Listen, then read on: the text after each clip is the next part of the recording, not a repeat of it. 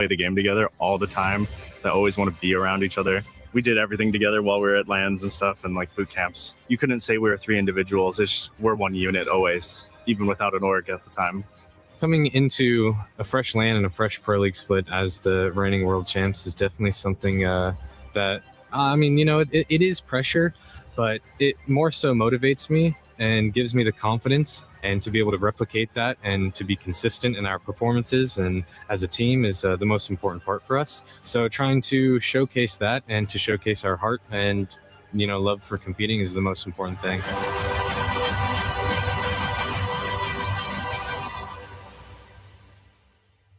He thinks he can come in here and play my game. Let's go. He knows nothing.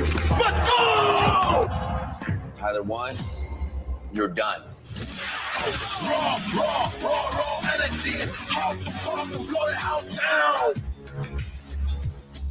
All right, I found him. We were looking for Team Liquid fans. What better? We found Team Liquid. It's Panic. How you doing, man? I'm amazing, man. Just vibing, watching. Yes, sir. You know, one of the things I said, I love seeing your brother come to LAN and be in your family invested and involved in what you do. How cool is it now, them seeing you in Paris doing so well? I mean, it's insane. Like my dad came with me here. Oh, he's here? Yeah, he's here. He's here. And like, it's amazing that they all support and show love. It's just awesome. Yeah, man, you guys have something special cooking. I haven't seen Zero talk about a teammate like this since maybe forever. I mean, he was obviously had issues with Hal, but you just seem to fit so well with what he's trying to do. Why does that fit work for you guys? I think with Hal and Zero, it was like a lot of an ego battle. Yeah. And like, I kind of had one when I was with TSM, but like I knew joining Liquid, I would have to fully put it down and just like take it in, because he's a better player and I'm going to learn off of him. That's a mature statement, man. I appreciate it. Well, you guys have been dominating. I know you're having your day off here. I won't keep you too long, but congratulations, and we're excited to see what you do tomorrow. I appreciate that, man. All right, Panic Apex here, man. Young gun. How old are you? 19. 19. Some more Apex young guns out here hanging out in Paris. Glitter Explosion here hanging out with Unlucky, who we managed to find in the crowd watching our survival stage games right now. So Unlucky, obviously, you're sitting pretty right now. Don't have to worry about anything. So talk to me a little bit about your impression of the survival stage so far. I mean, so far it's actually looking good for fun. Rooting for the boys, especially for Tyler, my boy. Back in Mannheim, we got top 3, so I'm absolutely rooting for him. And also Virtus Pro. Yeah, like, you know, I'm friends with them. So for fun and Virtus, go, go, go. I love that. I love that. Now talk to me a little bit just kind of about the entire competition here so far. Have there been any teams that surprised you with how well they've done?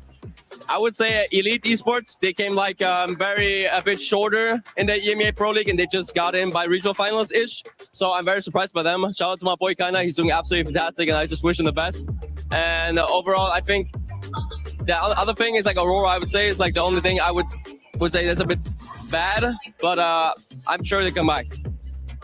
I know they definitely cut it a little bit close there, even just to make it into the survival stage. So we'll have to see how they're able to do now in today's series. Generally, how's your experience been though so far? Obviously, you guys have done pretty well for yourselves, but what's EWC 2026 been like? Actually, like, I'm surprised how they like set up everything in such a short time, like changing locations. I think it's absolutely amazing. Having the crowd here as well is a blessing. You know, shout out to all the supporters. I love you guys so much. And yeah, overall atmosphere is good. So one final question here for you, Unlucky. Any advice for people looking to try and come out and do this exact same type of thing that you're doing as a professional player? I would say just chase your goals, chase your dreams, just believe in yourself, and just try it. You know, you got to risk something in life. If you don't do that, you might end up regretting. So just go for it. Coming from one of the best, literally in the world, at Apex Legends. So Unlucky, thank you so much for chatting. Sorry to steal you from the crowd, but I appreciate your time. Yeah, thank you so much. Thank you for having me.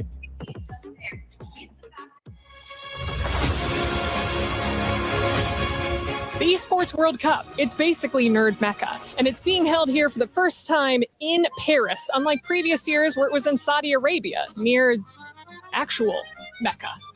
But this core pillar of esports history dates all the way back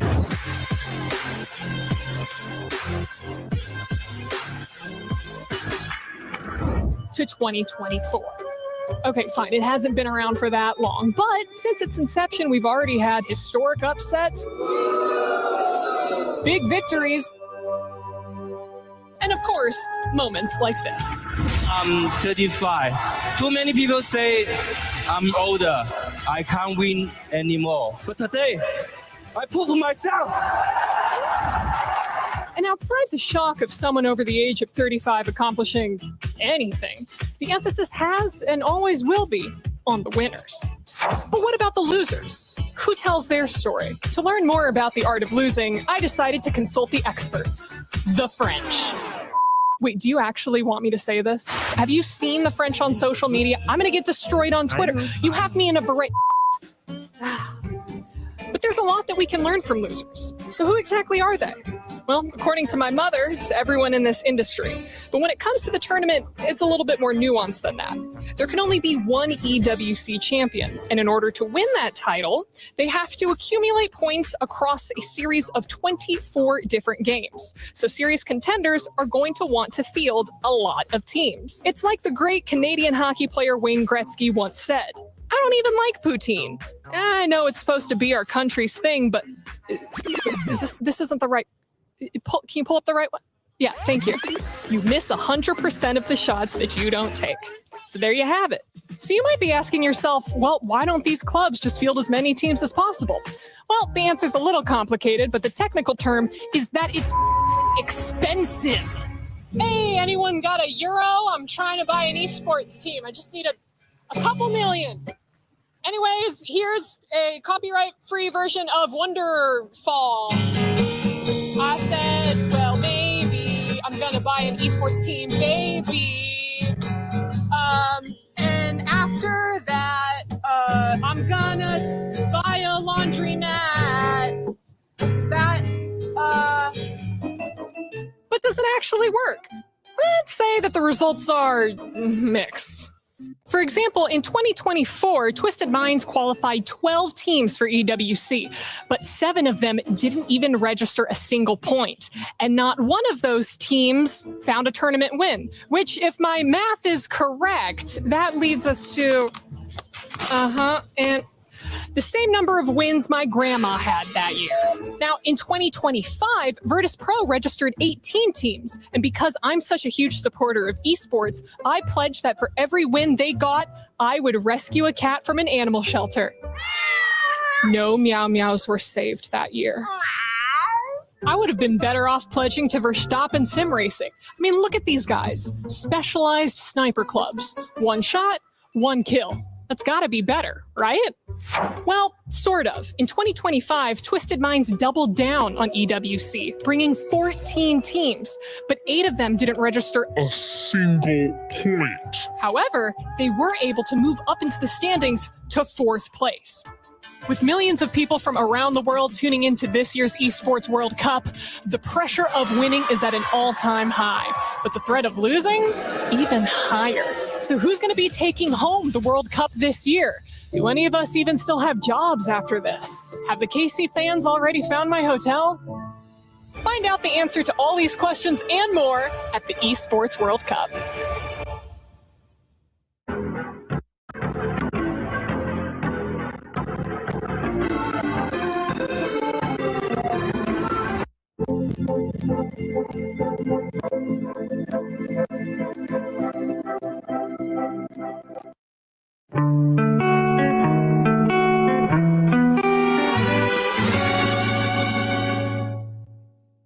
What a tournament it's been.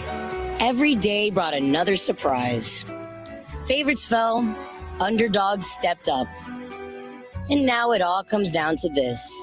So, who's going to take it all?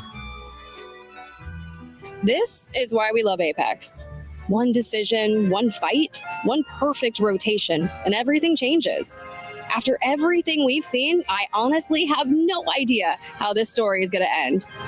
Tiff, have to find Rain. We have to find Rain. I don't know where he is. Where should we start?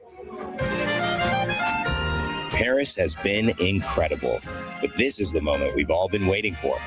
Months of preparation, days of competition, one final lobby. I can't wait to see who rises above the rest. Rain, where have you been? Oh, what's up, girls? It's about to start. What? Oh my God, we're going to be late for the finals. Yeah. Let's go. Duh. Okay. Enfin revient l'été.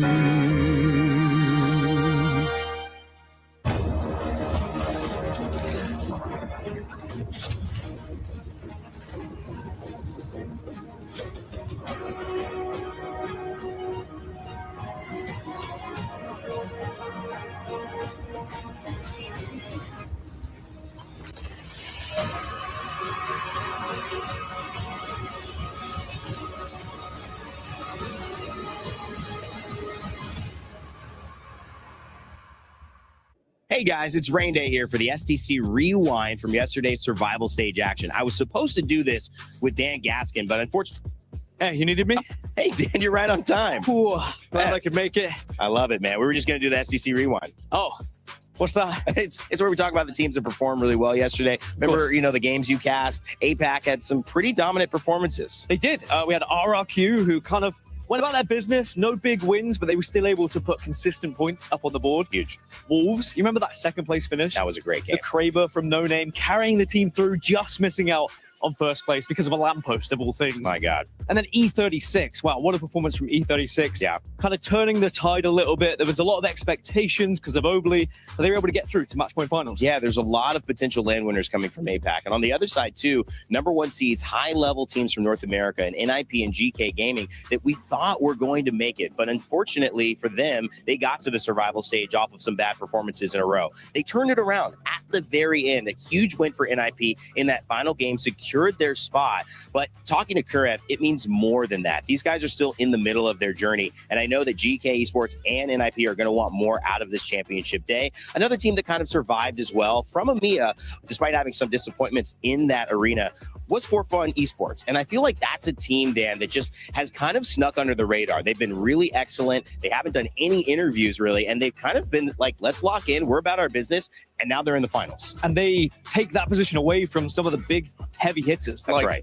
I mean, Aurora, they go out. We were expecting them to potentially get through. It was a very disappointing performance for them. Interesting to see how they bounce back moving into Split 2. And then you got a team like JDG. JD Gaming, they looked so hot off the press. They looked like a team that was dominating. They were kill leaders throughout at times, but they just couldn't quite get over the finish line. Maybe some of the immaturity, and I wouldn't even say that, maybe the inexperience of floating on the big stage. They needed one of those moments to go right. They had so many, they just needed one more. And then, of course, our reigning champions at EWC, VK Gaming. That's they right. don't get a chance to defend their title today. That's tough. We will have a new winner. All that from the survival stage yesterday here at the STC Rewind. But today is match point finals right on center stage. So don't go anywhere. The action is about to begin.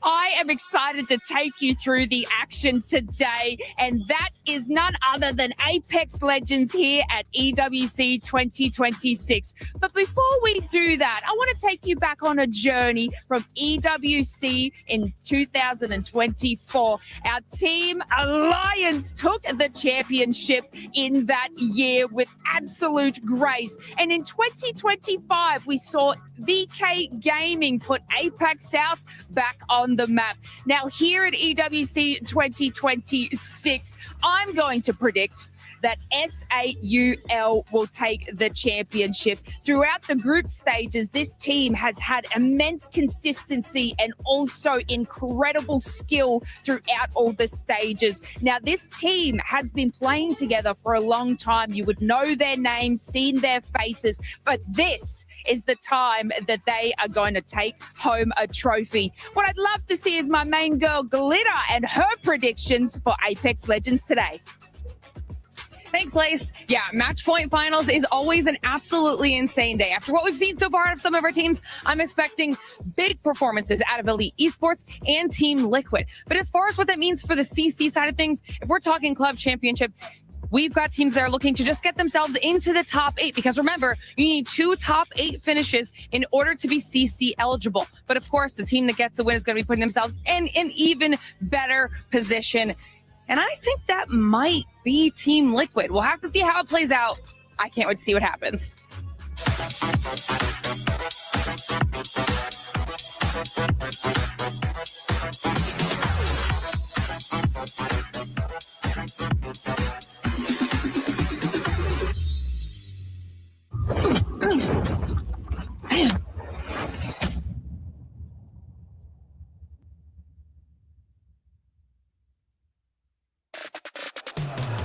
So much has happened in the first 3 days of ALGS at EWC 26. All I know is that we will be crowning a new champion today on Match Point Finals. My name is the 7WG. I wouldn't be able to do this by myself, though. We got Sniped Down, we got Graceful, and Lace. How are we feeling today? After a good nap, some good food, I'm feeling pumped. Look, I don't know, 14 games pumped for Match Point. Yep. Oh, 14? You know what? I'm kidding. They're going to hate me. No. Yep. 14 matches. That's how pumped I am. You want to break the record? You know what? Give me a number. How many matches? Bro, 14. That means I'm going straight into the airport. He's getting on the plane after that. Let's keep it at a solid between 8 and 10 would be nice. 8 and 10? I said 9 yesterday. I'll stick with that today. Okay. All right. Well, you know what? I'll say 7 just to make sure I keep it within brand.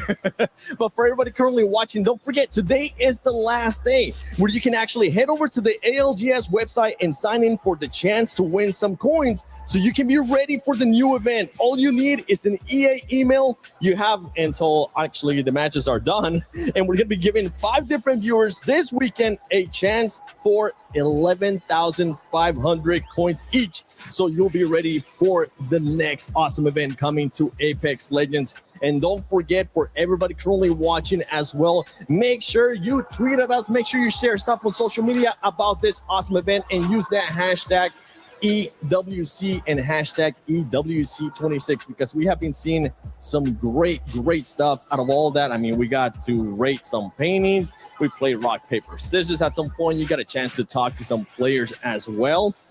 But overall, there's one tweet that we want to take a look at, because this is one team that hasn't won here at EWC, and they definitely want to win. And it's none other than Imperial Howl saying, time to win EWC.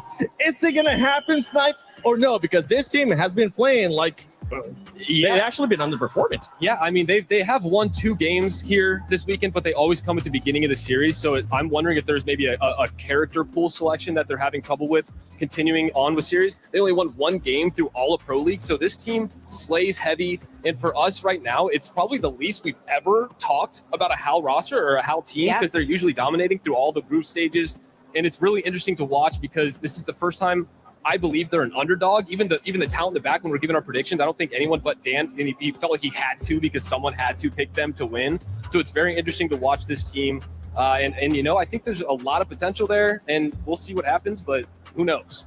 I mean, I agree with you, but it's also Falcons and HAL. They might be down, but you can never count them out. We're talking about the multiple LAN winner. Never mind the fact that Guild also has been second a couple of times as well, I believe, on LAN. So 3 times, actually. 3 times, actually. And Walty has won LAN as well. So when you're getting to that point, a team made up of champions and one almost a champion as well, they have it. They have what it takes already to bring it back. Well, there you go. We got all the family as well. We have seen SAUL. We actually got a chance to do a segment with them earlier on. I know everybody, that, especially behind us, is going to be rooting for SAUL. And I've been promised a jersey. So we'll see if I'm actually going to end up getting one if they win. I think that was the quote-unquote role. I know you want them to win. Yeah, I try to match the blue a little bit. You know, yeah, I put them as my prediction. Okay. I feel like this roster, it is their time to win. You know, I said it before, they have had so many great lands, but it's always just missing it. But throughout the group stages, SAUL were placed 3rd. This is an exceptional performance. You know, we had those top 3 teams, you know, Elite, etc., having the most points, and SAUL were up there from the group stages. So their consistency in every single match is why I believe that, SAUL might win this one. I mean, they have been able to win games too, which is something that some squads have not been able to do. One that comes to mind right away is one that we saw yesterday during the survival stage, which was Team RRQ. That squad was just not able to win a game, but that consistency that they showed ended up putting them in that first place, Graceful.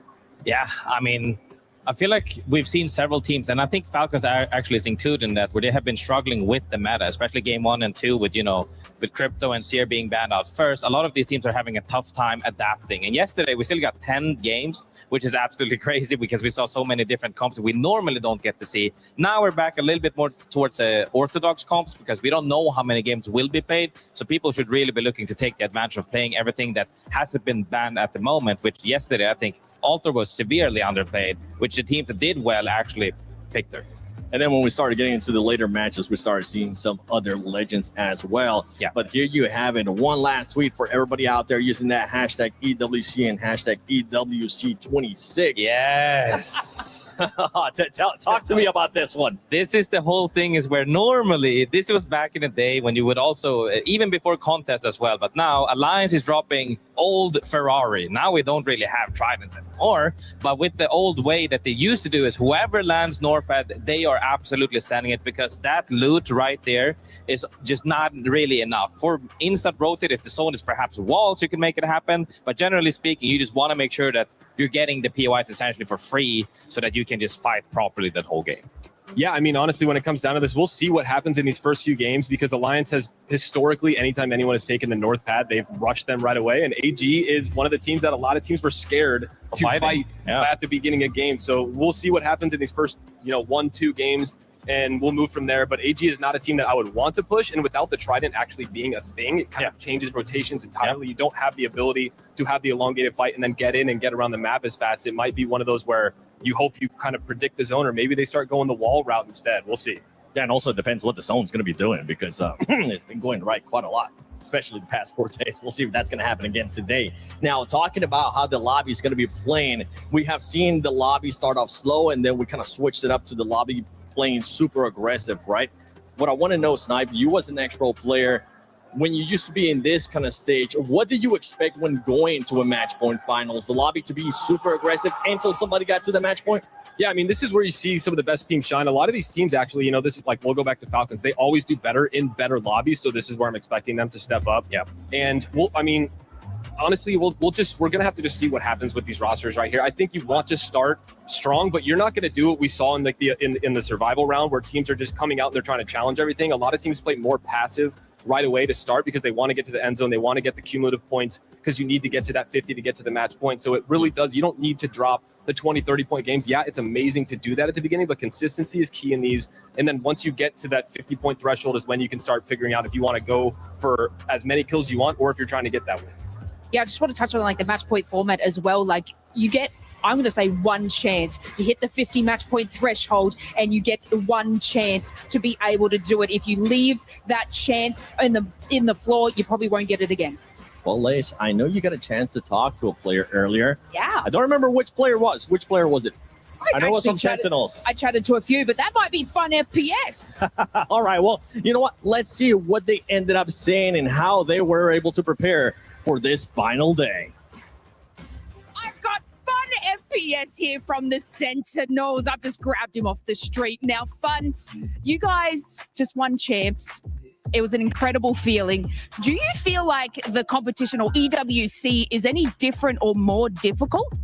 I would say that it's a little bit more brutal, like coming out of the group stages. Like, definitely getting top 14 is like very brutal, and a lot of emotions going from every team. And I think this lobby will be a lot of fun, honestly.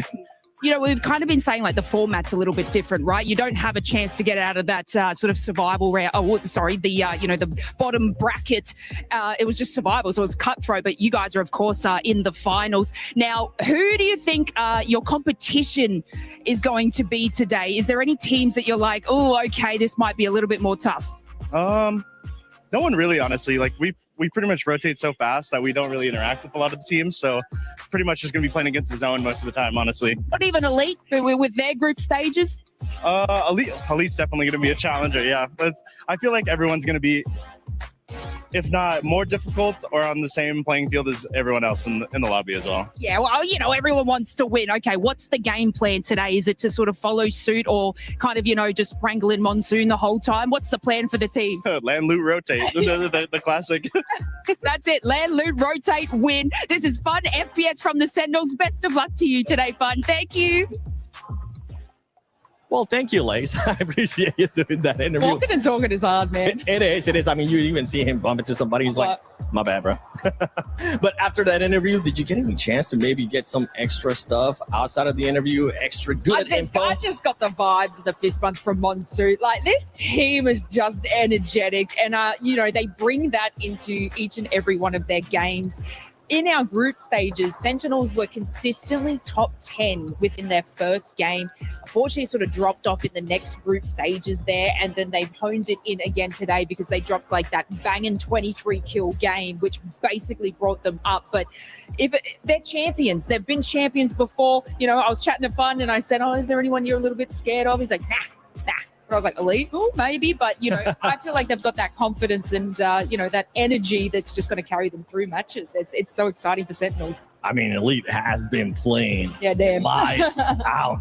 Exactly. Wow. And you know what? Let's actually go into our PS5 story of the day because it is Elite Esports, the first place team out of group stages in Graceful. This squad, when you were talking about consistency, boy, were they listening to you because they gave us that insight. I mean, they've been the most consistent team throughout this whole tournament. And this is why I said as well, undisputedly the best team going into this final lobby as well, from what we've seen so far. And the final say things can always flip, but I am expecting very big things from them. And that's why I said 8 to 10 games. I believe that these guys could definitely close this out. Well, we got a chance to talk about earlier about some of the squads. I mean, VK Game is not going to be here, so we will be crowning a new champion. But there is a chance that there could be a team out there that becomes a 2-time champion at EWC, and it would be Alliance, Lace. Yeah, look, in 2024, they won. They hit that match point format. We thought it was going to be the Falcons at that point, but they, like I said, they actually choked on their opportunity to win the game. So this is why I was saying it's super important you hit match point format. Anytime you see that chance to win victory, it's rotation and make sure that you're there in place to be able to win it. And that's exactly what Alliance did back then. Look, I'll get these guys to sort of touch a little bit more on, I guess, maybe why it's not so consistent for them. But watching these first couple of matches, it was so incredibly tough for them. Usually you hear the name Alliance and you think powerhouses, but it was looking really grim until the final 2 matches in their group stages. And we got a chance to chat to Aku, where he said it himself that, he's not a replacement for Effect, and he never will be, but he's a new dynasty. So, hopefully we get to see that today. Yeah, I mean, we saw Hackett, right, from Alliance social media. They put him out there just making sure that he did the extra homework. And boy, was he able to do it, especially for the last day, the performance that they had. Nobody, I think, expected them to be able to make it with how they started off in the first 2 days to the finals. Because what? They're here right now. One team that did showcase that they could be in the match point finals from the get-go was none other than Team Liquid, and we had Zero. I mean, talking about choking earlier, he's not looking to choke anytime soon.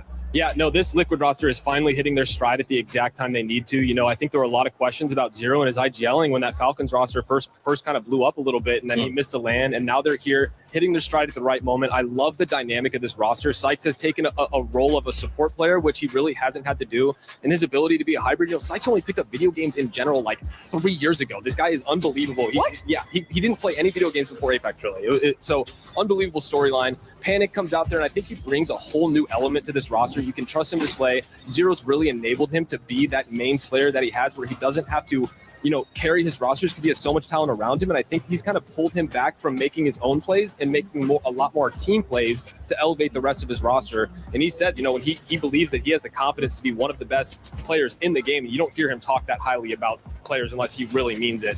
And so for us to watch this roster who's been so dominant, so consistent, they have 3 wins, they've dropped absolute massive games. It's going to be really fun to see how they do. And I think this is the moment where, he can pull that EWC win out and really cement himself as, we can bring that conversation back between him and Hal again, and that could be another rivalry. We've talked about, Liquid, Falcons, and brought that up. That's been one of our rivalries or matches that we've been watching throughout this event. And I'm really excited to see that. And you never know. You never know. Yeah, new dynasty. I mean, the absolute biggest thing that the people haven't even, thought of, maybe if they didn't rewatch the VODs for sure, is all 3 of them have clutched games. That's like the biggest thing that you normally don't see out of a whole roster. If we're talking about Panics, Rat clutch and winning that game, actually from the 3v3, coming up with 1 HP on the cannon and barometer, and then surviving and winning the game. Not everybody can do that. But the biggest one I would like to say is Sykes there for that moment, actually on the building in Lava Fisher, I believe it was. he was a Watson on the roof, holding off the second team in the last 3v3, holding off 1v2, cracking them, doing a billion damage, and a match to close out the fight. The fact that every single role is so strong, able to take over any fight, is just scary. The rest of the lobby should really be aware that it's not just about the entry or anything. The whole team is on their guns. They definitely are. It looks like all engines are go for that squad, especially when we got a chance to talk with Zero yesterday. If you missed that out, make sure you go back and watch it. But I want to actually switch the conversation to just players' performances, because I feel like when we talk about Wolves, that's what ended up happening yesterday, with No Name just stepping up in a big way, kind of giving them that confidence boost. So I'm going to throw it to you, Lace. Who do you think, which player do you think is going to end up stepping up? Is it going to be No Name again? It's got to be. He's just a powerhouse. And we saw it in one of the clips, right? They were there. He was kind of like let go on the leash and have the Kraber in hand. And he was the last left alive on Team Wolves when I think it was on the World's Edge map. And he had the ability just to hold it to his team. You know, we're talking about the Team Liquid, where they've got those solo players that can, in fact, just lock it down when the squad is not present. And that's exactly what No Name can do. But, you know, it does take this team a little while to get that ball rolling. But once they do, it ain't stopping. Well, hopefully that ball is going to start getting rolling and rolling quickly, because as you can tell, the countdown has started. Match point finals is finally here. So let's get started.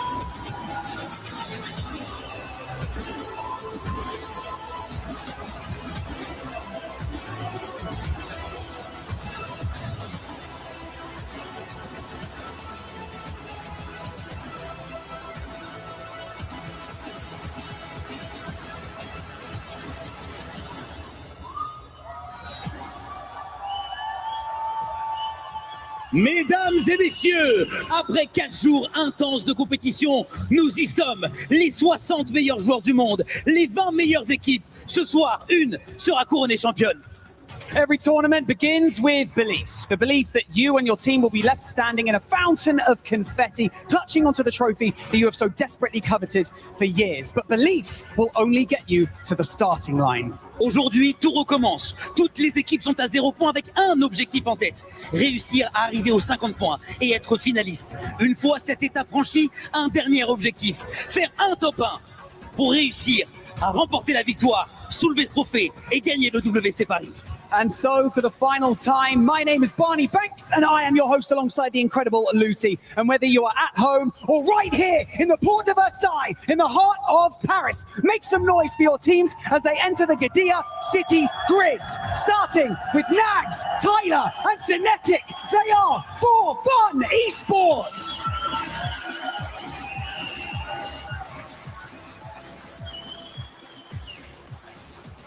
Drops the key on there, GK Esports!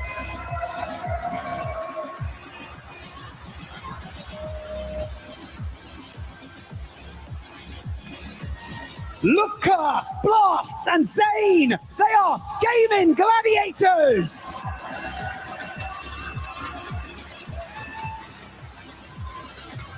Vayne, Cole, and Kurev, they are Ninja in Pyjamas Esports!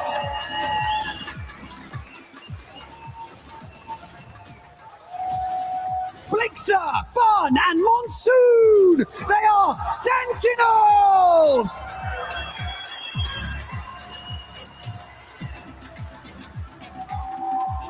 Sinap, Justna, and Hobley, now under 436.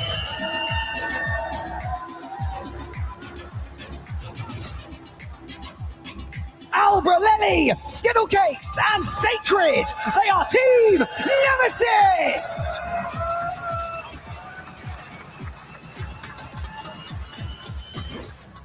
Zach, Lauder, and Carter, they are Team Vision.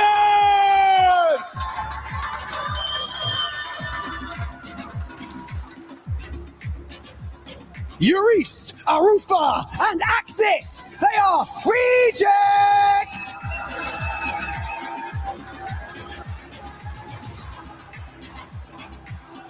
Unariman, Xtuvi, and Peace, they are Unlimited!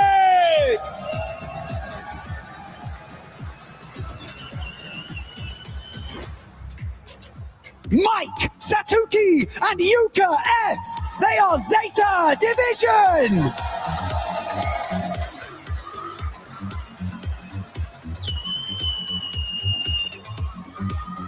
Aku, Akis, and then Lucky, they're Alliance!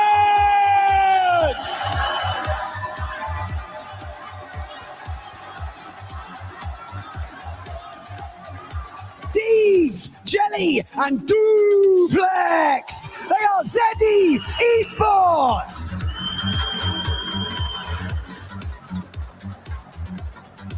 Aguares, Nizul, and Yania, AGAL!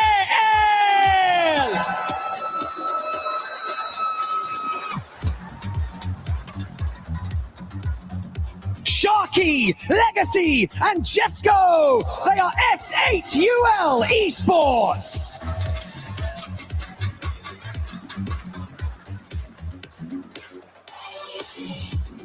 No Name, Wentz, and Crazy Kong, Wolves Esports!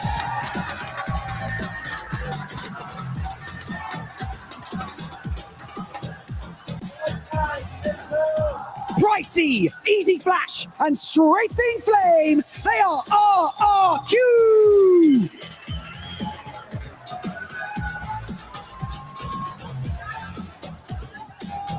Zero, Sykes, and Panic, now Team Liquid!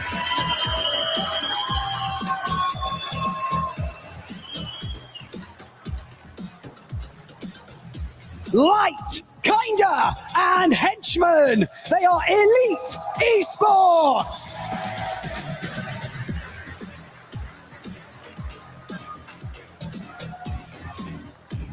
Kieltz, Wolsey, and Imperial Hall, your reigning club champions, Team Falcon!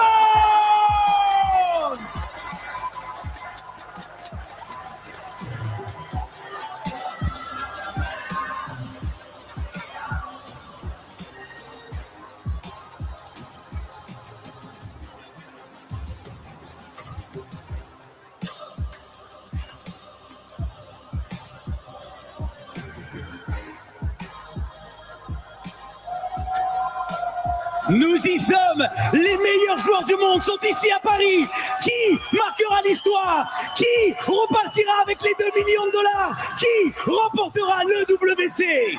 We've got $2 million on the line and a legacy that will forever be forged into the ALGS history books at the Esports World Cup. So it is time to put up or shut up. It is time for the match point finals. Make some noise!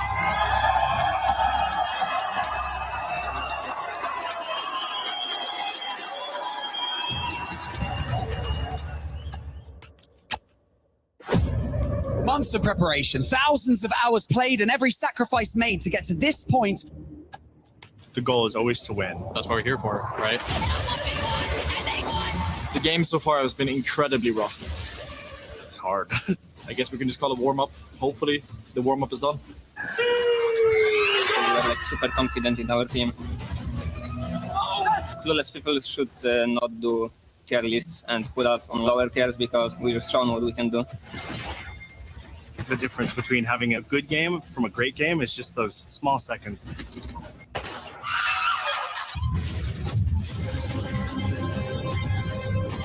Obviously, there's a rivalry between us and Liquid, so it's always nice to beat them. But it's just a little ego boost, pretty much. It's nothing deeper than that.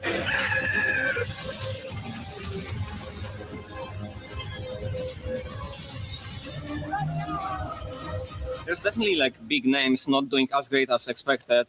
I just want to apologize to everyone that have watched us. The group stage performance was not great. I'm going to definitely promise that we're going to be showing up on finals way better.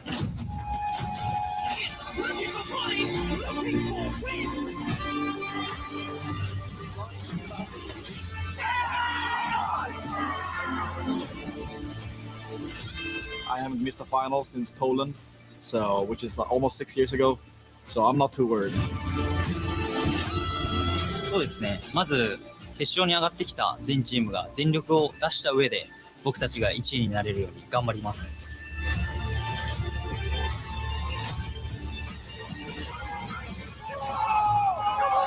We're super proud and we're looking forward to finals. Try our best and whatever happens, happens. We got through the hard part, so now this is the easy part.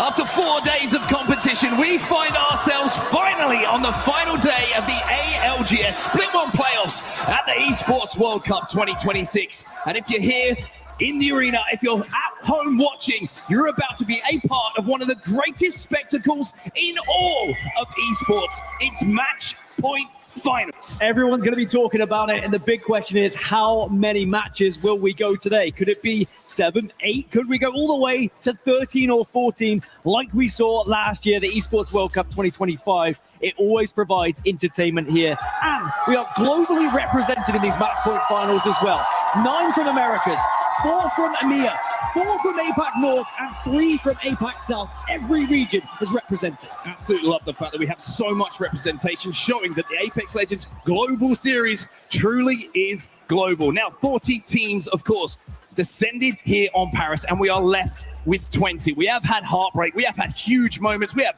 had clutches, and of course, we have had that disappointment yesterday of having to send some teams home. But today is all about glory. It's all about becoming a champion. And when you look across this lobby, you look across the teams that are here, there are so many stories that are desperate for a conclusion. We have the reigning world champions of Sentinels on the stage. You have the history of the club champions in Team Falcons on the stage. You have the up-and-comers, Team Liquid, who look like they could be champions on the stage. All of these stories converging together to create what is going to be an incredible Match Point Finals. But it could be a long old road to victory here. It is not as simple as doing it in just a few games. We could go the distance. Now, just to remind everyone, or if you don't know at all how this is going to work, a little bit of a change of format for our finals. Match Point Finals has its own special flavor. You've got to hit 50 points, get that on the board, and then you will become Match Point eligible. After you win a game, having become Match Point eligible, you will become champion. And as I said earlier, we went all the way to 13 games last year. Are we going to find a similar distance, or could we even go further? I'm kind of having my fingers crossed that we will, because the more Apex we see, the better. Now, there are so many fans in the audience here, fans of every single team, and that's what's amazing. Every team on the walkout had someone cheering for them. It's an amazing, amazing place to be. And if you are here, get behind the boys, because these teams have been fighting it out for 4 days to make it to this stage, to have a chance at lifting that trophy when we are all said and done at the end of today. Honestly, we've got goosebumps here in the caster booth, everyone in the green room, everyone backstage. I'm sure everybody who sat in the seats watching right now is feeling the same, because we're heading over to Storm Point to kick this thing off. Paris Match Point Finals is live. As we check in with the winners from the group stage, the #1 seed here, Elite Esports, can they carry on their same trajectory from where they started and continue things into the finals here? Because Elite, we've seen this before on set, an EMEA team dominating throughout group stages, but then they fall flat when they get to the finals in the big moments. It's a story as old as time. The one team to upset that apple cart, a team who's won the Esports World Cup before. Take yourself back a couple of years. Alliance in our match point finals have got it done at the Esports World Cup. What an opportunity that would be to call yourself a two-time champion. Two times champion that no one else has yet to be able to call themselves at the Esports World Cup. And now we've had some interesting zones when it does come to the ALGS so far this tournament. And starting here on Storm Point, are we going to see some similar ones? That's going to be the real question. It looks like we're going to be heading up north when it comes to where we're going to be finishing with this final circle. And the wall has been one of the best POIs that we have seen so far in terms of statistics, and Unlimit are going to be dropping up there. Yeah, interesting. I was keeping my eyes on Alliance and AG Global. We saw that tweet before the action got underway today, saying that Alliance were going to be aggressive on AG Global, but probably not going to have the opportunity here because the prio to this zone is going to be the most important. There is that zone. Wolves Esports are moving up to the top of the zipline building, and the fact that all of Wall isn't quite in there, this might be an interesting one. Will Wolves try and move into Wall? Unlimit the team dropping over there. They had her in console, and they're playing right at the back building. We may still see a fight between AG Global and Alliance as they are flying in. And there's the first knock. And it looks like it's going to be a little bit of a trade. Unlucky is down, but Unlucky is brought back to his feet. Can the same be said for Yanya, though? Two players from AG Global, you saw them escaping. And maybe we are going to see this scuffle continue every single time that we hit the northern side of Storm Point. Well, AG Global will back away from Alliance in the end. After that knock, it's not worth taking the fight. And Alliance win game one already. In terms of engagements, they also get priority to zone. They can hold them out. And what a day it could be for Alliance. As for AG Global now, they've already had their first test and they rue the day that they picked Northpad. That's going to be the question from my end. I was wondering, why did Alliance take that fight? Why did they pick it? But it makes sense. All of their rotations, all of their macro is used to playing from this POI. It's AG Global who perhaps have stepped into enemy territory. Well, I get the feeling that story is not going to end in this game. We've just seen the res coming in, and AG Global will be back to full strength with Yanya rejoining the troops. RRQ playing the bottom of the zipline building. They're going to have a little bit of a rotate a little bit later on, but with so many teams ahead of them, I don't mind them playing this area and looking to hold a few teams out. Another team that's close to them is going to be Forefront Esports. And they've got some barrels down, expecting a push to come in. And both these teams qualifying through the survival stage as well. Two teams who were very close to just making it through match point finals naturally, but they had to fight tooth and nail yesterday. And boy, did they both look good. Trust me, they are going to make this a difficult lobby for those who did progress previously, and they have that extra experience under their belts from those extra 10 matches that we had yesterday. Well, Unlimit are the ones who are blessed by zone first. Dropping over at wall, come straight to them. They have the pick of where they wanted to play. Now, Crypto Seer and Alta is going to be the composition that they've chosen for this game number one. Usually one which kind of works into Unlimit's game plan, which is to be a little bit more aggressive, to take a few more team fights. But having Prio in this zone, they're not going to have the best defensive legends outside of the Crypto EMP to stop those pushes coming in. Now, Nemesis, for me, quiet underdogs in this tournament. They've been going about their business, but you look at the composition, you look at how this team is built, the experience and the history of Albralelli against the sheer gun power of Skittlecakes and Sacred. Definitely potential winners for me if they find form, but it is an if. So AG Global, we saw them lose Yanya a little bit earlier, but they've got that reset now. But having to reset early on usually just slows down the rotate. We do see Team Nemesis, who was the team kind of poking from the green and white buildings outside of Northpad. It looks like the call is to try and maybe get up to purple here. A couple of Evo Harvesters being pinged as we take our attention now over to Cascade Falls. EK Esports and S8UL a little bit too close for comfort. Now for GK and for Dropped in particular, it's been a history of always the bridesmaid, never the bride. A lot of second places. Can this be the team that finds him a first place finally at LAN? Even though it's a long old road, as we check back in with what's happening up towards Wall, and this is Alliance trying to make a push here. This is a really big fight. Someone's trying to force this. Package down, Alliance are out! A combination of Wolves and a third party from Gaming Gladiators means that Alliance will be the first team to fall in match one of our match point finals. And when you talk about teams that are built for winning, Gaming Gladiators, they have a little bit of everything as well. Could they be Emiya's hopes for taking another trophy here on ALGS land? And for Wolves, what a day it was for them yesterday. And you remember the incredible second place finish we saw with the Kraber and the carry from No Name. Only losing in the end to a lamppost, but they've been able to get here to the match point finals. And at the moment, they are taking a little bit of a peep over towards GG, but I think both of these teams now, after eliminating Alliance, they can be comfortable in sitting in their buildings. Throughout the years, I've lost many a fight to a lamppost, I will say, when I'm not paying attention. So I'm with you, No Name. But that was, I tweeted about it yesterday. It would have been one of this what felt like the biggest single-handed carry from a player to get Wolves into that position and pop up for a win that we would have seen in the history of the Apex Legends Global Series. Wasn't to be, but still extremely memorable. As we take a look at where that zone is going, we are pulling hard in towards the wall, and that's a good zone read from Unlimit to play that backside of it, have their backs clear, and let the lobby flood in front of them. One team I'd like to mention here is Team Vision on that northeastern side. Not only are they going to be in a good position to transition at the end of this game, but they can hold out the likes of E36 and Zeddy. You can pick up KP and you can move into one of the priority positions depending on where that zone moves. If it does continue to shift a little bit further north, we often get very hard-fought fights up towards there.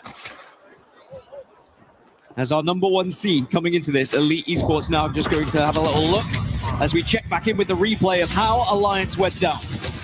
You can see just getting pinched essentially by two teams who wanted to force that building. Speaking of forcing, Yanya says go. Henchman is down. Light and Kinda have to retreat here. And Yanya's on the hunt. Yeah, they're not going to let them escape easily here. Drone goes in. Kinda goes down. Jaguarins with the RE45 from distance will finish that off. And now Light, he's being chased here by the Axel. Light turns around. Yanya says, boys, you can get yourself a KP. And that's going to be the end of Elite Esports, the number one seed coming into today. But Nemesis are now looking at this. Sacred sensing the opportunity to get some KP. Expect to see a lot of these teams fighting when we're on Storm Point because of the congestion of just big, aggressive, fight-heavy teams on this northwest side. Nemesis are trying to hunt down AG, but now AG happy to try and retreat. Nemesis just one step too late here. And the Axel has very much helped out AG.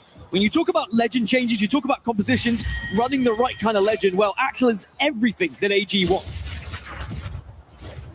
So Nemesis will retreat for now. The good news for Sacred on the altar is he's managed to swap out that Rampage for a Hemlock. Not a bad trade. Always a good thing. But now they've got a little more attention to pay to AG, because AG are back, because they don't really have much of a choice on where they're going to rotate. Likely with the fuse ult, EMP is going to be destroyed as well. And now firing these knuckle clusters forward. Even though they've got the high ground here, Nemesis, they don't have the armor advantage. So this is a pretty equal looking fight. This is where you need an individual to hit a big shot. The zone's going to be a problem here. Oh, they're going to try and wrap round again. I mean, they went this way before. It didn't really work for them. This is such a long route, by the way. They need a lot of meds. And I'm looking at it, 6 syringes, a med kit. Elsewhere, Zeta Division, they've lost a couple of players here by the looks of it. E36 are pushing up onto them. Right at the top of Command Center. Obley's down. Satuki underneath, just playing in and around the knockdown. Oh, CNAP. Oh! Got the armor swap, but it's not a great one. Oh, in the first Force 36 will go down. And it's going to be Zeta Division who will win their first fight. You did see a scan coming in, though, from Height. Zeddy Esports are very, very close. But over to Team Liquid now, the other side of Command Center. Down on the low ground at the entrance. They're trying to force their way in towards GK Esports, and there's a Mythic bin spawning pretty close as well. Zeta had no right winning that fight, by the way, but you mentioned it. Zeddy Esports perhaps helping them out a little bit. As GK now holding out Team Liquid. This isn't going to be a comfortable rotation for them. Trouble is, if Team Liquid opt to go the other way, they're just going to go into Falcons. And actually, Falcons are hearing all this commotion. They also see the Mythic bin, and Falcons are starting to approach. So we're going to have 3 teams all around this Mythic bin now. GK get EMP'd. Or should I say that, excuse me, is their EMP trying to slow down the push coming in from behind. Where that zone is going, though, we'll pay attention to that in a few seconds' time, because that is going to upset the lobby. Wow, to say the least. That is where we are going. I mentioned how it didn't feel quite right for a hard pull into wall. Well, it has bounced back to the hill house, the top of the zip line, where that building is, and who is holding pretty at the top of it. It's Ninjas in Pajamas. Sentinels also in the area as well. We know what an incredible zone-heavy team Sentinels can be, the reigning world champions. This Team Liquid backed away initially from GK, but perhaps they're going to re-engage. Now they've not seen a third team. Falcons, they didn't see any knocks in the kill feed, so they back away as those CQs now start to give a little bit of information, and of course, disable those abilities and a little bit of a stun as well. I was going to say, the difficulty here for GK is if they get hit by that CQ, then Caustic becomes essentially useless. Cannot get those barrels out. Cannot use that Caustic ult. As we see Sentinels eliminated, the world champions will fall early in match number 1, and they had a great position as well. It's Ninjas in Pajamas who took care of their nearest threat, but with Team Liquid now walling through, and a Skynade coming in from Jetsko. This could be the end of TL's game. Last player has to try and get away. It's going to be Panic as the last one alive. And actually, Panic gets a knock, but it's not going to matter. Liquid go down to S8UL. That's what can happen sometimes when you blindly go in as S8UL. Now they're going to be under pressure. And the team that's pushing them at the moment, it's Team Falcons. Walking their way up outside of Command Center from the Spider Cave. S8UL looking to see if they could drag Jesco back as well, and manage to do so. Come hither. So they will be healthy. As Falcons now going to start to hold out GK. Great shots coming in from Hal. Oh, this is going to get ugly because Zeta Division also here at Command Center. It's going to be difficult to try and escape this fully healthy once you start to see as here is Zeta Division. They've already held a 1 versus 2. And now Yuka with the longbow will eliminate S8UL down to 14 teams. And they're healthy. They have to keep moving forward though. 23 seconds on the zone. But Yuka, off of a body, has swapped out a longbow for a Kraber. Inches away, but inches makes all the difference. Uh-oh, Falcons. You're getting slid on. You're getting picked on. But now it's up to Guild. He can't win it. Falcons eliminated. And Zeta Division continue this reign of terror. AG Global eliminated as well in the kill feed. Nemesis now approaching onto Zeta Division here. But Zeta seem to be an unstoppable force as GK Esports will get taken out of the lobby. Now this is the center of the zone. This is a huge fight to win. NIP have lost 1. Cole is down. A lot of damage, of course, done by Vayne with that car, but not enough to get the knock and even up the numbers. However, the portal from Kurev, huge, vital to get Cole back into a position where he can get res, but here comes Cinetic. Here comes for fun, and Kurev has to jump into the void. And Vayne's not particularly healthy as well, but of course can go into that drone. Grab that death box potentially as well. There is still hope here for NIP. Overflow on Kurev as well. But For Fun have bullied them out of the building. Nemesis now taking a lot of damage. You can see that up on the high ground. Surprise, surprise, who's taking them out? It's going to be Zeta Division again. Team Nemesis will be eliminated. Half the lobby is gone. The cockroaches of the lobby in the moment are Zeta Division. No one seems to be able to take them down. Surely this is going to be their final fight. But now, even Reject are under fire as they started to approach. Satuki has gone down. And finally, after a valiant effort, Zeta Division will fall. But alongside some KP is now RRQ approaching Reject. Easy Flash pops back through the portal, just trying to look to see if they can pick up some KP. They will have to move in a little bit, and I think they're going to get healthy before walking up to where that portal was. The damage was enough for them to try and take this spot away from Reject. Yuri's still down, and Axe is barely with any HP himself. See the breach charges coming in. And RRQ are going to give an OXL over to Pricey on the Wraith to try and hit another portal. 4 of these teams are nowhere near zone. And they're going to quickly find out how difficult it is to try and approach uphill. Sadly for Reject as a 2, there's too many eyes on at the moment. Wraith portal is going to be the only attempt here. Oh, the phase dome will keep him alive, but it allows RRQ just to creep up and take this tree spot away. RC's still somehow alive, by the way. I don't know how. I'll limit now from that the northernmost tip of the wall. Have to force their way forward. Remember, they dropped over here. They thought the zone call was going to be a hard wall zone, but the pull away has really scuppered their game. Oh, and the caustic barrels in the end do enough. It's Unlimit and Reject will be wiped away from this server. As Team Vision, I mentioned this position a little bit earlier from the Northeast. They bided their time, they didn't overcommit, and now they've been able to slowly but surely work their way further south. And now they actually hold out the likes of Wolves and GG. One of the best conversion rates that you could possibly ask for when you look at top 5s to wins is Team Vision. That'll be very important if they hit match point today. But they've got to get there first. A lot of work to be done. Gaming Gladiators will be eliminated as Wolves find themselves down to 2. And RRQ are making the call now to try and wrap this damage that's been done to numerous teams. Look for these KP.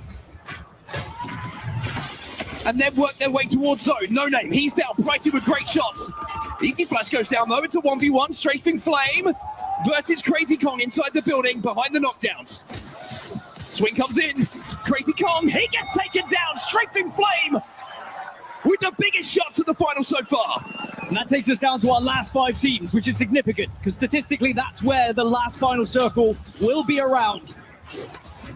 5 squads competing for a win. As Zeddy, they've lost Jelly at the moment, but perhaps they'll have a chance to get him back up as they're trying to compete for this same building that NIP have been holding for what feels like the entire NIP have just got a res. You just saw it there. Somehow Ninjas in Pajamas have got a res and will have Cole back into this game. Meanwhile, inside that building, For Fun and Zeddy having a little engagement. Deathbox Reds comes in, but look at the damage that they're taking. They're under so much pressure. The heat from those flames is singeing away at Zeddy, but they somehow managed to reset here. And you mentioned those conversion rates. NIP with a 33% conversion rate from top 5 to a win. For Vision, it was 50% in Pro League. It's not been as good here in this tournament, but maybe they can find that form. Zach says to Lota and Carter, go get us some kills. Go take out the threats that surround us. RRQ have been eliminated as Ninjas in Pajamas are safe in zone. Oh, those nades, they hurt though, they burn. And it's really down to whether you can actually heal up here. Kurev gets out. Safe was the wrong word from me. They certainly weren't. The nades just rained down from numerous teams. They've managed to reset once against the odds. Ninjas in Pajamas in this game. Can they do it again? Top 4, Team Vision. Ninjas in Pajamas, Zeddy Esports, and For Fun Esports, your final 4 teams. And I like that you touch upon final circles for Vision, and it's down to Zach Mazer, their IGL. They found the last remaining player. Kurev can go into the void once more, but it feels like it's just delaying the inevitable. Maybe you can find a little hidey hole to play here, because perhaps Zeddy and For Fun are focusing elsewhere. He might be able to get a placement point if he's careful here. He also might be able to get a Deathbox res. Had overflow, which means you'll get healthy nice and quick. As Team Vision hold the most space, it's For Fun and Zeddy that are stacked up on top of each other. Maybe not. Ninjas in Pajamas will be eliminated. Kurev cannot get the extra placement. That was like a silly bang out of it. Bang it, the dirt is gone, but it was NIP who finally get taken away from their building. Other cleaning products are available as Team Vision now will hold the main area here as For Fun and Zeddy are both going to be in this same building. Advantage Vision, 100%. With the exhibit going down, certainly is, because that means For Fun and Zeddy are engaging. One alive on Zeddy. It's going to be Jelly. It's a 1v1 in the building. Cinetic versus Jelly. Jelly wins it, but Team Vision convert once again. And as we were talking about throughout Split 1 Pro League, they had a 50% conversion rate from top 5s. And even though it hasn't been up there here at Split 1 playoffs at EWC 2026, now those percentages start to go up, which is the perfect time to increase them in match point finals. Zach Mazer, without a shadow of a doubt, one of the best IGLs in the world. Can he get a LAN trophy for Team Vision?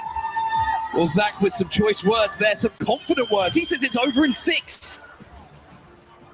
With that kind of start, why wouldn't you have that kind of confidence? Fantastic endgame management again from Team Vision.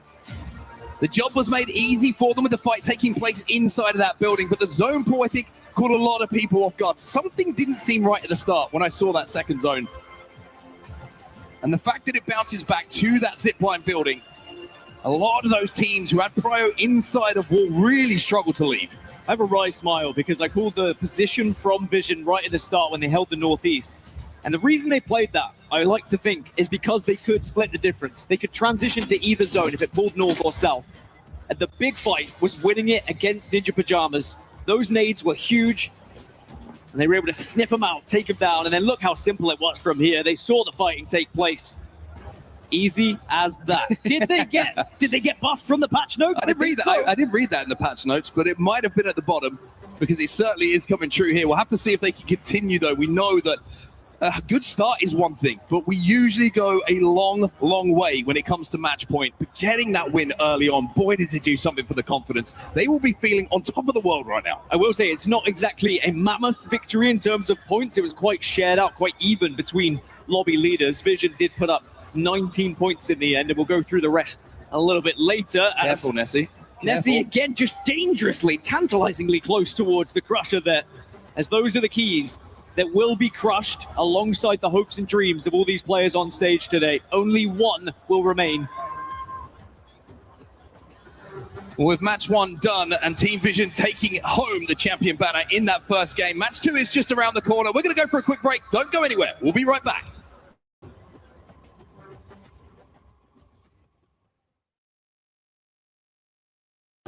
Play is in our DNA. Whenever we let it out, it becomes our superpower.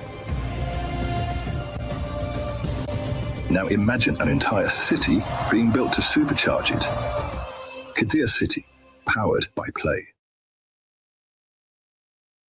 Look, I don't know if you've heard this, Pricey, but I was on broadcast yesterday and I looked deep in the camera and I said, I don't know if they're going to make it into the finals. And I have been saying it's a reverse caster curse, okay? Because you guys did so well yesterday for APAC South. Now, going into today's competition, do you feel like yesterday's performance is going to bleed into today and that you can maintain what you guys have already done? We've been going into, like, our last 2 group stages were bad. So yesterday and after every game, it was like a mental reset every game. So right now we're like still on that like even level. We're not going into like overconfident, underconfident. So we're just going to play our game and see how it goes. Yeah, I mean, I've been watching you guys from the side of the stage where you're kind of like cheering, even though, you know, you don't get the win in that match, but you know that, you know, you're getting those sorts of points. How has it been like sort of having Easy Flash come back in? Because, you know, Strafing and Easy Flash have been such a dynamic duo. How do you feel that you sort of like slide into that dynamic? Pretty easily. Everyone does their part. When everyone's all happy and cheery, everyone does their part super well. So that's what we're going for today again. Well, Pricey, I will never doubt you again. I'm so sorry Partner yelled at me the other day. But guys, best of luck to you today. Do it for APAC South. Will do. Thank you very much.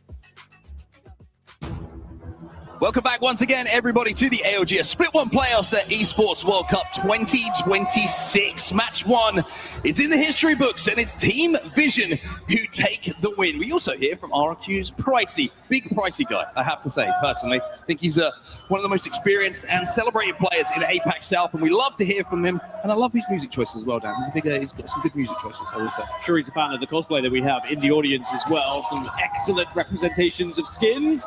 As we look back at some of the highlights, and match 1 is done, and how many more are we going to have here in match point finals? I do want to correct myself from earlier. I said last year we had 13 games. It was actually Esports World Cup 2024 we had 13 games. It was 9 last year, so apologies for that one. But it was a brilliant first match because, like I said, the points were shared quite evenly across the top 4 teams. There was no one who really took the plaudits apart from the obvious win from Vision and just a little bit of the lead from the extra points they were able to get from first place.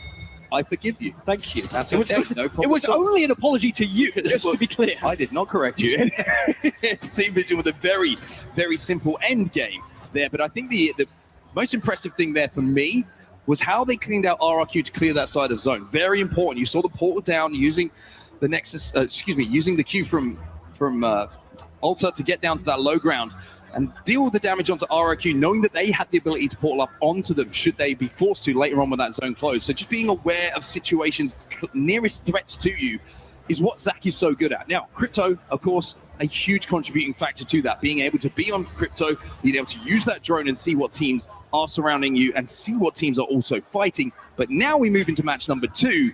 This is where the IGL stakes, I think, start to get lifted a little bit here. The value of a good IGL when Crypto is gone really does get on display.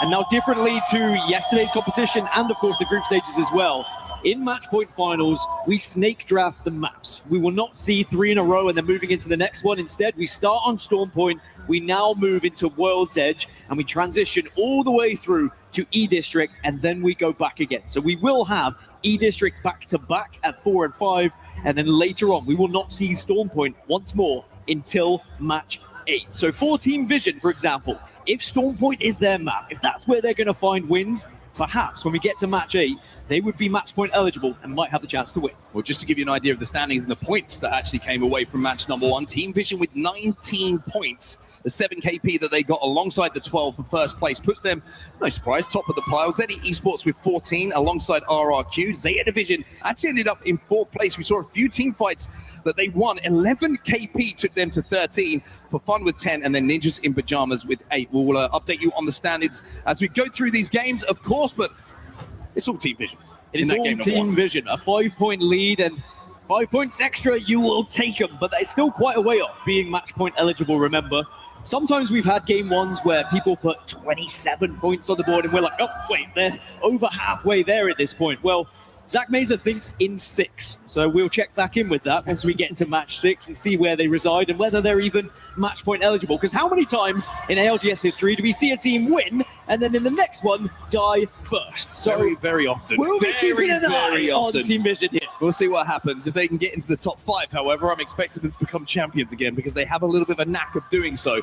We'll give a huge amount of credit, though, to Ninjas in Pajamas. Such a stressful day for them yesterday to stay alive in the tournament. They had to make top 6, and they did it. Now coming into the first game of today, a good performance, a solid performance. And after you've been through so many trials and tribulations over the first 4 days of action, I think it will just settle them down a little bit in this lobby. I do like that you bring up Ninjas in Pajamas going into World's Edge as well. That's where they've had the majority of their points. In fact, the most points we've seen in this tournament has come from Ninjas in Pajamas. They have had more games than others. To put it in a little bit of an equation for you, Liquid have only got 4 points less than NIP on World's Edge. And of course, they played 3 less times on that map.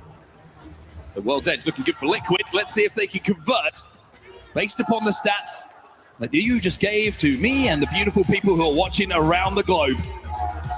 Well, that's the end of Storm Point for a little bit. We're heading over to World's Edge now. A little bit of a change of scenery, but the action will be just as fast-paced. Match number 2 is live. Your match point finals continues. And just in terms of POI draft, the big winners for me, Team Falcons at Lava Fisher. That's been the best performing POI so far this tournament. E36 over towards Overlook, and Vision at Launch Site, the 3rd best performing POI. So our winners from match 1 also have the stats on their side as well, because not only do they have Launch Site, they've been able to transition over towards Dome and double up in their loot phase. Yeah, really interesting. They're actually splitting where they are landing at the moment. It's only Zach Mazer on your screen right now, who is doing a little bit of looting over at Dome. So everybody else is going to be, you think about the amount of information they're going to be able to leave with. It's quite something. They're going to have good Evo opportunities. They're going to have a lot of loot. And with the zone being pretty close to them as well, it's looking good for Team Vision. If you're wondering about the zone, let's give you that information. We are going out towards Harvester by the looks of things. AG Global, good news for them. Alliance, very good news for them over at Tree. They have a ring console, and RRQ arriving already to try and take that western side of Harvester. Yeah, Liquid are going to be moving quickly from Lava. Siphon as well. Ninjas in Pajamas going to be shadowing them. And actually, NIP watched Liquid hit the ring console, survey beacon, etc. Now they're going to take that and get the same info that Liquid have. So NIP will be a little bit further behind. Yeah, interesting as well. Sometimes it's best to let the team ahead of you hit the information, and then you can base your next decision off of it. Of course, probably a little bit early for that to be the most value that you can get out of it. Usually if you're playing Edge a little bit later on, that's a good thing to do, especially when you're still looking to grab those Evo points. Of course, the survey beacon and the ring console are going to allow you to do that. So Ninjas in Pajamas, they're hitting an evac right now as we look over to Alliance, who went out first in our previous game. A tough moment for them, but they have fantastic prio onto this zone. And with Watson in the competition, Hackett on Wraith, and Unlucky on the Seer, They're set up for the long game here. And I do think Alliance have to make these maps that aren't Stormpoint count, because Stormpoint is going to get ugly with the contest. That being said, Alliance have been able to find themselves in a pretty solid position to start with, as have many teams moving to the center of World's Edge here. And it is really about where you can find somewhere to call home and set up. The compositions have changed quite significantly with the crypto ban from match 1 as well. We can have a lot more Seer in the lobby. 19 Seers in the lobby. That's a lot of Seer. Too much. Interesting to see some of the racing essentially that's going on as well. You saw RC trying to get into that snake. That's already taken. A lot of these teams would have had a prior position that they want to play on certain POIs should the zone pull there. But if you're just half a second late, half a beat late on your loop path, the time that you leave your POI, you'll find that spot is taken. Zeta Division, they fought their way towards zone in the last game. And this time they're fighting inside of it. Yeah, they fought excellently in the previous, and trying to both teams hold this snake. Oh, one of you has to go down here. You cannot both reside. You're going to constantly be poking at one another. And Sentinels, they do bite back a little bit, and now both teams say, yeah, I don't feel confident in pushing. So they will currently cohabit. But it's like a noisy neighbor. You just hope they move out soon. Fun being able to pop that ulti cell to get a gem back is very important. That gives an anchor position for Sentinels to fire from, knowing those shields will be recharged as they stay within the distance of that interception pylon. Up on the high ground, you saw RC trying to take that snake position earlier. They were beaten by Sentinels. Now they're playing up on that high ground, overlooking the snake at Harvester. Wolves on your screen right now. They're a little bit further away from the action. As our team Falcons, who look like they're kind of counter-rotating here towards Mirage for either a ring console or to hit the survey beacon. And I was mentioning Falcons, I was mentioning Lava Fisher being the best performing POI statistically with its average points. I do think that Falcons chose POIs in the POI draft that have been performing well.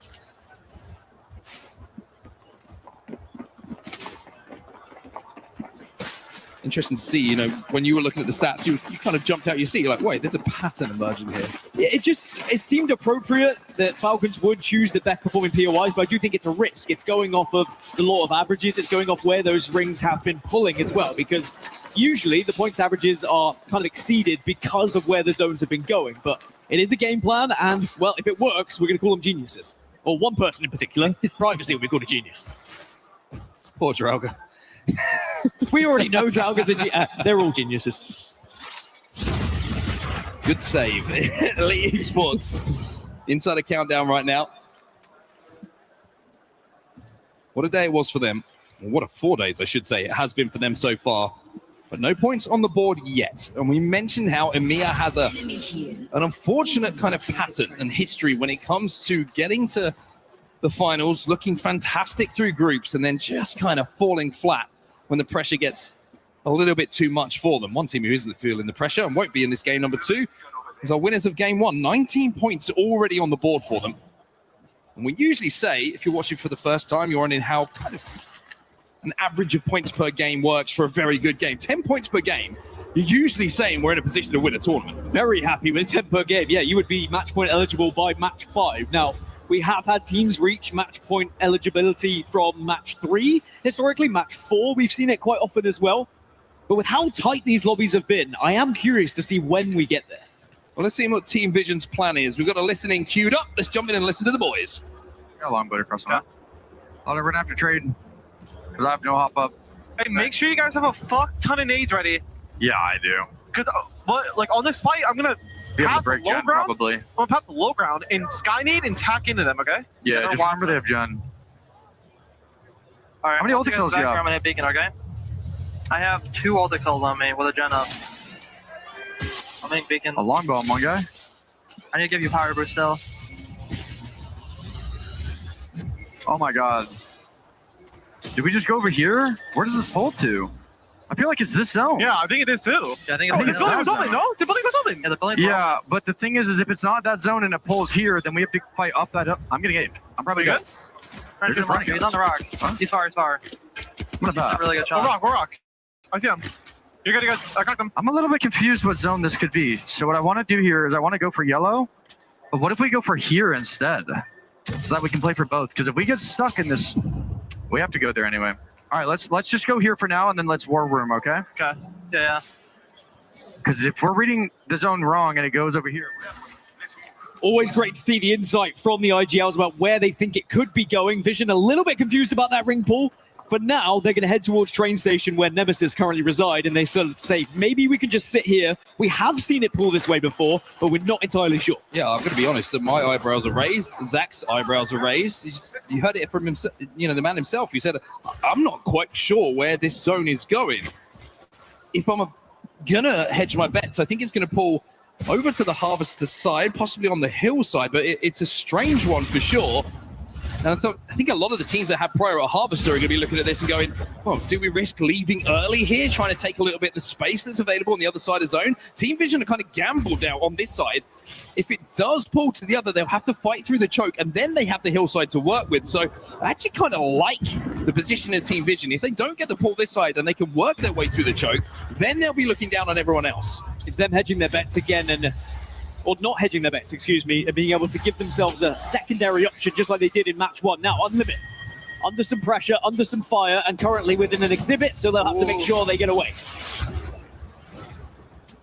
Creative routing coming in from Peace there to get out of the exhibit.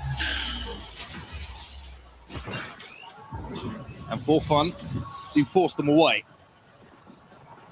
Teams that are outside of zone right now is interesting. You've got Unlimit, who we just saw and can see on your screen trying to force their way in and will be safe. Team Falcons over at stage in at the moment. They're not inside of the next zone.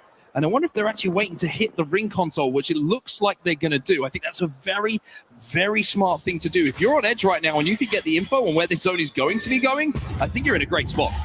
And if they do get that info, they can rotate south if it pulls that way and be in one of the priority positions, that's for sure. Nemesis also in a great spot, but Unlimit and Fun still sizing each other up at the moment. No one overcommitting to this fight, waiting for utility to be used, perhaps. But they are hurting themselves the longer this fight goes on, because there is a possibility of a third party. E36 having a little look at it.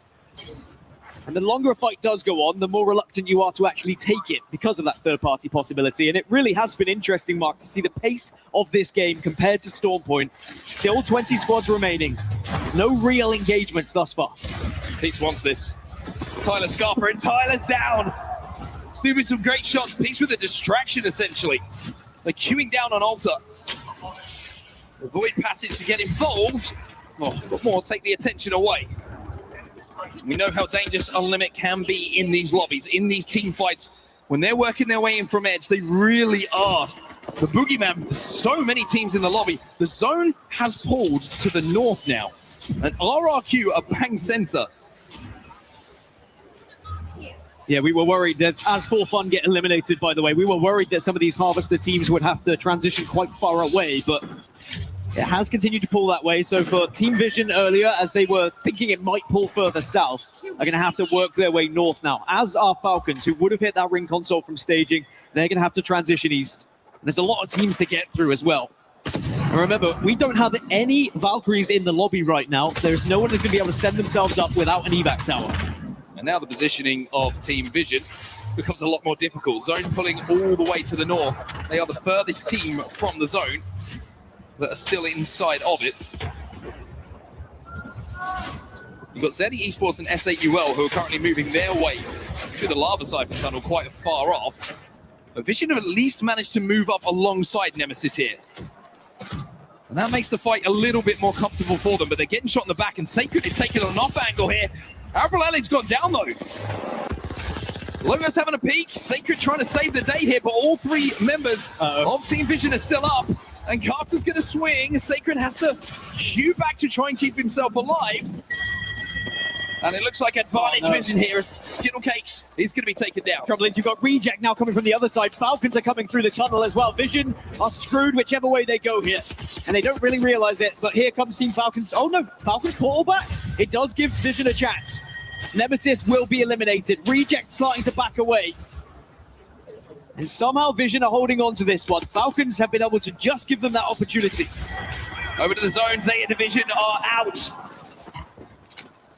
They bullied their way through teams a little bit earlier, but not E36 inside of zone this time around. Synapse going to be able to be brought back to its feet by the looks of things, although there may be a cheeky Yan Jaguares looking to move in to see if they can clean that up. Over to the southern side of zone where we've got a little bit of a build-up as well. CNAP will eventually be brought back to his feet. And this is SAUL GG. And Team Liquid will also having a little look at this one. SAUL get out of zone and they can actually find a position to play on this southern side. But there's just such a long route from this point, and this is where you as a team have to start considering how you're going to find points. Could this 3 KP be vital for your chances of getting match point eligibility later? 36 taking some damage from Unlimit as well in the kill feed. But GG inside the exhibit. Just go having a little peek at a prod. And SAUL have decided they have to fight this. Legacy gets the shields broken. But Lufka will be the first down. Legacy will also fall. Everyone is weak apart from Zayn. Zayn in a 1v1. Zayn will win it. Blast is also up. It was a 2v1. And it's a comfortable hole coming in from GG. So now Vision have wrapped back round to take the fight against Reject here. Oh, he has not loaded the gun though, Carter. He gets taken down. Falcons just went out. Liquid also fall. That's the big dogs. Big teams falling now, but Vision are applying a lot of pressure to Reject. But now RRQ are sending one player over as Reject do get taken out. RRQ, Pricey's having a look at this, and now Zach is left on his own. He's going to immediately go for the res onto Lota. I wonder if they're going to be able to be out of the line of sight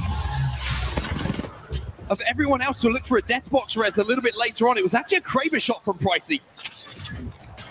Yeah, they are going to be vulnerable from that right-hand side. You can see Zach Mesa. And by the way, RRQ are not letting them go. They are tag team at the moment, backing through this portal. But that portal is only going to last for so long. So Vision might have done enough to stay alive here. And I'm still interested to see if they can hit that death box res. They're trying right now. Wolves down in the canyon. They've got to be careful, the team's moving above them as NIP have to be careful. The pressure coming in from GG. Kurev is last alive again for them here. Unlimit just been eliminated as well. And even though Kurev may escape here, GG is still trying to hunt him down. Zayn is relentless. Zayn is inevitable as GG pick off another team. Ninjas in Pajamas go down. But now here comes Alliance sending themselves in onto E36 who are below them. And AG in the area as well. AG up on high. Gonna be a lot of options for them on teams they want to fire upon in a few moments' time. Gotta be careful, watch it back, a triple swing coming in from GG, and Lucky is down. And then above them is AG, they hear the commotion and they sense the opportunity for some free KP. They peek down, Jaguares will find one. And actually a member from both teams have gone down. Yanya, careful, Yanya.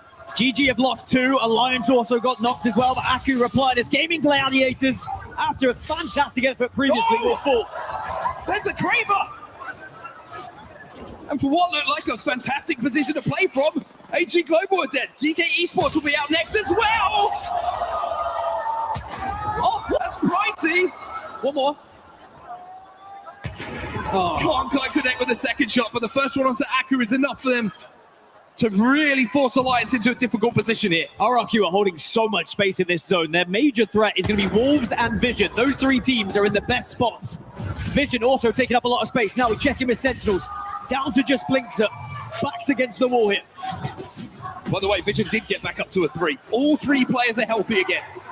And they control the southwestern side of this zone. E36, CNAP is up. Fun going to be finished off on the low ground. But E36 not safe inside of this zone. They have to keep moving forward. Blinks is going to have to queue through this wall, and it's going to be blind. They can take a little bit of a route through this snake as Vision. Zach's very low. But they've been able to answer back to the damage Elite were doing here. This is an important fight. You win this on the west, you control the entire west side. But look at the chew coming from Carter. He says, come follow me. There's nobody down here. Sentinels have been eliminated. They can't make it out. Elite now have to drop. And Carter with the G7 scout in his hands has given the advantage to Vision. The winners of game 1 are about to delete Elite Esports. And now Vision are the only team who are not in the building at the moment. They have the most space. AG Global down. Everyone else is residing in this same area. Although Alliance have just created a portal to the south, they're certainly going to be in a good position as well.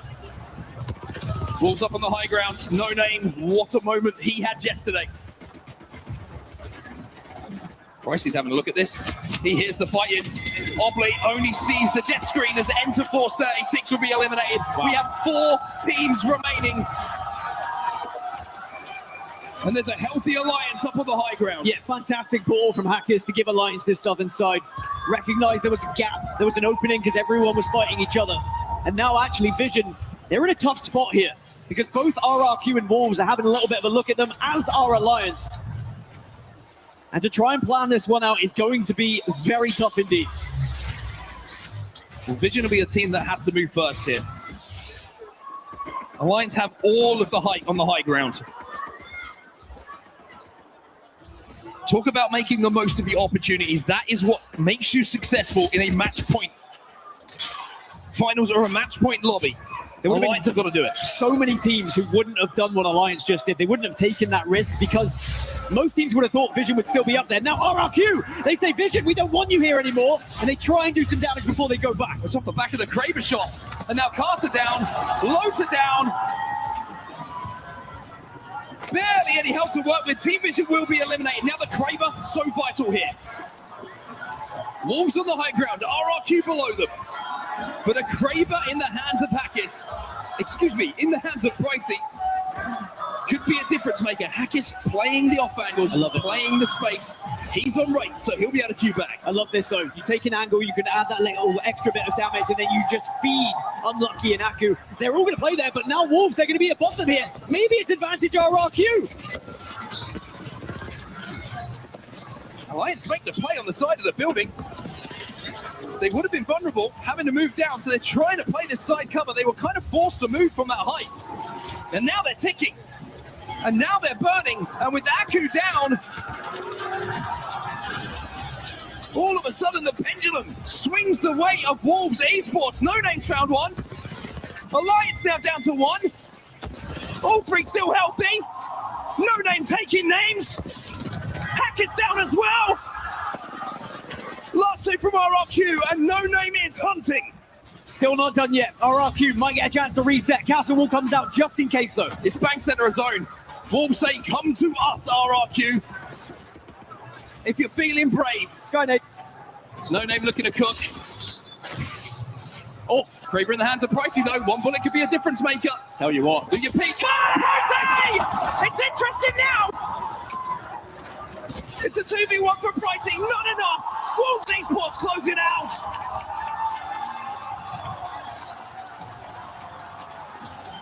But what an end game it was.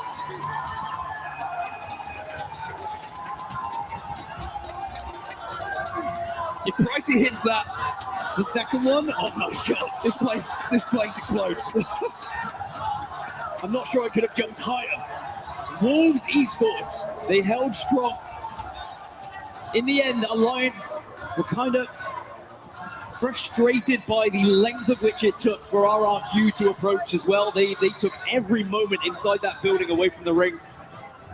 And in the end, they just felt themselves too vulnerable below Wolves. And Wolves Esports, who have quite the following here in Paris, they put up some big numbers indeed. And whilst they have not quite caught up Team Vision, they do put themselves at 29 points as a total. So they are over halfway towards match point eligibility. Incredible performance from Wolves.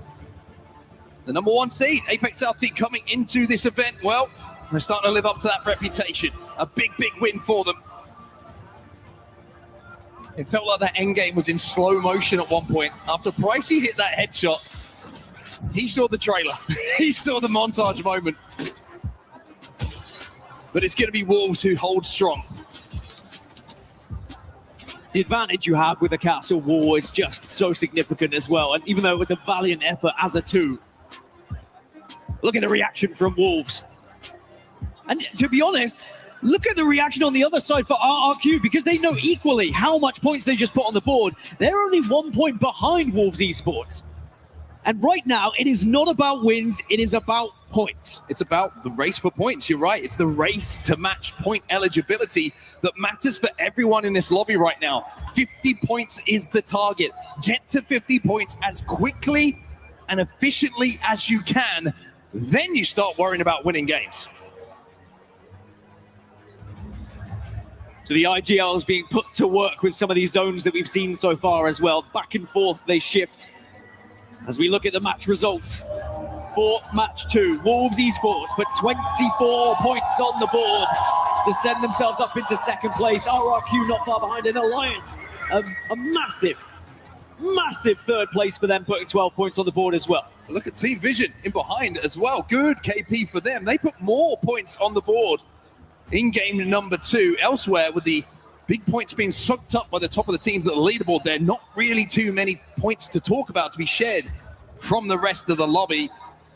It's been a fantastic start to match point finals, as we always expect. We'll have to see if that momentum continues after this break. Don't go anywhere. The ALGS Split 1 playoffs will continue.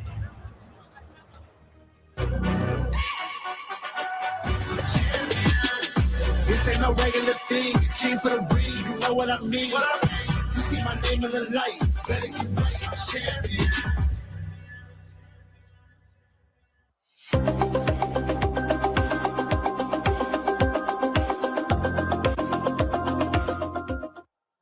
Now, I've just grabbed Zane off the stands. You know, he's trying to chill out before the competition today. But, of course, he's here to do a nice little interview with us, Zane.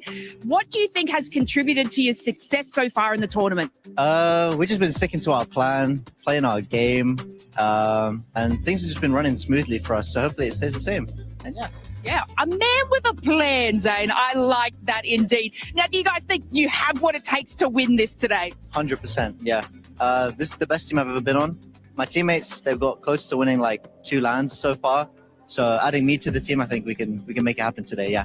Yes, I love those vibes, and I mean, today is the day. Now, since Effect hasn't actually made it into the finals today, do you think you have what it takes to be the best fragger for EMEA today? 100%, yeah.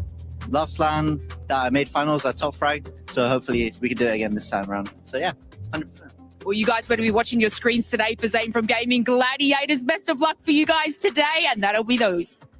All right, I'm here in the stands. We just talked to Lufka. I'm here with Charlotte and Robert, Blast's sister and father. Guys, how do we feel supporting GG in the crowd right now? Charlotte, I'll go with you. This isn't your first LAN. No, it's not. I've been coming to LANs now since LA, so I'm super proud of my brother. I know that he'll smash it, but I'm trying not to jinx anything, because every time I say that, then something goes wrong. So I'm hoping and praying that things go really well, and they deserve it. And as someone who's watched these LANs before, I personally feel this is the best I've seen them play in a while. What about you? Yeah, I mean, to be honest, this is the first time I've actually been nervous.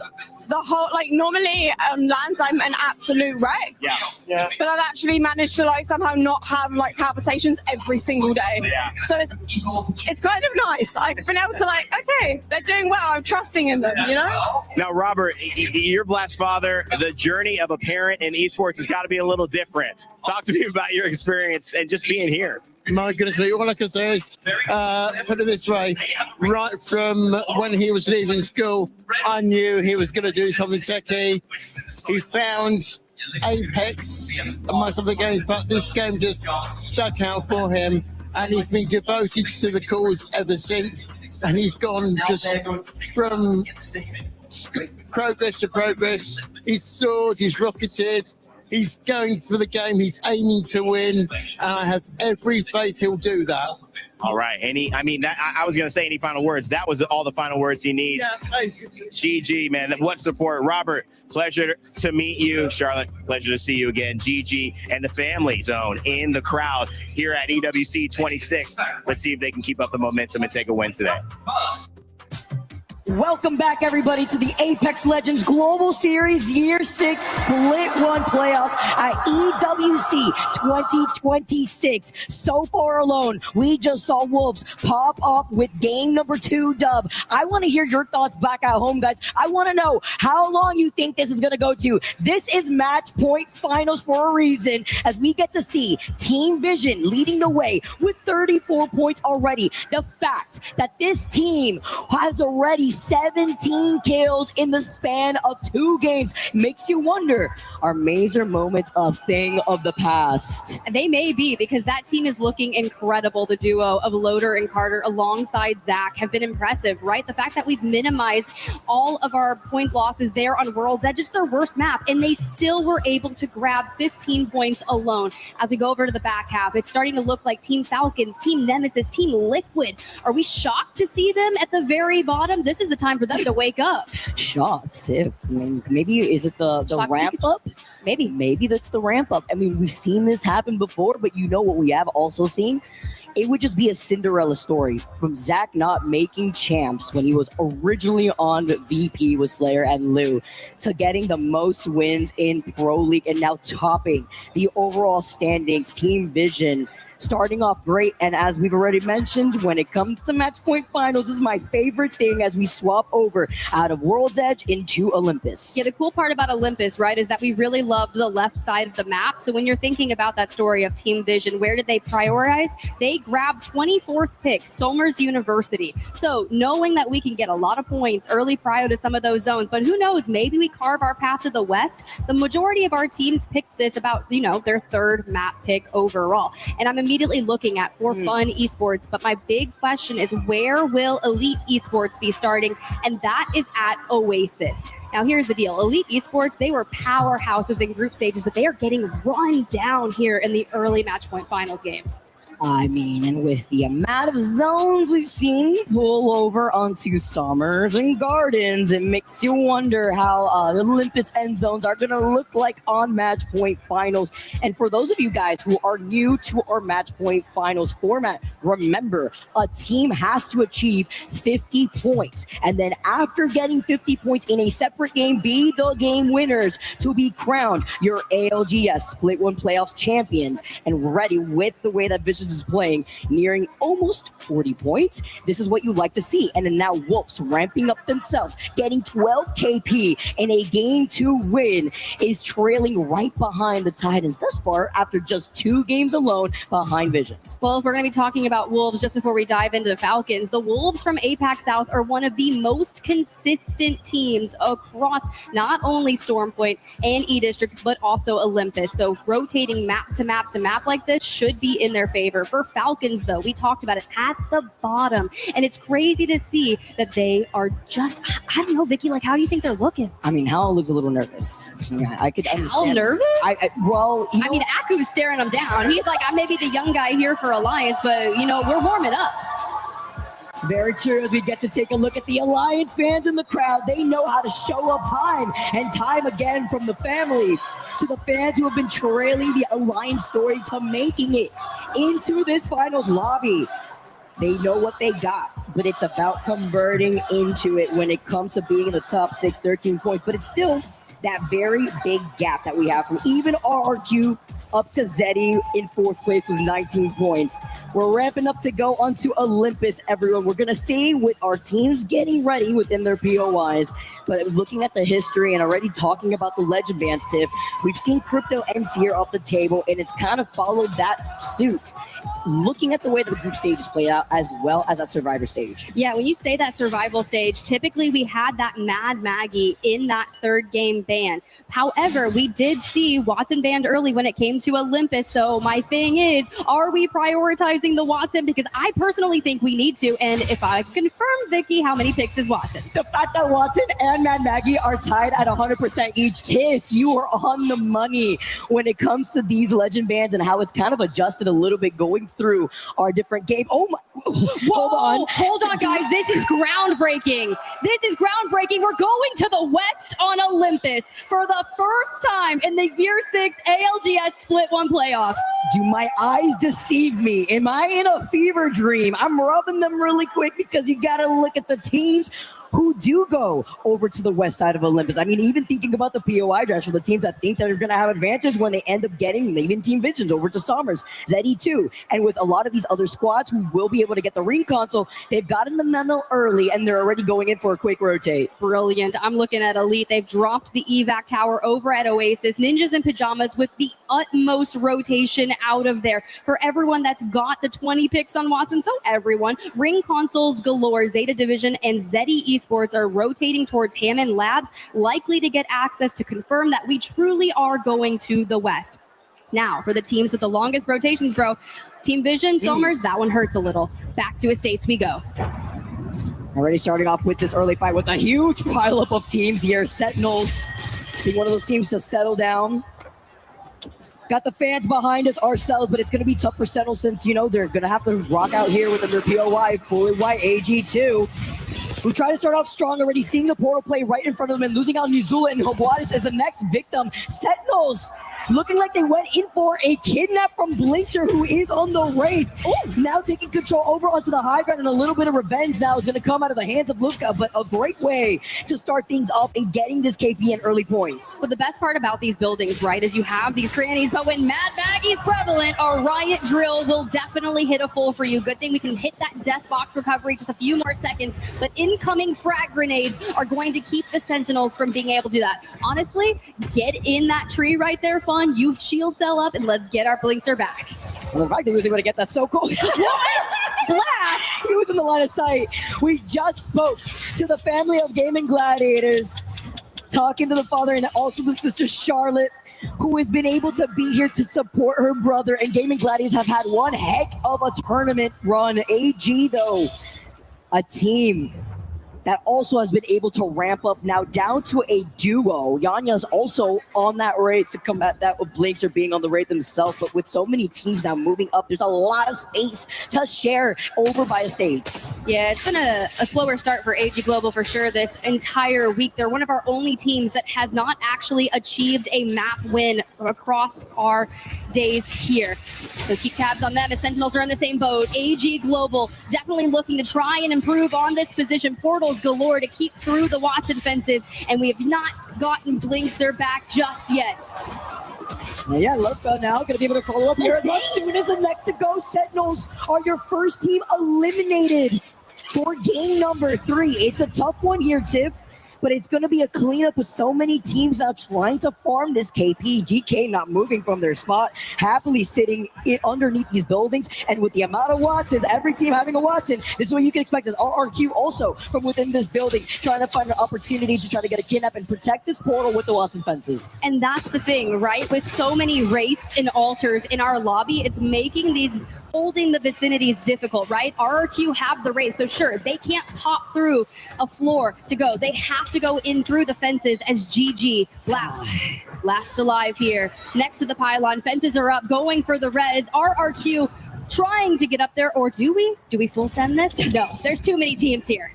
I mean, with NIP and Cole being so low, which, by the way, this has been one heck of a tournament. Looking at Cole, he is going to give it a go back, and they get the finding strafing flame on the other side of that portal. Curve was ready for the suppressed fire just in case, and you saw those Watson fences lined up to try to block out the mouth of that portal, but Bane gets caught as the riot drill does more than enough since he was literally 1 pixel of HP. With 19 squads left, though, it's literally just a drive-by with these teams just poking from afar, but the missile, once again, the drill just drilling into the team underneath them. As the nade, oh my gosh, the finishing blow to find Bane. And now we get to get the Deathbox res on their side. And Gaming Gladiators with 5 kills so far in this game alone. Just need Zane back, our fragger. But if you keep those riot drills frying into the other teams, whittle down their resources, however, those pylons are going to keep. Meanwhile, we need a replay of this. Unlimit, move in and take out Alliance. Alliance going out early once again. Better looks here for Unlimit to scoop that up on an isolated fight. Over onto the north side on the outskirts of Oasis where there was a ring console, right? So you could have gotten that information. Team Lucan are going to be transcending through Fight Night. Out of the north side is RRQ, not letting NIP breathe for a second. Remember, they sent out that nade that landed at their feet before. They can't catch a break with another Deathbox res that we saw too in the feed. A strafing flame. Hopefully he's going to be able to get these shields up as you see GG now move up. And that's the side-by-side highlight actually from Sentinel since this is their POI. That's how they fell a little earlier. But the live feed is on the bottom left here as AG do get a knock after they lost out on Hawades. And it was with a portal push to find NIP. Ninjas in Pajamas also eliminated during that skirmish as we tune into Enter Force 36. Obley is down and Synap and using a play around the pylon. currently open with multiple options for teams to stare at them here. But Reject, also another team hailing from APAC North, were the ones initially dealing that damage to them before deciding to back away. The team's not trying to get involved in the pile up here. Reject trying to clear this northern side closer to that evac tower. We see where E36 is situated over onto the choke on the north side that exits where Unlimited had taken that fight earlier against Alliance. But a lot of teams playing on the edge because this is going to be a Southern Estates pool. Ooh, that's going to be crazy because we don't actually pull straight towards Dockyard. We bring up the map. You can see right there, Zeddy Esports holding just on the outskirts of that rift. Team Falcons there. Team Nemesis back in their home of Dockyard. Do have Reject just ahead of them, but you have to start thinking about where we are going to approach that next circle and what information do we have. The ring console there at Dockyard will be able to get hit by the Watson from Team Nemesis, and they'll know exactly how they need to approach this. It's not going to be easy considering we have about 8 or 9 teams playing around the Estates area. And of course, that little pocket with the 2 survey bins outside there. Ooh, that's going to be tough. It's going to be great too, to at least being able to hold on to the high ground if they clear that southern side of the zone. It really depends on that pileup that we will eventually see against Zeddy as well as Team Vision before they end up wrapping behind them. But it's a side-by-side with Falcons. Mention having a pretty rough start. Tip now playing off the southern choke themselves and playing it safe here, while E36 not so safe themselves. They do lose out on Synap in the process. Except for Rufa, who catches him with the Hemlock. Yeah, Synap plays a lot of these movement characters as kind of main IGL and is just getting caught out on some of those entry moments. Obley and Juzna now kind of pulling together, playing behind the knockdown, under fire. Wolves from the back end, though, shooting towards Reject could allow E36. No, just kidding. We got Unlimited in the mix, and Enterforce 36 go down. Unlimited is seeing the buffet in front of them and is scooping them up just for themselves here. Going to be able to get that KP as Zeta Division also are neighboring the other side of the wall once they get through that choke. And as you see the nice flyby of where everybody is, this is the real estate that we were talking about with the dive up of a lot of these teams that are essentially coexisting with one another. But other squads who are still playing on the edge, as AG still stuck as a duo, seeing if they have any opportunity because they were lacking on meds. I mean, you don't even have a med kit if you're Nizul. He's got the shield bat and only 3 shield cells. He's out of this fight. And I'm worried about that ammunition he's got for the alternator. Yeah, it's not like you putting Alter here. You've got the race. You're not going to be able to use Alter's passive to kind of loot the boxes around you. And we haven't taken an actual fight and finished it and had the chance to slurp up a lot of that loot. We do have the Maggie Ball in our back pocket should we need to. But the issue is you pounce on one team here in Estates, you're getting full send. Back to S8UL, a little bit of a slower start for them, though, as they're rotating. Hold on, some Aussie on Aussie violence real quick here because the Legacy and we saw Zero getting knocked from both sides. Well, S8UL get a little bit of revenge and panic. Trying to back up Zero in the process. We're going to have to see how that's going to play out because on the other side of that choke, it's Vision moving up behind Falcons who want the Mythic Bin. The team that comes out on top of this fight will be able to have priority over whether one of these teams will get the Kraber. We're going to have to see as Carter moves up. Looking on the other side of the lip, though, it's still this other fight happening against S8UL and Team Liquid. So it's this pile up as Vision has to be careful because the 3P is behind them from Zeddy. Before Loader is going to be able to try to get this res, but you know that Zeddy's right there. Team Liquid take out S8UL and Vision are going to have to get on the move because here comes Zeddy, here comes Dupe, and they immediately make their presence known. D's with a play, he knocks Loader, and Carter joins up. Team Vision is out. Gotta hit them with the dupe. You'll be able to scoop that up, making them fall in 15th place. And it's kind of great to see how Falcons see them now. Visions gets eliminated. They get the Mythic Bin. They're now going to look at Zeddy. And Team Liquid, who took out S8UL, will be able to get involved themselves with a possible 3P. You mentioned the Mythic Bin, right? And there's a Kraber in Hal's hands. Now, from this side of things, we can walk up into that next circle. The issue is it's incredibly open. So that Kraber is going to be needed to open up these engagements for those quick fights. However, we just saw Zeddy 3P up onto Team Vision, who are still needing to come out of the tunnel behind Falcons. Why they're not trying to overcommit to, and that's why with so many alters too in this lobby, you got that portal to just reset if you need off the Void Nexus. Unlimit though, who have been able to scoop up a total of 4 KP for this team. Slowly but surely, with round 3 closing in behind their backs, they gotta start moving up, and it's Reject waiting to gatekeep them here as they move up themselves off the portal to try to get onto the high ground, but try to mix it up too. You have one, and you go have the other to then pull it yourself up into the left side of the high ground, but you bait them. You see the wrecking ball coming in from right behind them, and this may be their opportunity. Oh, off the what the They dropped the void passes. They catch Axis. We need a reload. There we go. Peace is able to finish the blow, but we get caught out on the left. Yulariman and Peace diving throughout Reese. Can we talk about the positioning of that void passage to get the abduction while Reject do get eliminated? Wait. They really just said hold this frag. Really do. Elite, though, one of the best teams here on Olympus with the majority of their points coming from this map in particular. Good to see them still here fighting to climb up the leaderboard. Back to Estates for fun. Wolves, who's in second place, tied with their APAC South neighbors RRQ at 30 points. Oh, and they get the res on the death box too. Unlimit. After clearing this northern side, coming out of the fight that we saw earlier from Alliance to get the death box res, Zeta Division are neighboring them. Now they're looking behind them and having to be careful. Zeta Division hear this happening. Looking ahead too, with Elite still alive and covering these southern buildings of Estates. Dropping below with these resets that we're currently seeing from these teams that have just completely taken over this BOI. They are just poised and ready. It's a shame they're still on all blues, but they just really haven't had any good fights yet, right? 0 kills, 13 squads remaining. And as they keep tabs on where everything is going, they are on that northern side. You mentioned Unlimit, Zeta, Team Liquid, teams that are wrapping. But from the south, things are going to get difficult. Zeddy immediately finding pressure from Skittlecakes across the way. And RRQ and AG Global can hear this. So we saw them take out Team Vision. Now they've been able to hold onto the high ground that we were looking at before. Team Nemesis are looking at them, but Zeddy are going to be able to move up into that next zone where they really only have to worry about Falcons, who were isolated in the compound over to the south side of that choke that we saw earlier with the Mythic Bin, while Unlimited now move up.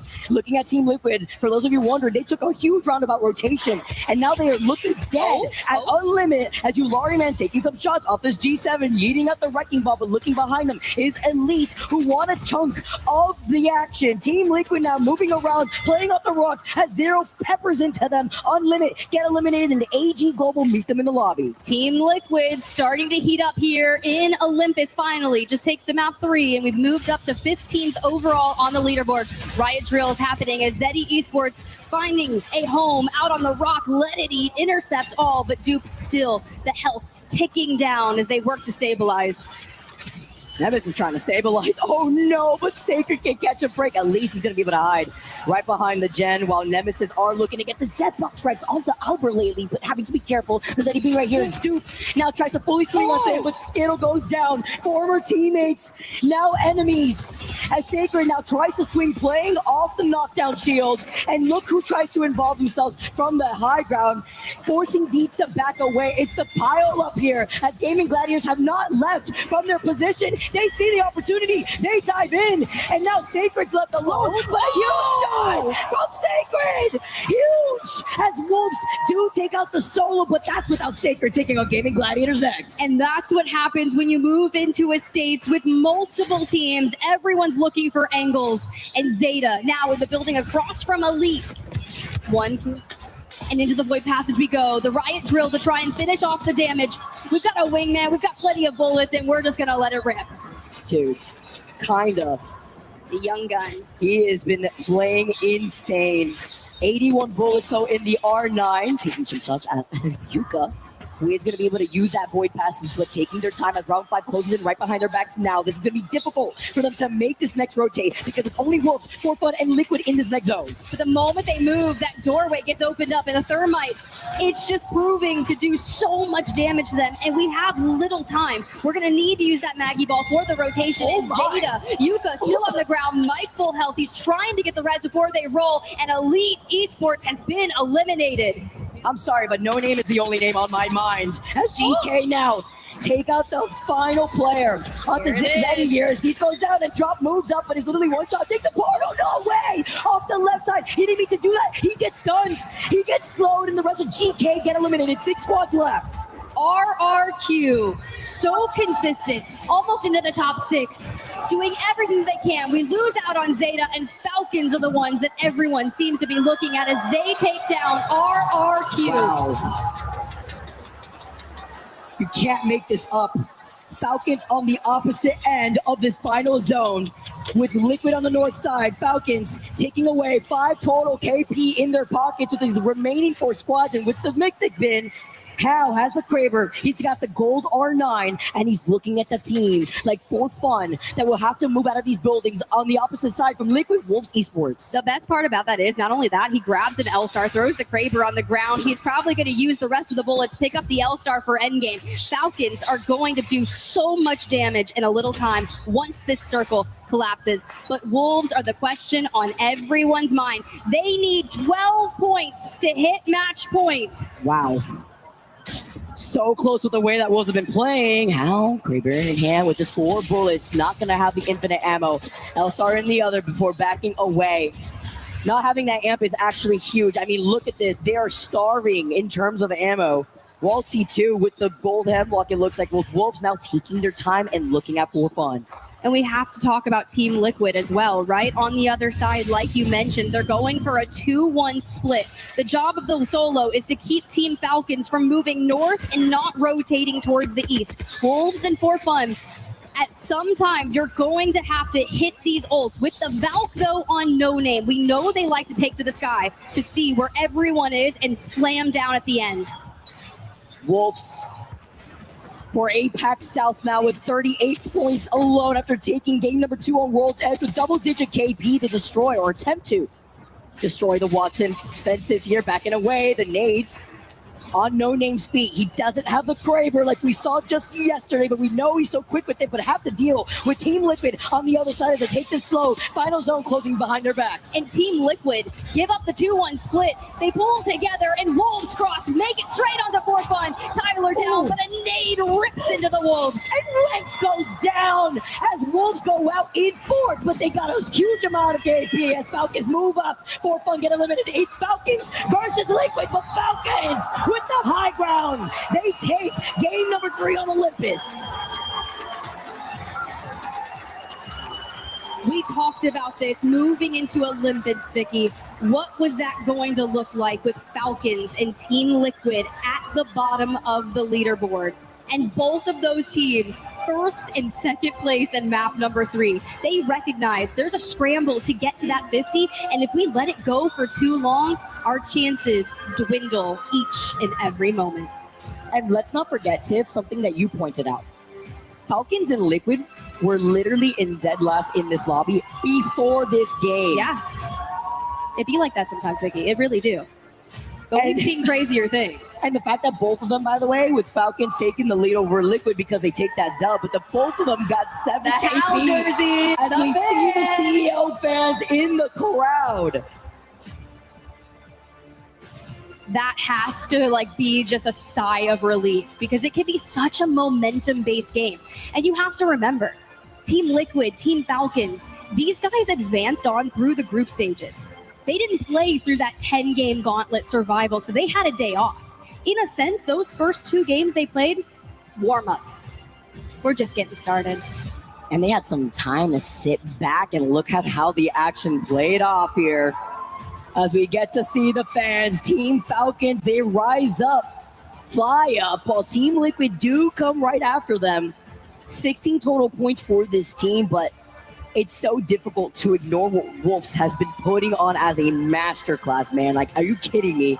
Already at 38 points. RQ right behind him with 37. I mean, this top end of the overall standings, after just 3 games alone, is already looking to build its gap across the rest of the lobby. Look, I tell you, that's why I wear sunglasses all the time. You saw me down in the metro, popping the sunglasses. I'm just trying to be like Strafing Flame, okay? But he hasn't had the capability to net a win just yet. But if you guys remember, we're here for match point finals. We don't care when you win. It's as long as you've got 50 points and you close it out with the win, that's when it matters. It's almost like storyline, too, to see in a state ending like that, right? Olympus showing face with a completely whiplash of a zone pool than what we're used to seeing here. As we take a look at your match 3 results, Falcons do take the dub with the 7 KP. Liquid to follow right behind them, that second place finish. But the story of what Wolves and Team RRQ have been able to put in, being able to get the placement points, the KP on top of it. And then you look on the other side, it was unfortunate for Sentinels because that is their POI on Olympus and how they were able to try to hold things down in that middle building. We know that sometimes it could be a little difficult when everybody's staring at you in the lobby, but I'm hearing that we got an interview with one of the members of Wolves.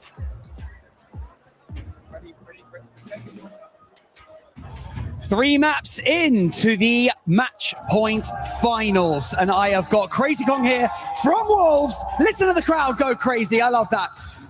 Anyone can say anything about this tournament, but what they can't say is that Wolves Esports haven't played their game. You guys have been incredible. You guys have been taking space, getting aggressive, playing the way that you guys want to play. Now, I just want to ask, it seems like you guys are really comfortable today, even in this atmosphere. Does it feel that way? 那也可以看得出，今天你们战队就是手感火热，就是进攻性也打得非常非常的好，然后今天就明显你们状态好像今天非常特别的出色，你们是否也感觉如此呢？对的，因为我觉得今天我的队友们的状态和自己就是精神的一个状态吧，都非常的好，所以我觉得今天我们是非常有信心的。Absolutely, I feel like it's not just us being in good form, even our mental state. We are in absolute tip-top form, so we are very confident in going all the way here today. I love that. I love the positivity. Now, having said that, it hasn't entirely been plain sailing throughout this tournament, but focusing on today, have you guys made any adjustments given the level of teams that are in this lobby right now? And also, just to kind of back that question up, map 2 was super impressive, winning on World's Edge. Is that your comfort map?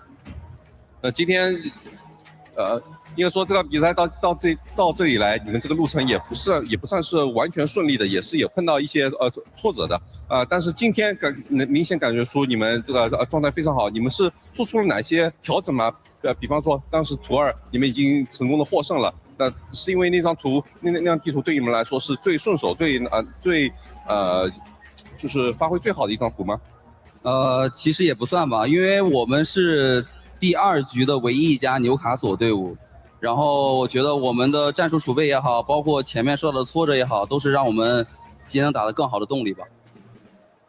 I wouldn't say that the second map was like our best map, but I would say that the journey over here up to this point, every single loss that we've had, every single death that we had, we learned something from it, and we've been developing as a team, and this is what allowed us to become who we are today, right here, right now. Spoken like a true top team. I love that. Now let's touch base on that match 2 win once more. Did that boost the confidence and give you some momentum to think that this dream can now become a reality, that EWC victory? 你们刚才第2场的获胜，是否直接给了你们这种信心、这种动力，来让你们剑指冠军呢？我觉得会的，我们一定会往最终的目标去冲。The map 2 victory absolutely has, and right now our targets, our aim, our sight is aimed towards the grand champion. Oh, I love that. Listen to that. That's great. Thank you so much for joining me in this interview. Oh, let's go with the shake. Thank you very much, Crazy Kong. Don't go anywhere because we've got another interview lined up. It's Rain Day with Zach. That's right. Mazer Moments redefined. That's been the last year for you, Zach, and Team Vision, of course, Loader and Carter. How has it been? I want to walk through that last game. You were a little upset. You and Hal were exchanging words on the stage because you thought you had the game-winning spot. Yeah, I mean, we knew we were making a really good play. And we knew we were much closer to Purple Armor than the team in front of us. We knew it had a free walk-in and, I mean, basically a free game. And the Mythic spawned on them, which forced us to fight them early.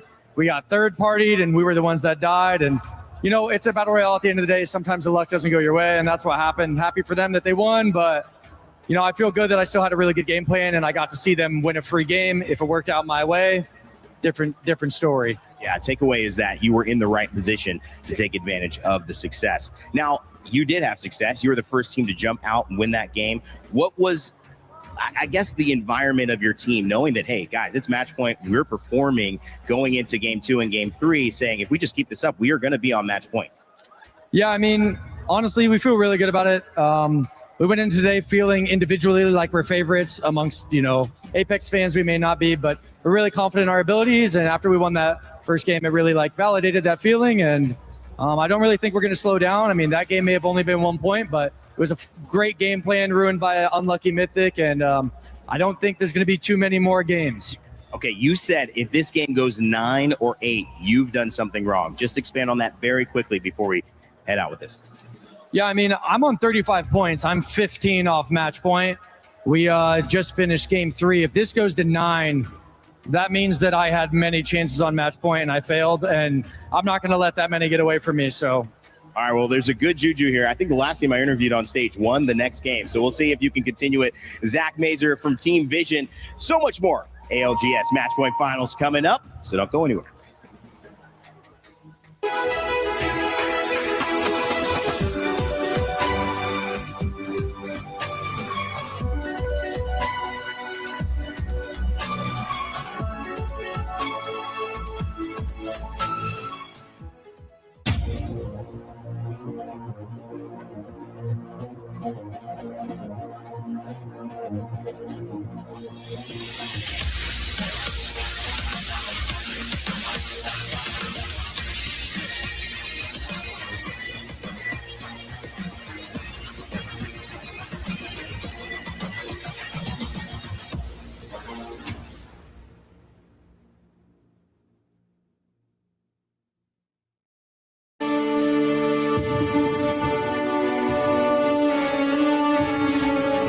Team and also our region as a whole, we came from a very low starting point.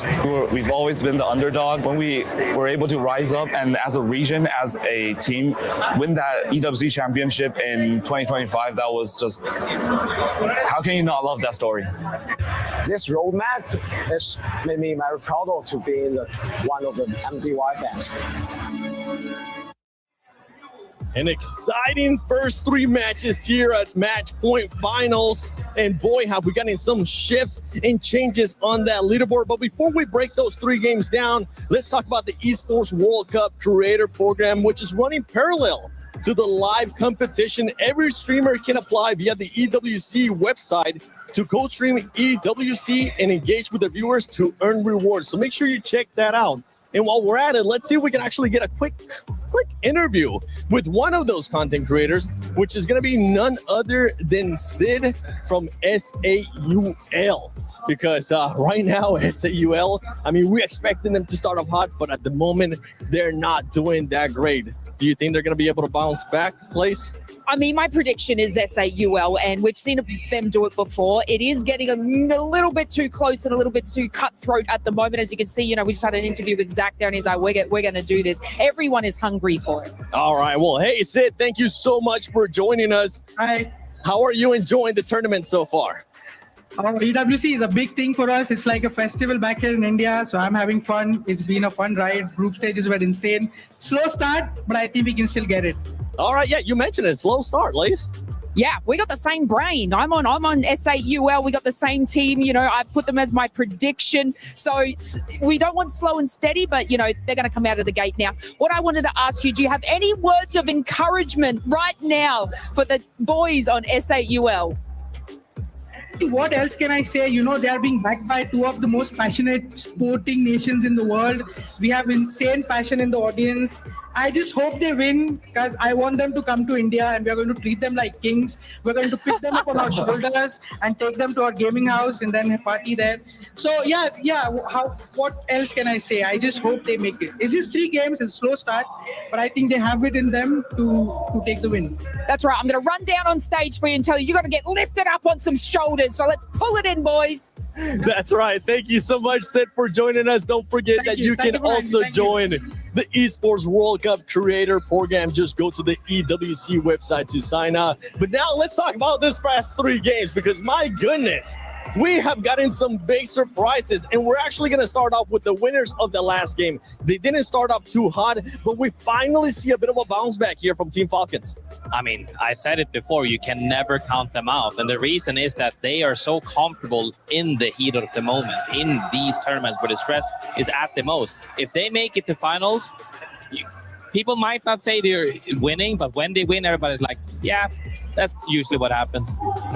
And if they don't win, people talk louder, don't they? Oh yeah, even more so. I mean, you had them coming in as underdogs, right?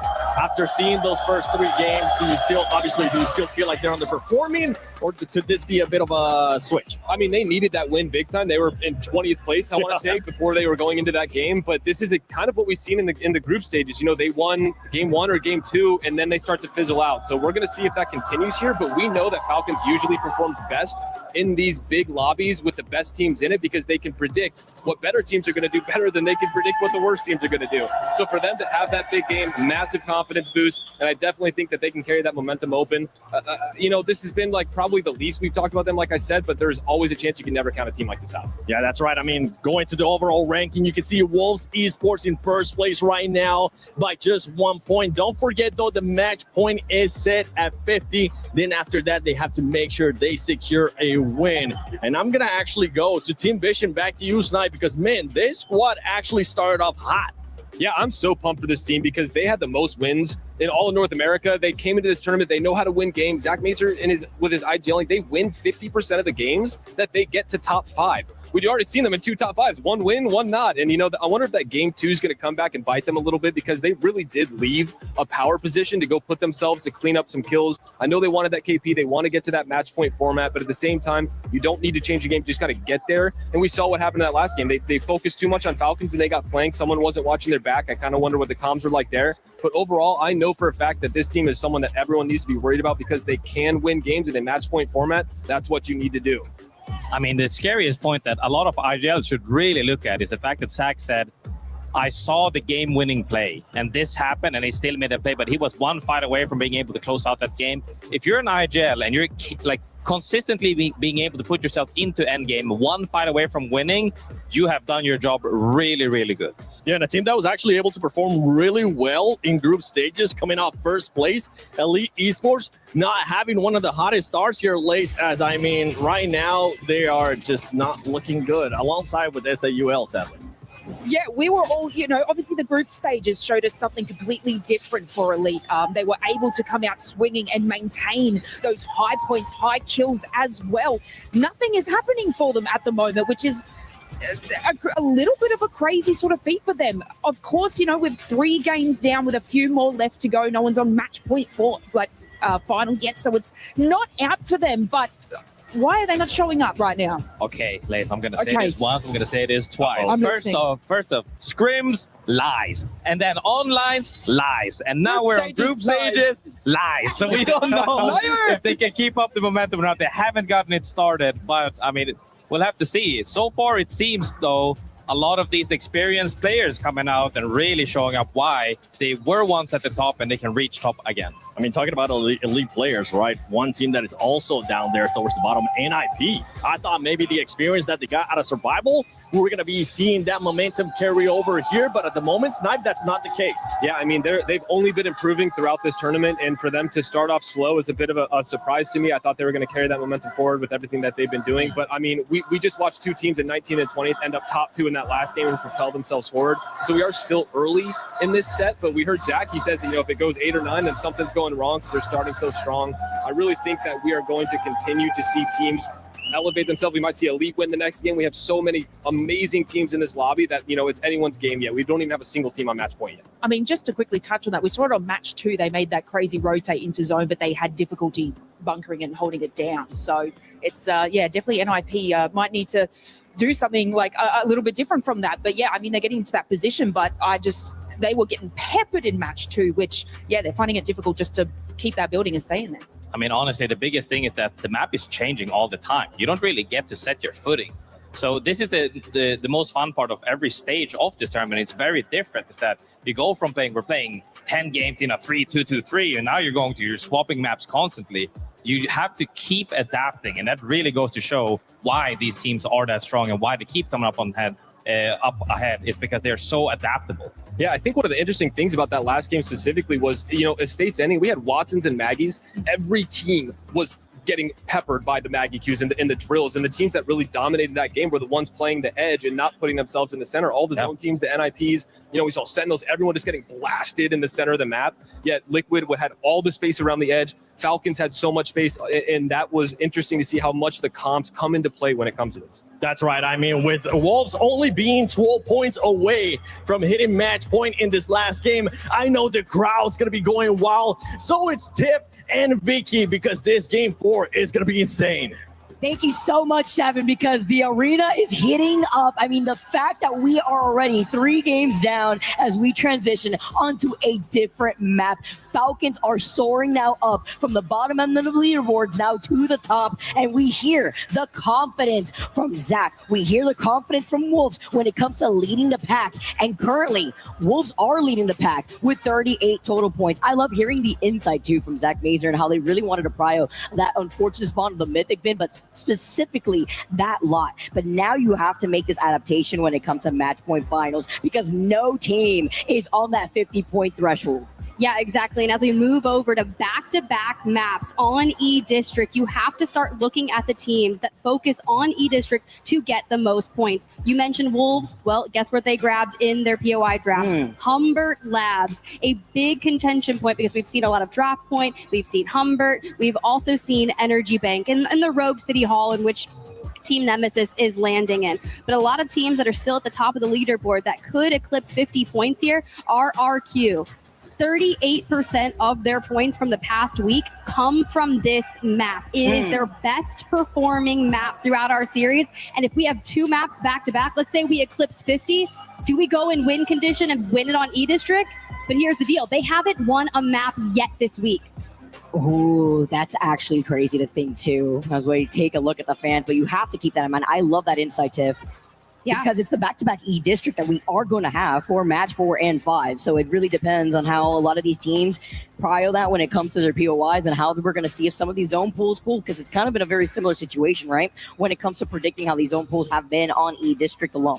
And we were also kind of wondering, would we see a Mad Maggie ban? Would we get a Watson ban? We actually get the Watson ban on Olympus here, so we could see a ton of Mad Maggies come through yet again with that riot drill, bullying a ton of our teams in these buildings. I looked at Alliance, who are landing in Street Market, and we did get some endings in that vicinity, which honestly, for a team like Alliance that's kind of further down on the leaderboard, you want to traverse more space. You want to have to fight for that position, to rack up those kills, to jump up the leaderboard. And like you heard with that interview, looking at the head-to-head, this team on your screen, guys, 0 there, second place in the last map. Waltzy, first place in the last map. We saw a 1v1 earlier in the group stage, but we're tied on kills right now. But you know what?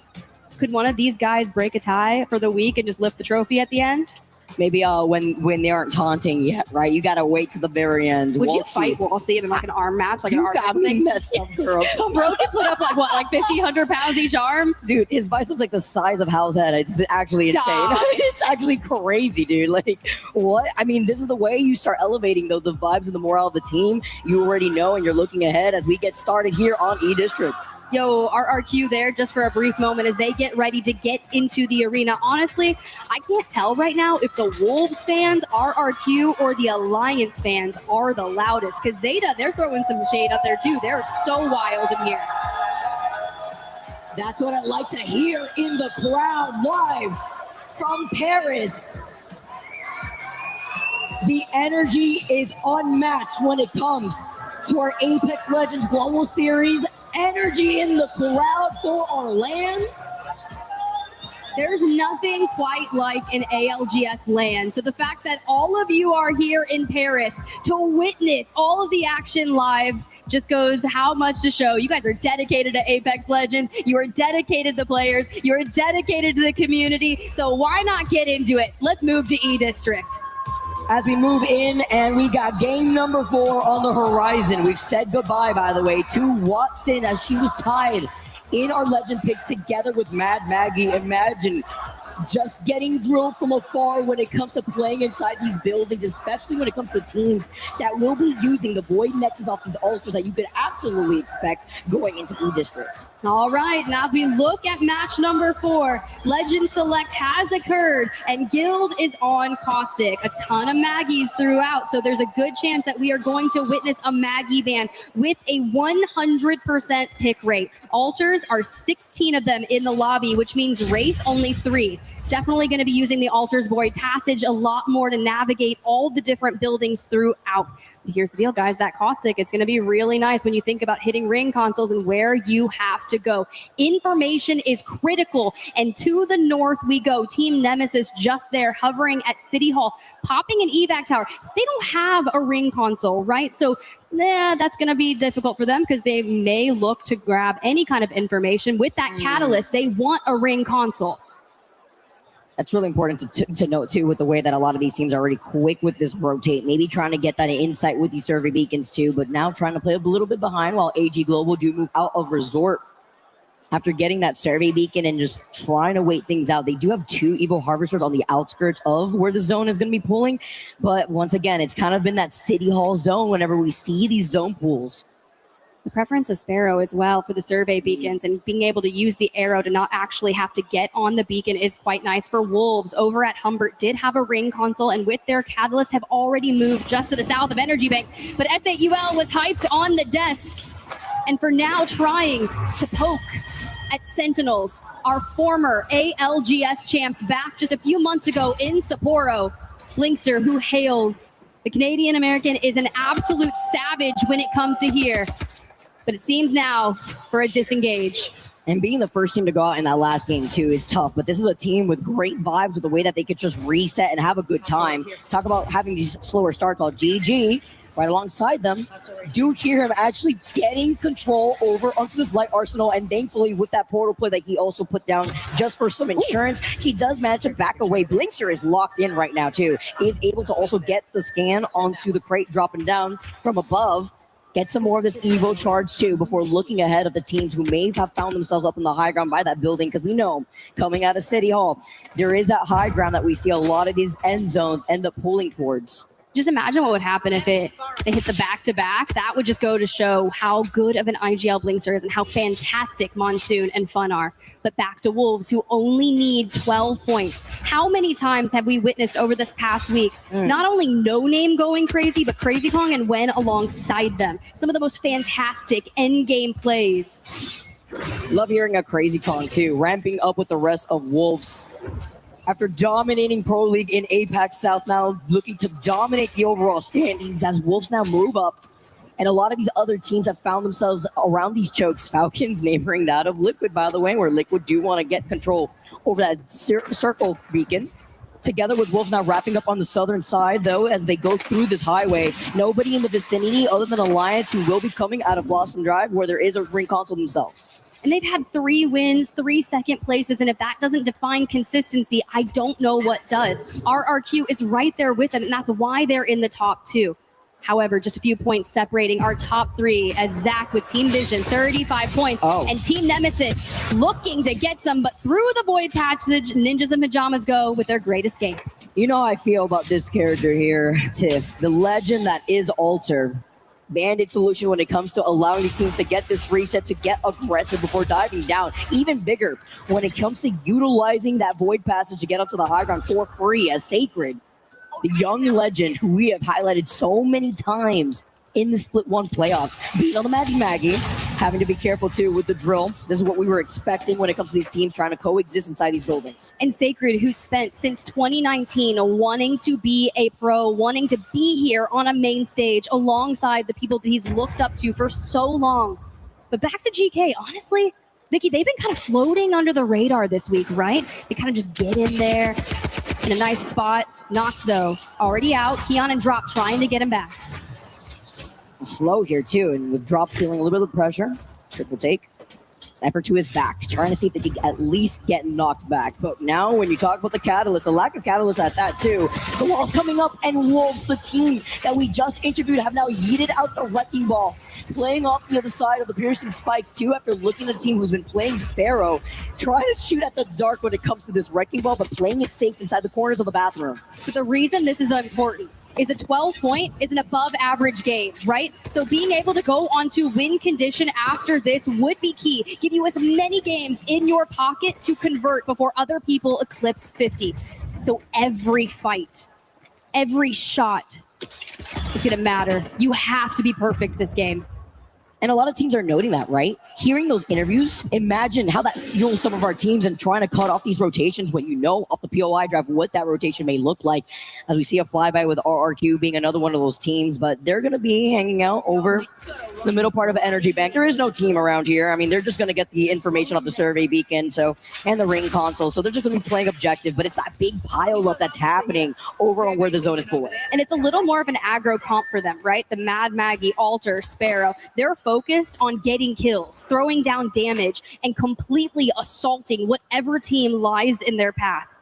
Brief check-in with Nemesis, still in the building, still holding it down. You've got Falcons on your screen, your most recent map winners, who have now gotten further up the leaderboard, not quite where they want to be just yet, but into the top 5 they are. For that circle, we pop just a bit north of where Team Nemesis are, so that's going to favor Team Falcons. But my thing is, where is Team Vision?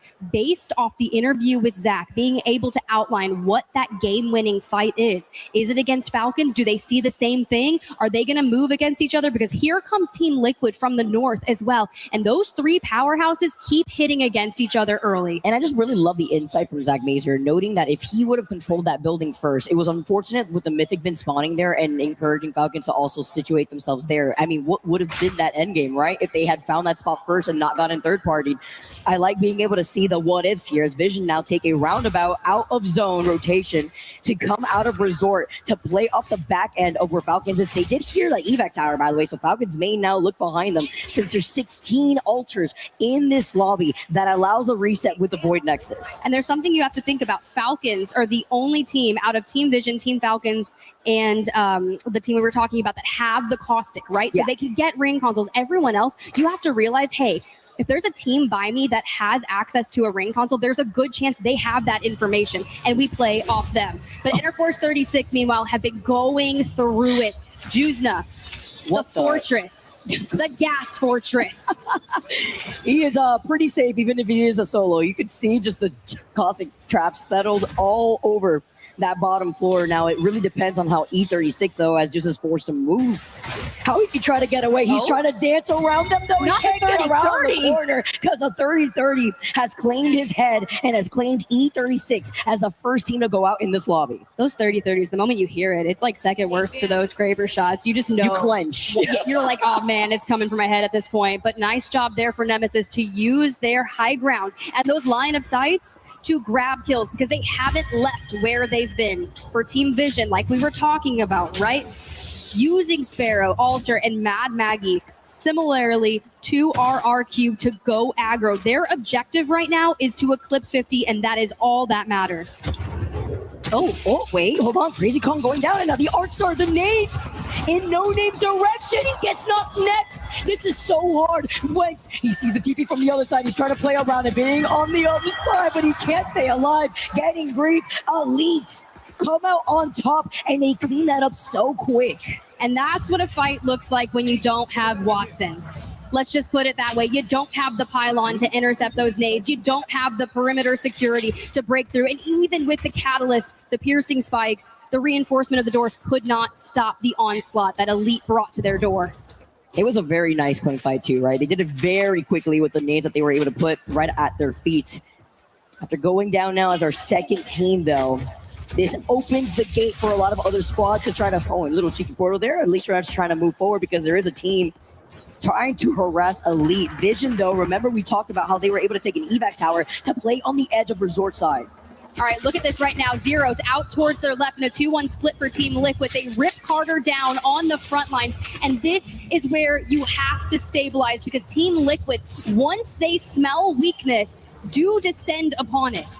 And Zero on the altar with the movement capabilities to make it happen, but they're being smart about it. They're not going in with their blinders on. They pick the knock. They know the reset's coming with Alter still in the lobby. Literally, like just having that Void Nexus. Once again, it's like the insurance that allows these teams to get these free resets, but Liquid not overextending, hold the side of zone. While on the other side, though, for fun, looking like they're not having a lot of fun because Team Nemesis are taking a picking out of them. Let's see as Tyler tries to jump down.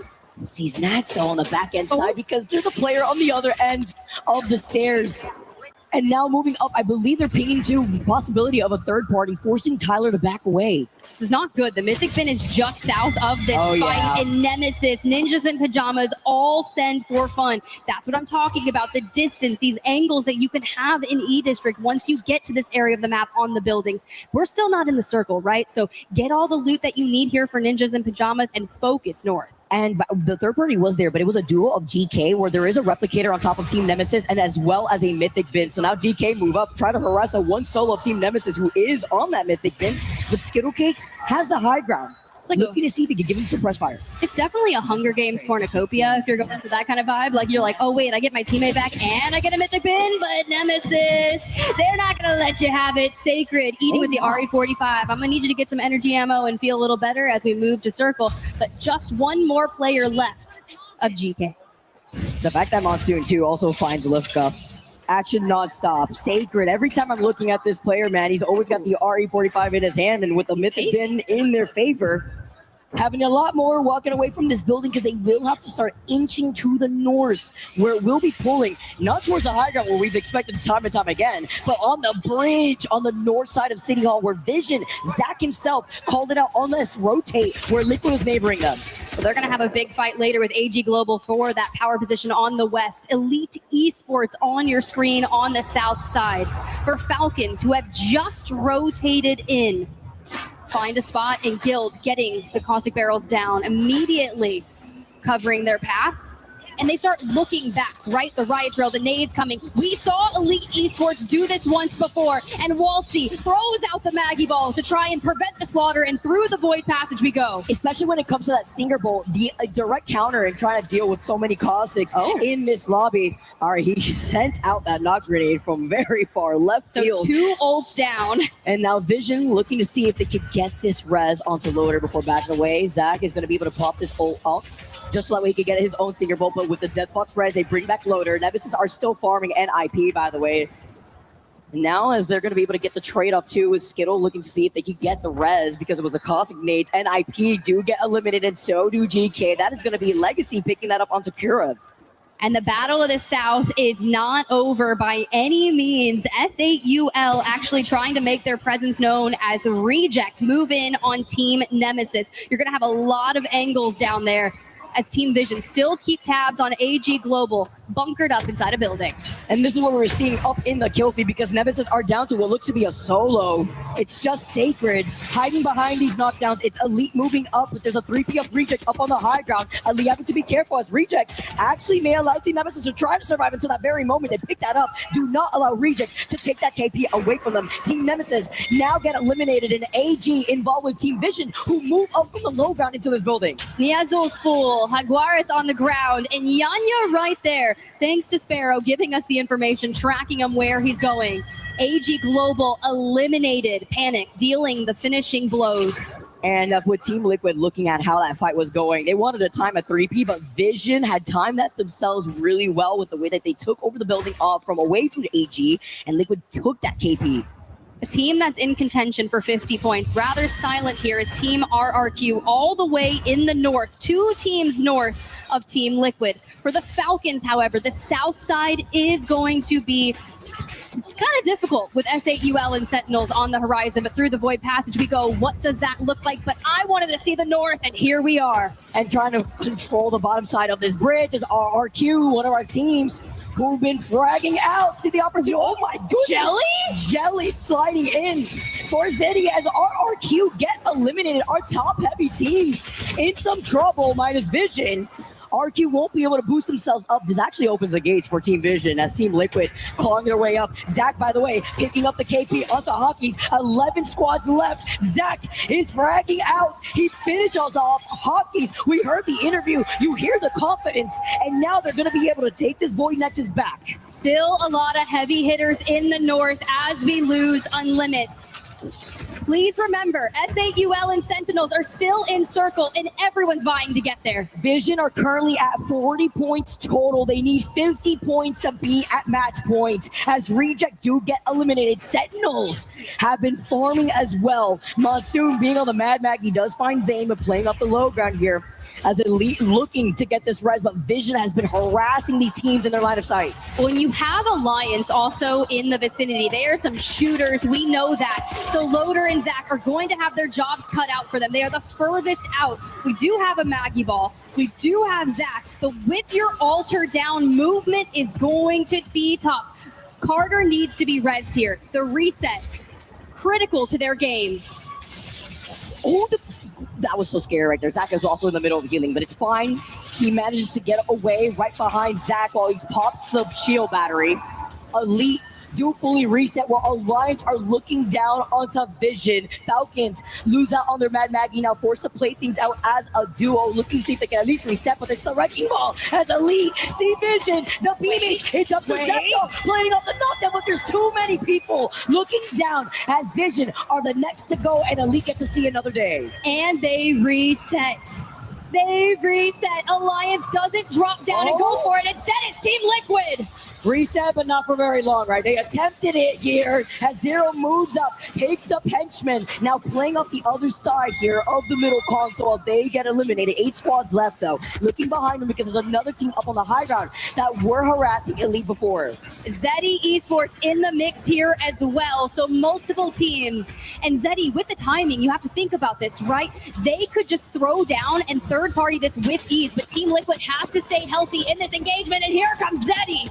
Zeddy now engaging against Team Liquid with Alliance still alive here as a duo from the other side. They get taken out, and so do Zeddy. Last 5 squads now as Falcons are still in this lobby. Your winners of match 3, your Titans climbing the leaderboard. However, they're just a duo, and Game and Gladiators likely recognize this, but with Blast being caught out by Blinkster from Sentinels and Fold, it's a 2v2 and Hal swings. Side by side with Guild, having to look behind them though, the drill peppering into them.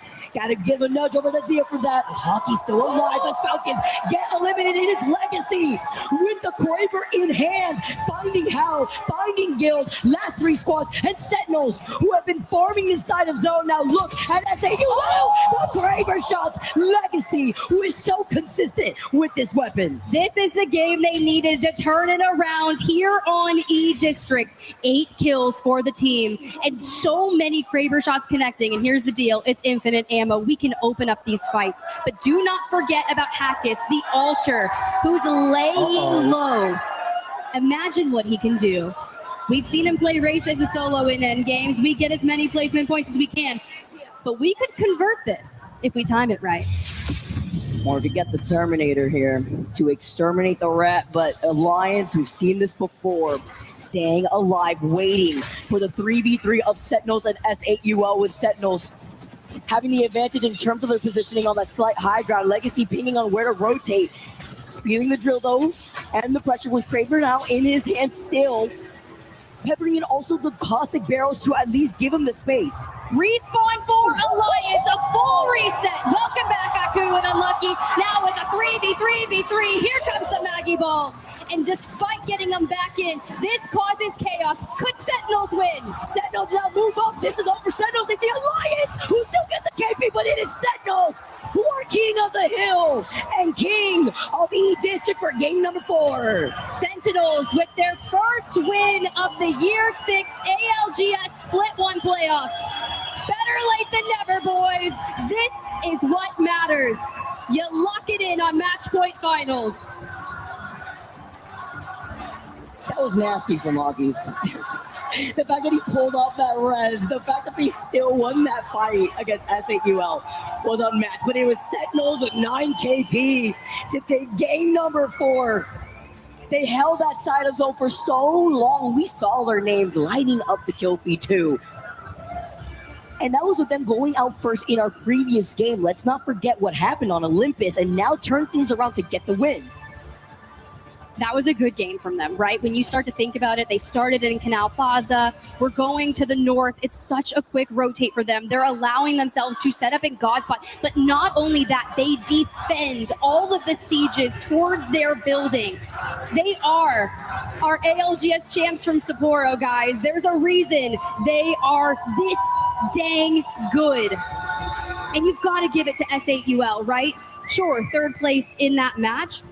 But what they did, they had the caustic ult. They were poised on resources and abilities for that endgame fight, but Alliance Hackis getting that reset as we kind of dive back to our top 5. This is where you see Falcon swing the duo of GG and that Hackis push as they're coming down, because that's what he has to do. They see the res go up, they're going to jump on it, so Hackis goes up to put the pressure on them first. The bait is insane. I mean, the fact that they even lost that fight, allowing Monsoon to wrap right behind the man to take the win. I mean, we'll take that any day. S8UL, they were hungry. They wanted to dive onto the res. Hockey says, come to me real quick. They get second place, and Sentinels just clean up on aisle 3. And we even saw Blink a few times get a kidnap, as he's usually known for, to kind of kickstart this momentum for them on E District. You love the energy in the crowd. You love that Alliance, by the way, slide through its second place spot for game number 4. And again, we also have to mention that it is the back-to-back E District.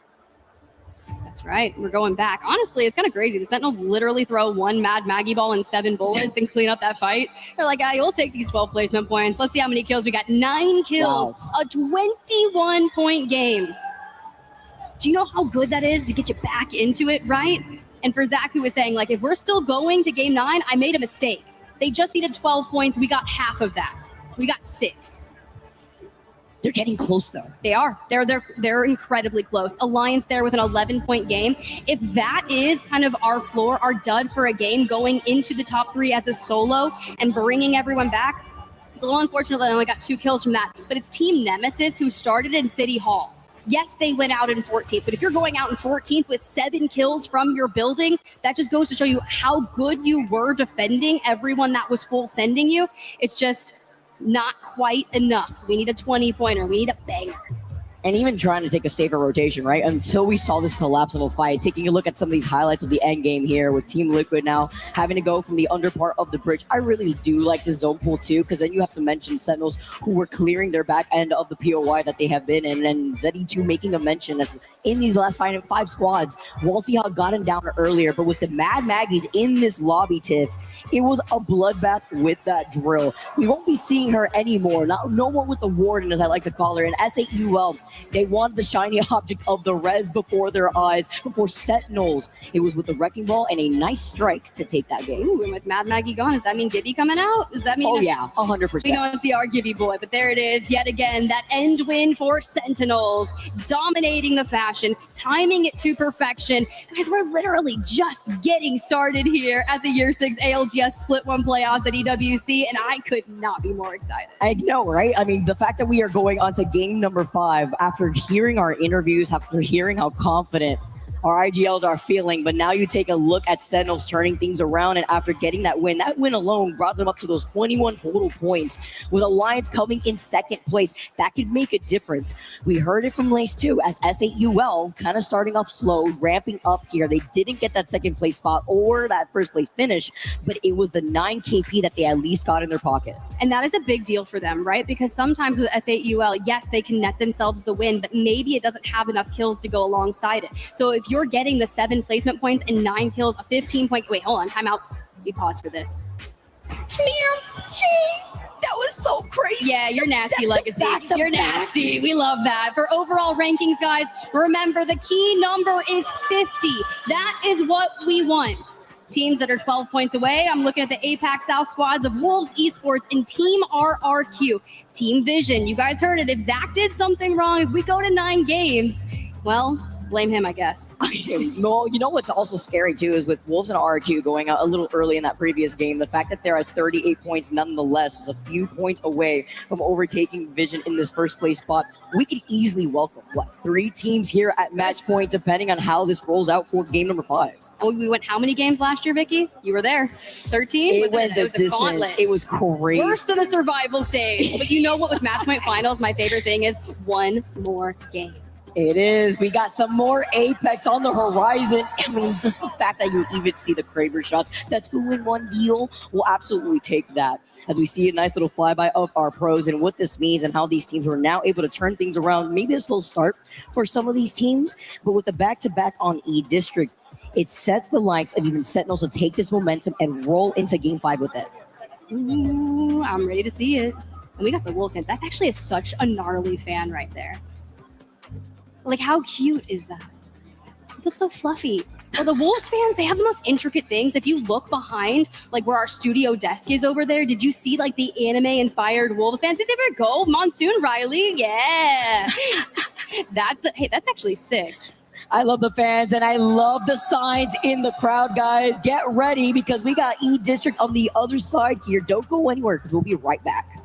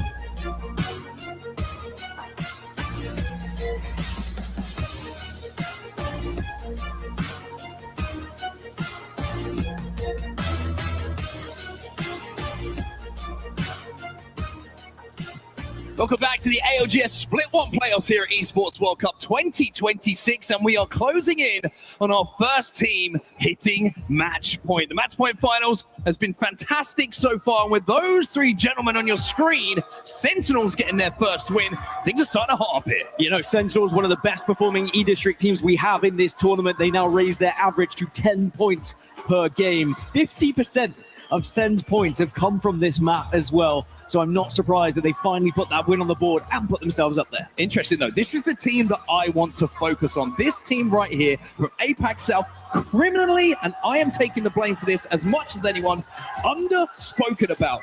One of the most consistent teams in the Apex Legends Global Series. And when we talk about E-District, Dan, which is where we're going back to now, some of the most standout statistics you could possibly ask for. And you saw what they were able to do, getting into that final circle, putting points on the board. They are the best E-District team that we have in this tournament, averaging 12 points per game. Again, 50% of their points have come from E-District as well. So SAUL will definitely be a focus going into this next one, as will Elite Esports and Reject, two more teams that have been able to put on a lot of points on this map. Well, let's see who continues their form, or if someone is going to jump up and make themselves known as we head back to E-District now for match number 5. The match point finals continues.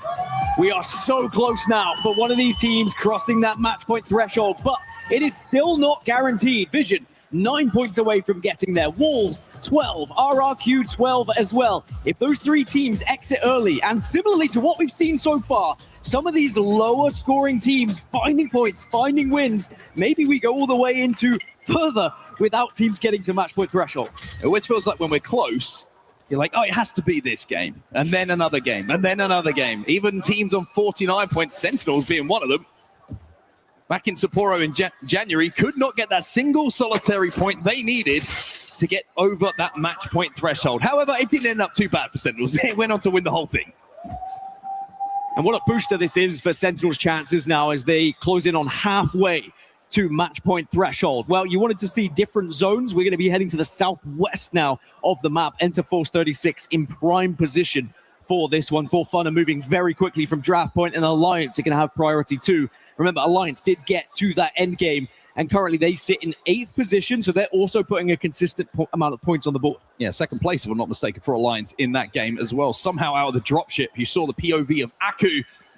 No mags, no problem. He was hitting every bullet, and then unlucky cleaned up the pieces, denying SAUL their chance to win that game and opening the door for Sentinels to close out. But Viaduct is looking pretty, I would say, spicy when it comes to where you want to be positioning yourself. But a lot of teams actually heading to the street market side here. Yeah.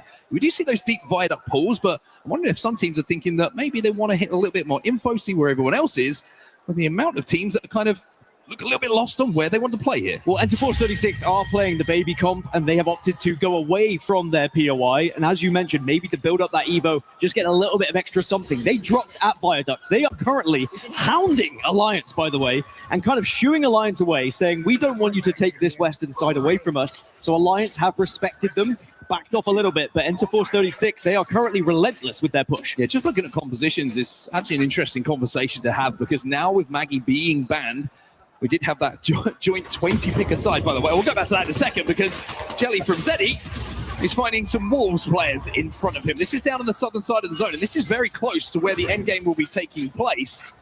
And it looks like a little bit of an engagement ends with no harm, no foul for either side. Everyone's still healthy for now. But going back to composition, the fact that Maggie has been banned, now we are starting to see Gibraltar, Newcastle, and the Baby Comp start to come through. The counters aren't there that were previously available, so teams might be looking to play this one a little bit slower, build up to purple, get those purple perks, and then make the most of the composition. For newer viewers, Baby Comp has been defined as Gibraltar, Newcastle, and Valkyrie, because Valkyrie kind of carries the two through the air and slams to the ground, or because babies could play it. You judge, it's up to you. It's the second one. We are going to see Gibraltar banned in this game because we do have 15. So going into match 6, there will not be a Gibraltar, and the full Baby Comp will not be available. As up into the sky, there's a charge rifle available for Deeds. Deeds, one of the best Newcastles in the game, and I feel very, very confident in that statement. Very well adept at anchoring the team, and making sure that he's in position to drag those teammates up when they need to. Now, speaking of dragging teammates up, Falcons might need to do that right now, because the breach charge from Jelly is going to take down Waltzy, who's going to be playing Fuse. Interesting composition, actually, from Falcons in this game. Alter, Catalyst, and Fuse. Now, Jelly has just found himself down. Deeds does his job, picking back up. That was a beautiful Skynade coming in from Guild. Bubble goes down as well, just to protect themselves. Breach charge goes out. And Zeddy are going to opt to a back away from this one. Probably an intelligent one, considering the position that Falcons find themselves in. And Falcons just have that advantage on the damage they've been able to output at the moment. But you mentioned it. I love this composition. I think Catalyst is going to be integral the further we get into this tournament as well. Fuse as the counter comp, you could say, or the counter pick to a lot of the Gibraltars that we're seeing. And also the Newcastles, firing a couple of those knuckle clusters behind those mobile shields certainly does make you uncomfortable if you are running that legend. So Falcons choosing to try and play against what they expected to see in this lobby with some counters. Unlimit, they're being very aggressive. Look at this competition. Strafing Flame is going to be trapped inside of that room with nowhere to go. Easy Flash has just been taken down as well by Stuvie. Well, when you're choosing Sparrow, Alter, was it, and Axel, I believe, if I'm not mistaken, that says we're going to play one way. It's never too much fun if the Gibraltar's the last one alive, usually, but ever since the changes where he can run a little bit quicker now, he's not as bad, even though the hitbox is still pretty annoying. They added some fast twitch fibers to this, man. I'm convinced of it. But Pricey has been playing excellent, and RRQ very much deserve their position in third place. But an early elimination suddenly allows everyone else in the lobby to start to play catch-up. Now, I mentioned Elite Esports. We saw how incredible they were through the group stages. This was the map where they found so many points. They dominated so many games, and they need to find more here to put themselves in contention of getting to match point threshold. Yeah, 20 points on the board so far. It's okay. It's decent enough. Middle of the pack. But like you say, the fact that this is the last time we'll see E-District for quite some time as we snake back through our map selection. Got to make the most of the opportunity where you've had those successes. Ninjas in Pajamas, not the greatest of starts for them. 18th position overall at the moment.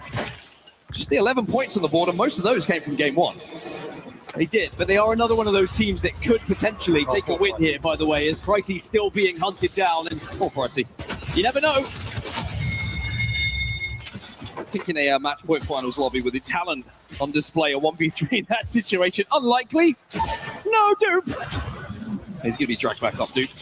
No problem whatsoever. Gets chased down by Zeddy Esports, as they will find those kills. They're completely isolated, deep in zone at the moment, Zeddy. As you can see on the bottom right-hand side of your screen, they're just outside of stadium. Where the zone is going, though, we are pulling down towards the south, down towards the back of Viaduct, where I was expecting to see teams start to converge upon. One team who's taken their time, though, is the team who came second place in the previous game, and that's going to be Alliance on that northern side, collecting some info. Yeah, they were at Street Market, and they've moved all the way around the west, hit the north, and they were bullied away initially by Enter Force 36, and now they've been able to scarper themselves to the north. They will also be playing the Baby Comp that we were mentioning earlier. They have the Valkyrie available. I think that we've learned a lesson through group stages. Some of the Baby Comp teams who did have zone pull towards them really struggled because they weren't able to capitalize on the composition they are running.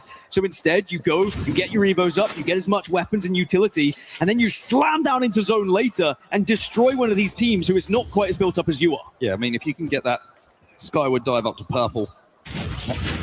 Get that perk where you supersonic into the skies and also get the triple defensive bombardment, which I think really is the key to damage output for a lot of these teams in the end game. It's worth just taking that counter rotate away from zone to collect that Evo to make sure that that composition is as powerful as it can be. So we briefly checked in with Team Vision, our lobby leaders at the moment. 9 points required. Could they be the first squad to reach the match point threshold? Zach did call them in 6. So they'd have to do it right here, right now. In the kill feed, Yanya's just gone down to the ring. So AG are also taking their sweet time. It looks like he's been picked back up as Team Liquid going for a very interesting rotation on the south here. They're actually so far off the map. They weren't even on my feed, but they've been able to sneak in behind enemy lines. Yeah, full wrap towards the southern side here. And this backside of Viaduct is going to be very, very precious to a lot of teams. This is where the zone usually pulls away from the main kind of crane structure that makes up the POI. So sneaking your way to that southern side is going to be very, very effective if they can survive towards that end game. A team who's very close to match point, Vision. We've got Enderforce 36 inside of Street Market right next to them, as you can see from their POV. Only 9 points away, Team Vision. Oh no, Lota goes down.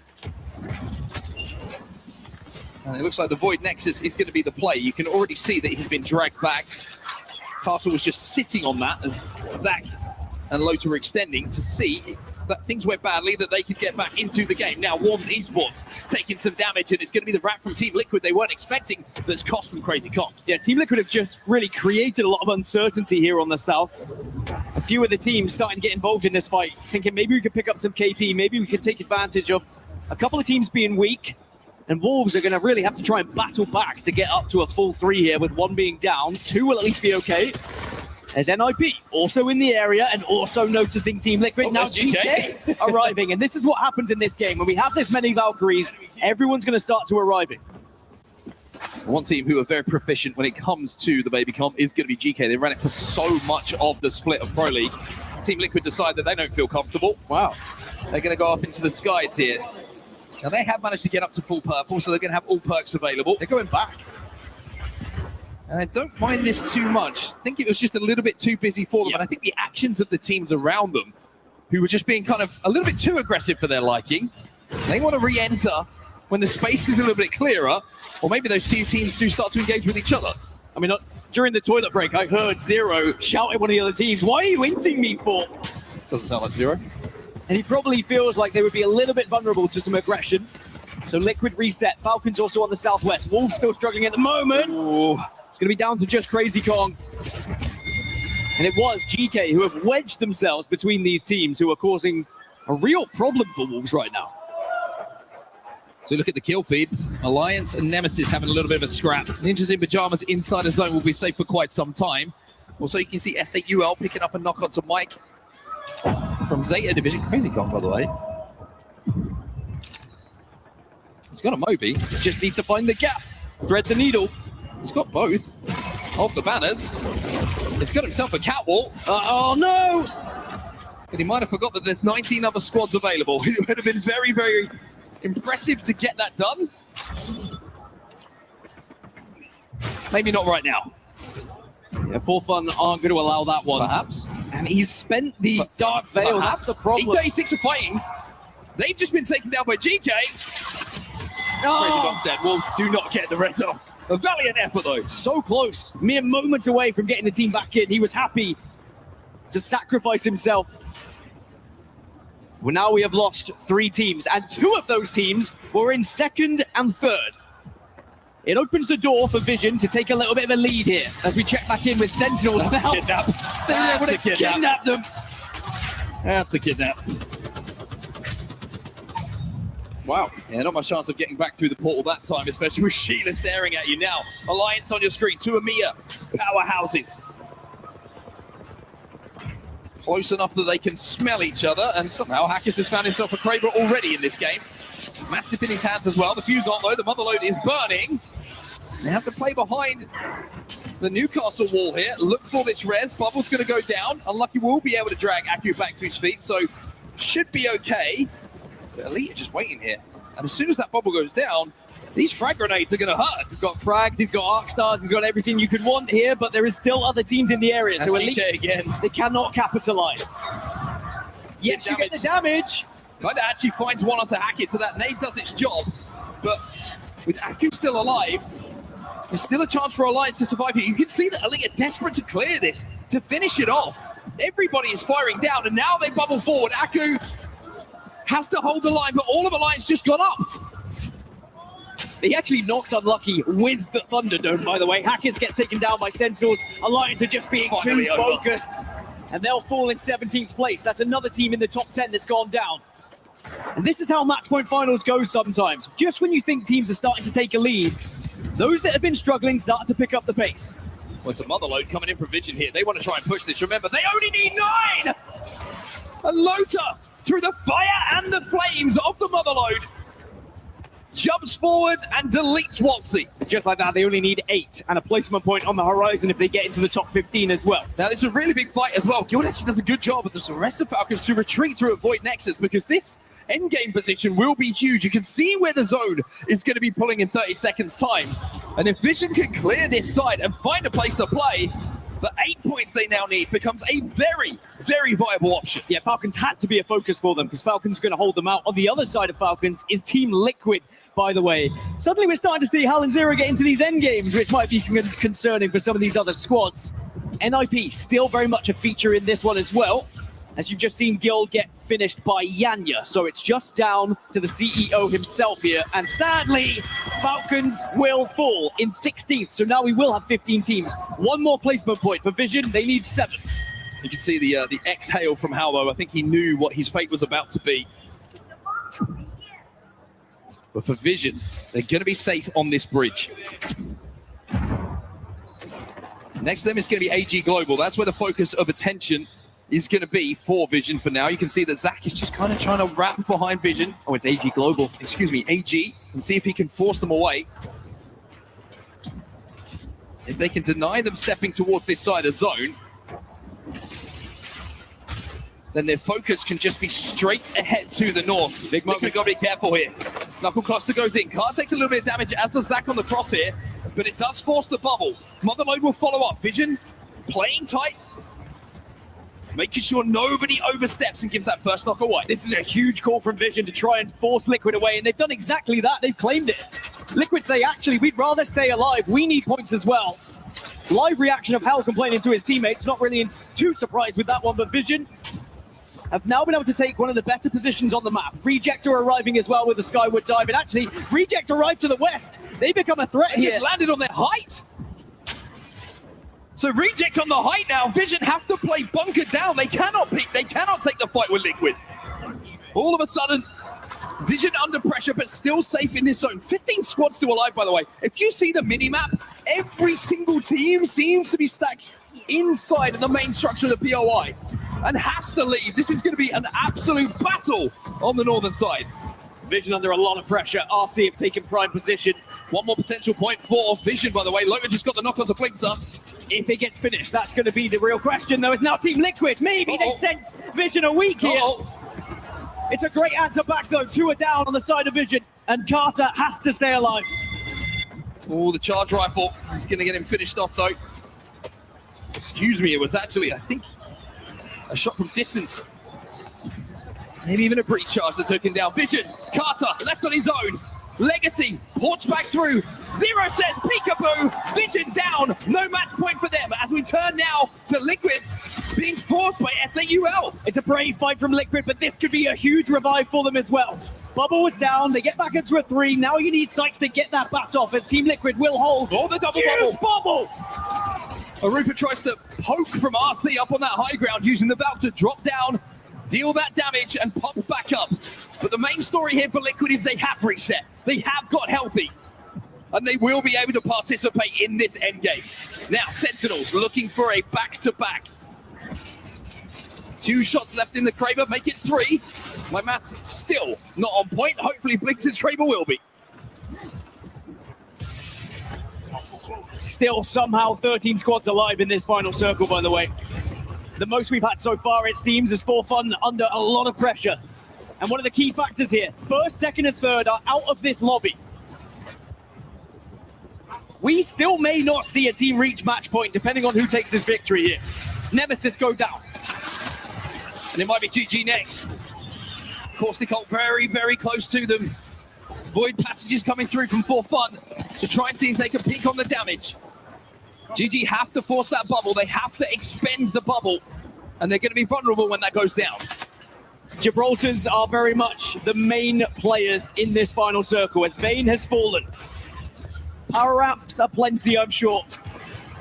GG's still alive. They've still been able to use this little nook and cranny to stay in a successful position. Well, NIP and GK is now a 2v2. In fact, it's going to be GK who win that one. Ninjas in Pajamas are dead. GG's still alive, by the way, and a combination of GG and Elite will delete For Fun. It's a Mia on a Mia on a Mia. As we now jump back to the Americas. Zeddy on your screen right now. Half the lobby has been eliminated. 10 squads remain. An opportunity for Zeddy, maybe. They're at 37 points. A win here may just send them over that match point threshold. And the position they hold could be a perfect one. It is another KP that goes in their favor. As you can see how close these teams are now for reaching match point. Liquid, Sen, and Zeddy is all eyes on. Can you do it here on E-District? Zeta Division bang center of zone behind a Newcastle wall. Sentinels getting pressured by Elite Esports as well inside of their little hut they call home. GG now the play onto GK. Oh, looks good, gets the clip. Zane sends in the motherload. Zone is closing, GK down to 1 as Blast will find another in the feed. You can also see Zeddy doing some damage onto AG on the low ground. GG will reset. This is going to be one of the most difficult end zones you've ever seen to stay alive. It's all down to bubbles, castle walls, and maybe, just maybe, there's something you can throw in. There's ramparts there in the lobby. Don't forget a catalyst there with the Dark Veil as well. An L-Star will certainly help. Elite Esports will be out next. Zeddy looking to punish RC behind this wall. GK Esports, they'll be out of the lobby next. The solo will go. RC now versus Zeddy. Zeddy are trying to send this on the high ground. Rejector out. Gaming Gladiators also out. We're into our top 5. Zeddy find themselves 7 points away now from the threshold. But Jelly's just gone down. They're being bombarded, but another bubble comes out. They should be able to get up, but the zone's creeping in. You've got to move. Well, there's Deeds doing his job again on Newcastle. Members down in front of them all of a sudden. The game is Zeddy's. Liquid will fall. Everybody is in front of them. Oh, but that's Zeta Division. That's Zeta Division. Zeddy will fall. That's send them for back-to-back. But it's Zeta Division who come through with a win for APAC North. Yuka on land. Could we see the man who has been chasing that victory for what feels like forever?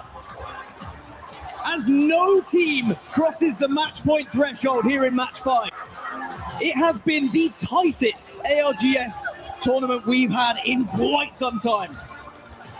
Zeddy, touching distance. Sen, touching distance, but neither were able to cross. And it is Zeta Division again, time and time again this tournament. They just creep out of nowhere and slam a win on the board and put themselves in contention. They just managed to avoid the attention of the majority of the lobby. They were playing down in a little corner on the low ground. Everybody else was just a step above them in each other's eyesight. It allowed them to go unnoticed for long enough that when the final moment came, they just had to pull the trigger. Zeta Division put 22 points on the board from that game, 10 kills, which is the same number Sentinels also found. 10 points for Sen, which actually puts them only 5 away now from that match point threshold. Our reigning world champions trying to go back-to-back with LAN victories, which is not something many teams have been able to achieve. You talk about the greats, you talk about the dynasties that we've had in this competition, the likes of Dark Zero, the likes of TSM. Could Sentinels be another name added to that list? Questions that will all be answered at the end of today when one team lifts that trophy. But the fact that we still do not have a single solitary team on 50 points means we get some more Apex, and that's what we love here in the Apex Legends Global Series. Knowing those games are gonna keep rolling. Here's your match results. Dan, take us through. Zeddy also giving themselves a fantastic chance with the 12 points they put on the board. They are actually the closest to match point threshold, as we'll see later with the series results. Liquid with a big 12 points through kills alone. The way they were able to hold the southwest side of that zone was perfect. But then some teams still struggling a little bit down towards the lower half of the leaderboard. Big ones would be Ninjas in Pajamas, for example. Our #1 team coming out of the Americas region during Split 1 Pro League are in 19th place. Enter Force 36 are in 20th place at the moment. They just haven't been able to get going. Well, here is that endgame from the POV momentarily of Zeta Division. You can see the carnage, the defensive bombardments raining down from the sky, nades, bubbles. It is absolute chaos inside of that final moment. You can see fun at the end there. Comes down, I think he might actually die to Zone. I think the last player actually Valkyried up into the air at that point and avoided all the gunfire. You were quite right when you pointed it out that they just were able to get away from everyone else, which sometimes as a Valkyrie, that is your job. You talk about those final circles, you talk about Gibraltar getting the bubbles down, Newcastle using the shield. As a Valkyrie, it is survival of the fittest. Well, survive they did. And as the games keep rolling, well, we have to wonder, is someone going to hit match point in a few moments' time? The ALGS Split 1 playoffs here at EWC will continue.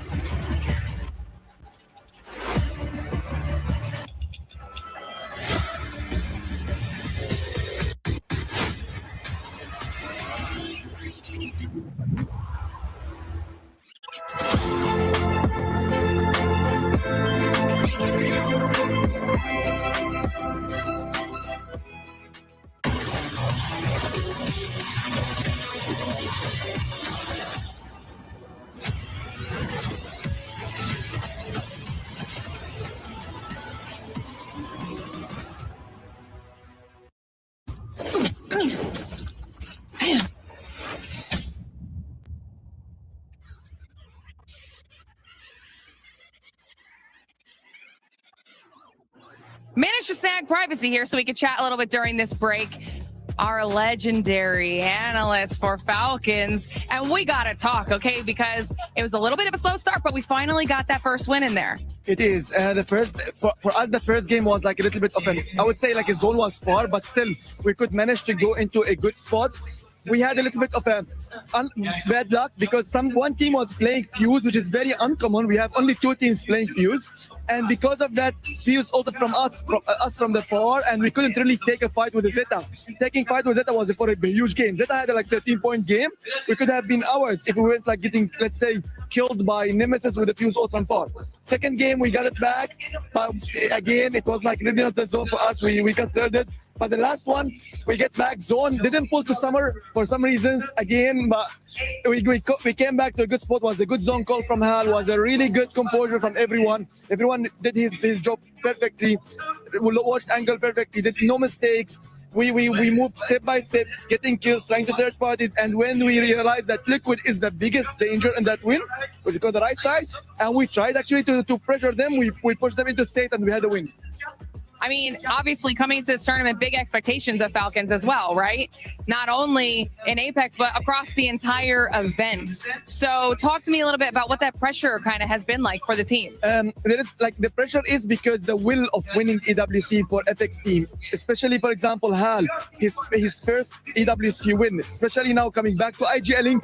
First, really EWC as an IGL. Guild wants to win his first LAN, and it's a EWC. It's a good for the orgs because the orgs support us in everything. We want to give them back something, and this is the win of EWC because that's what they want, and that's what we want, even all of us, because none of us won EWC. There is a big pressure, but everyone is confident. Everyone is like ready for that win, and we hopefully will get in the next game and get the consistency back now. And that game was what we needed actually. Yeah, you've definitely got the ball rolling now, so we're going to see how the rest of the games go. Thank you so much for chatting with us, Privacy. Yeah, hopefully. I think next game I'm going to say 10, 12 points. The next one, another maybe 12 points. And then we will be just like a good game. And then game 8, we close the game, I think. Game 8, Falcons. All right, you heard it here first. Game 8, Falcons. See if that happens. Welcome back, everyone, to the ALGS Split 1 playoffs here at Esports World Cup 2026. I love Privacy. He's so funny. I've got to say, he's so funny. He's so passionate. Take a breather. And he's so damn knowledgeable as well. He's saying Falcons in 8. He would. It'd be weird if he didn't. I mean, they're on course for it. Everyone is, because we don't have a team that has crossed that match point threshold now as we move into Olympus, as we continue our draft. Nessie, what are you doing there? Nessie gets everywhere. Honestly, I want to, whatever badge or pass she has, they have. I want it, all right? I want it as much as I want to talk about the POI draft here. As we change back over now to Olympus, we snake our way back. What are you making of this one, Dan? Well, you look at those numbers, and those numbers represent the pick order for the POI draft. You see it in the 60s, you see the 70s, a 24 there of Somers University from Team Vision. I wonder why that is. Also, the 13 from Alliance for Gardens. And again, I wonder why that is. Recency bias is why it is, because these teams have seen so many similar zones on this map that they've just said, look, if it's going to keep going this way, why not? But do you know what happened the first time we had Olympus? We had a different zone. It did not go there. And the numbers, at some point, you had to really start stacking up against those Eastern pools. This is how we're looking right now, by the way. Remember, 50 points is the magic number. You hit that, you're match point eligible. ZE Esports 4 away. Sentinels 5 away. Vision 7 away. Zeta with that win 10 away. Everybody, it almost feels like in that top page, has a chance here with a big win or even just a few points of making match point. And as a reminder, once you reach the match point threshold, you then still have to win match afterwards. That's why sometimes we just keep going. It is not as simple as crossing 50 and then winning. It very rarely happens, actually. It sometimes takes teams 3, 4, even 5 matches to find it after we've had one team cross that threshold. Yeah, it's almost like the curse of match point down. We've talked about it a million times before. You hit it first, doesn't really mean too much a lot of the time. It does not, but maybe some of the teams who are going to be closely contested in terms of Olympus and finding points. Elite Esports, again, they have been our best performing Olympus team, averaging 17.7 points per game. If they can find that kind of number, then they would put themselves in contention with the lobby leaders as well. Nemesis and Zeta Division, 2 more teams that have really enjoyed Olympus here. So we'll have to see, A, are we going to Somers University? And B, who's going to pick up those points? Well, what do we think, Paris? Someone hit match point in this game? We're not sure. They don't want it. They want more Apex. I get it. I understand. Sounded like a no, which I'm all for, because I just want more Apex action. As we jump into Olympus now then, remember, ZE Esports are going to be the team that is going to be closest to the match point threshold, but in terms of legend compositions, we're going to be changing everything. No Gibraltar is going to be available now. You're still going to see a lot of Valkyrie, a lot of Newcastle, I'm sure.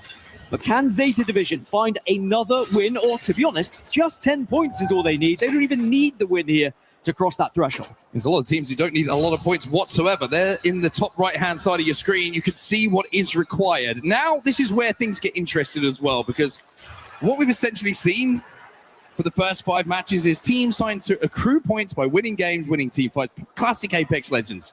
Now, when you're in a position where you only need 4, you're like, we see one team in front of us. Do we go for the fight? Do we just go for a cheeky in? Do we try and see if we can get our job done nice and quickly?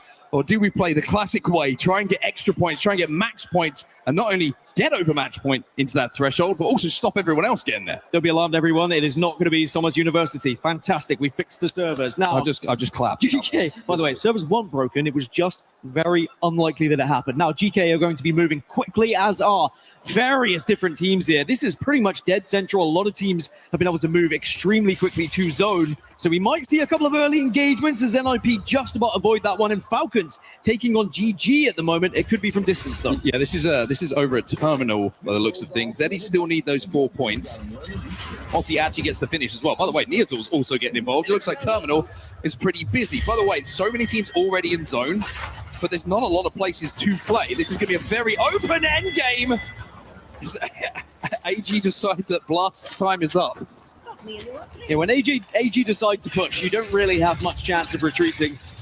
And this is always the worst game to be eliminated. When teams are just on the cusp of the match point threshold and you sit there thinking, yeah, maybe we're going to be done next game here, and you don't have any chance to actually try and impact it yourselves through points. Well, a big moment for Zeta Division that previous game. And now they only need 10. I say only. Stay hydrated, everyone. And 10 points, like we say, that's a good game in Apex Legends. That's not easy in these kind of lobbies to accrue. And Zeta Division now will look for the fight potentially inside of the building. Scary moment though, because still on white armors. I mean, we're getting to that stage of the tournament where every fight is pretty terrifying. You know the impact of it, whether you die or whether you win. Strafing Flames down at the moment, but Easy Flash still up, and there's going to be the full knock as Easy Flash goes down. So it's Pricey in a similar position, left on his own once more, but this time as a rampart. Well, Hal is hunting with that 30-30 repeater. It's 2 knocks for him as they're overextending from that position we were talking about in Terminal. They're kind of playing that balcony, but Hal's got a little bit of license here on Alter to try and finish off Pricey and finish them off. He does. 3 KP for the CEO. RRQ are eliminated second. And it has been quite an up and down tournament for RRQ, hasn't it? You think of day 1, how much they dominated. Day 2, suddenly they fall off. They look lackluster, and then they find themselves in match point finals through an incredible survival stage. But now at 38 points, they fall here in match 6. So again, they'll have to sit back, watch, and hope not too many teams cross the match point threshold, because realistically, one should. One thing that sometimes has let Falcons down a little bit when you've been watching scrims and watching a few Pro League games, just taking their eyes off their back. When the zone is closing behind them, they have to worry about a few things when it comes to that. We'll get back to that in a second as we see 4Fun and GK engaging with each other. GK just get wiped pretty comfortably. And 4Fun will be able to reset, but Falcons, like I said, a little bit of their Achilles heel has been just teams wrapping behind them late. They're going to have a couple of teams potentially do that. N4 36 have actually left, but they still have Team Vision. They still have Reject on that southern side to worry about. This is also an interesting point in the tournament where some of the lower teams start to play a little bit more aggressive. They take a few more risks. They take a few more fights they perhaps wouldn't. That can be very frustrating for the middle of the pack. They're just trying to play a little bit more zone central, avoiding said risks and trying to survive to put those points on the board. And that dynamic can be a very frustrating one if you're on the receiving end of one of these pushes. One of those teams who do need points. NIP. Again, a difficult tournament for them, but they'll be delighted they at least find themselves in the match point finals. Will they come to life here today, or are we going to see them just fall off a little bit in these final matches? Remember, a win puts them right up there. That's it really the thing. does, yeah. It really, you know, we're so early, it feels like in this match point finals, that one win can really put you back in contention. 7 points the difference between being match point eligible for Vision and having to watch another game slip through their fingers here, though. And the only reason why it feels early is because no one's on match point yet. How many times have we been in match 6 where 5, sometimes 7 teams, I just really didn't want to say 6, 7, by the way. 5 or 7 teams find themselves on match point, and it feels like you've got so much to do to catch up. But because no one's there, it does just give you that little bit of extra on the clock. Forever saying 5 to 7. 5 to 7. 5 to 7. It's the safe spot for 6 us all. has been forgotten. Well, Team Liquid down on the low ground now. Playing the bunker position underneath Alliance, who are playing this height. Alliance will be safe for quite some time up there, but it's about what you do after that that's going to be interesting for a lot of these teams. A couple of Valkyries in the lobby. One team that does have it is Alliance, so their options are pretty vast when it comes to how they want to actually approach the end game here. RC under fire here from Elite Esports, who are holding them out. Elite Esports have not necessarily found the same form that we saw from them in the group stages, but again, they do still have time, and it is their best map that we're seeing in Olympus as RC are forced back into the zone. Elite Esports were able to really apply so much pressure, and it's going to be an uncomfortable rotate for RC now. As looking at the zone, it does continue to pull a little further south. Sentinels are very much set up shop, by the way. Look at the amount of space they currently hold. And then 4Fun on the northern side could potentially pick up quite a bit of KP of those teams arriving through the turbine area. Alliance and Liquid may be passing each other shortly. He just saw Sentinels portaling out for a little bit of loot. I think they would have rotated as essentially as quick as you can from estates. That's their game plan, right? We saw a tweet from Blixer last night saying, got draft again because they got all their central POIs. I feel like everyone says that.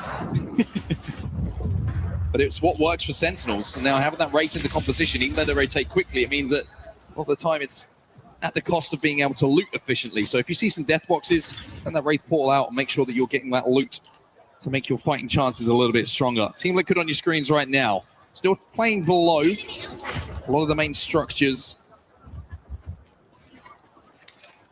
that make up where this endgame is going to be taking place. But the fact they've got up to purple from here, I would say, is very impressive. That's damage output It's having a good pathing towards where they wanted to play here. And I kind of like the comp. I'm going to say Sparrow Bang. We know how good Zero is when it comes to Bangalore. And I like the aggressive nature of what that composition can offer. I'm enjoying seeing the amount of teams that are switching over to Catalyst as well. Vision have done it, Wolves have done it, Falcons also find themselves on Catalyst, as do Nemesis and NIP. They know the importance of not just that Dark Veil, but the piercing spikes can be so detrimental in a final zone as well. But it's just whether you can get there. Zeddy Esports, another team that will be wanting to get there, of course, but they could find themselves on match point threshold just through KP here. You wipe out one team and get into the top 15, it's job done. Good news for Zeddy is they're not feeling the nerves. As you can see, they hit purple on Marvin. And now Falcons have been watching their back. Here come Wolves. Falcons are sending it. Good damage done initially by them, trying to avoid that Dark Veil. Halgosu does more good damage. Guild will capitalize. Wen's going to be down. Guild just making sure that he can protect their side of that wall. And now Falcons will send out their own Dark Veil to try and clean this up. And they're just going to make sure that there's not any other teams that are starting to look at it. But yeah, I was about to say Vision are starting to approach, and Falcons may be sensing that. They turn around, they flip it on a dime, and instantly they're going to force Vision away. So great awareness from Team Falcons there. You said it. In some scrims, maybe weren't watching their backs enough, but it does seem like they're a little bit more locked here in match point finals. Yeah, it's a very boring job if you're given that responsibility, but it's one of the most important, and certainly one that you get blamed for first. If a team does wrap behind you, Wolves still alive, but only just. Overflow here for No Name, but no knockdown shields to hide behind. Wolves Esports will be out next. And that's more KP for Sentinels, more points for Sentinels, as they find themselves now only 3 points away from that match point threshold, and they are in prime position. Yes, the zone is going to move a little bit away from them, but where they currently reside, a lot of damage can be done. They have a lot of sight lines on some of these teams that are going to be moving in. One of those teams in particular is going to be Elite Esports, 2 Sentinels West as well. Team Vision also in a fantastic spot for this end game and to get the points that they need. Now, this is a big moment. Elite Esports looking to wrap the position of Sentinels. They do have Alter as well in the composition, which means they can queue through that wall and catch them off guard if they're not paying attention. Sentinels were pinging it, though. They do know Elite Esports are there, and that's the first job done. They're not going to get caught off guard. But for fun, however,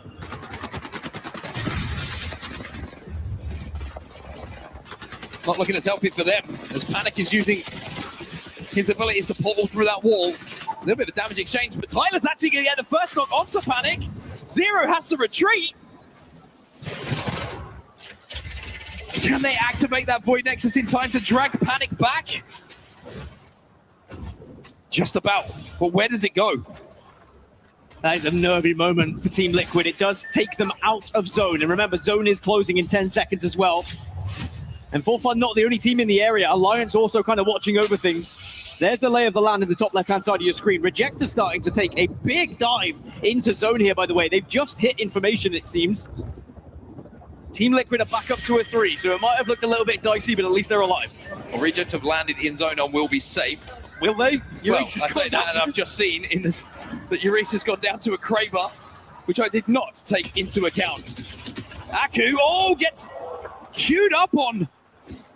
And the beautiful shots coming through from Stuvie means that Alliance's height position has become compromised. Team Liquid also decide it's their time to go up to the height. Yeah, this has opened things up for Team Liquid. Again, great awareness of what's happening around them. Unlucky and Hackers are going to be alive. Aku's back up. It's a full 3 here. Actually, Unlimit are going to be the ones who lose out.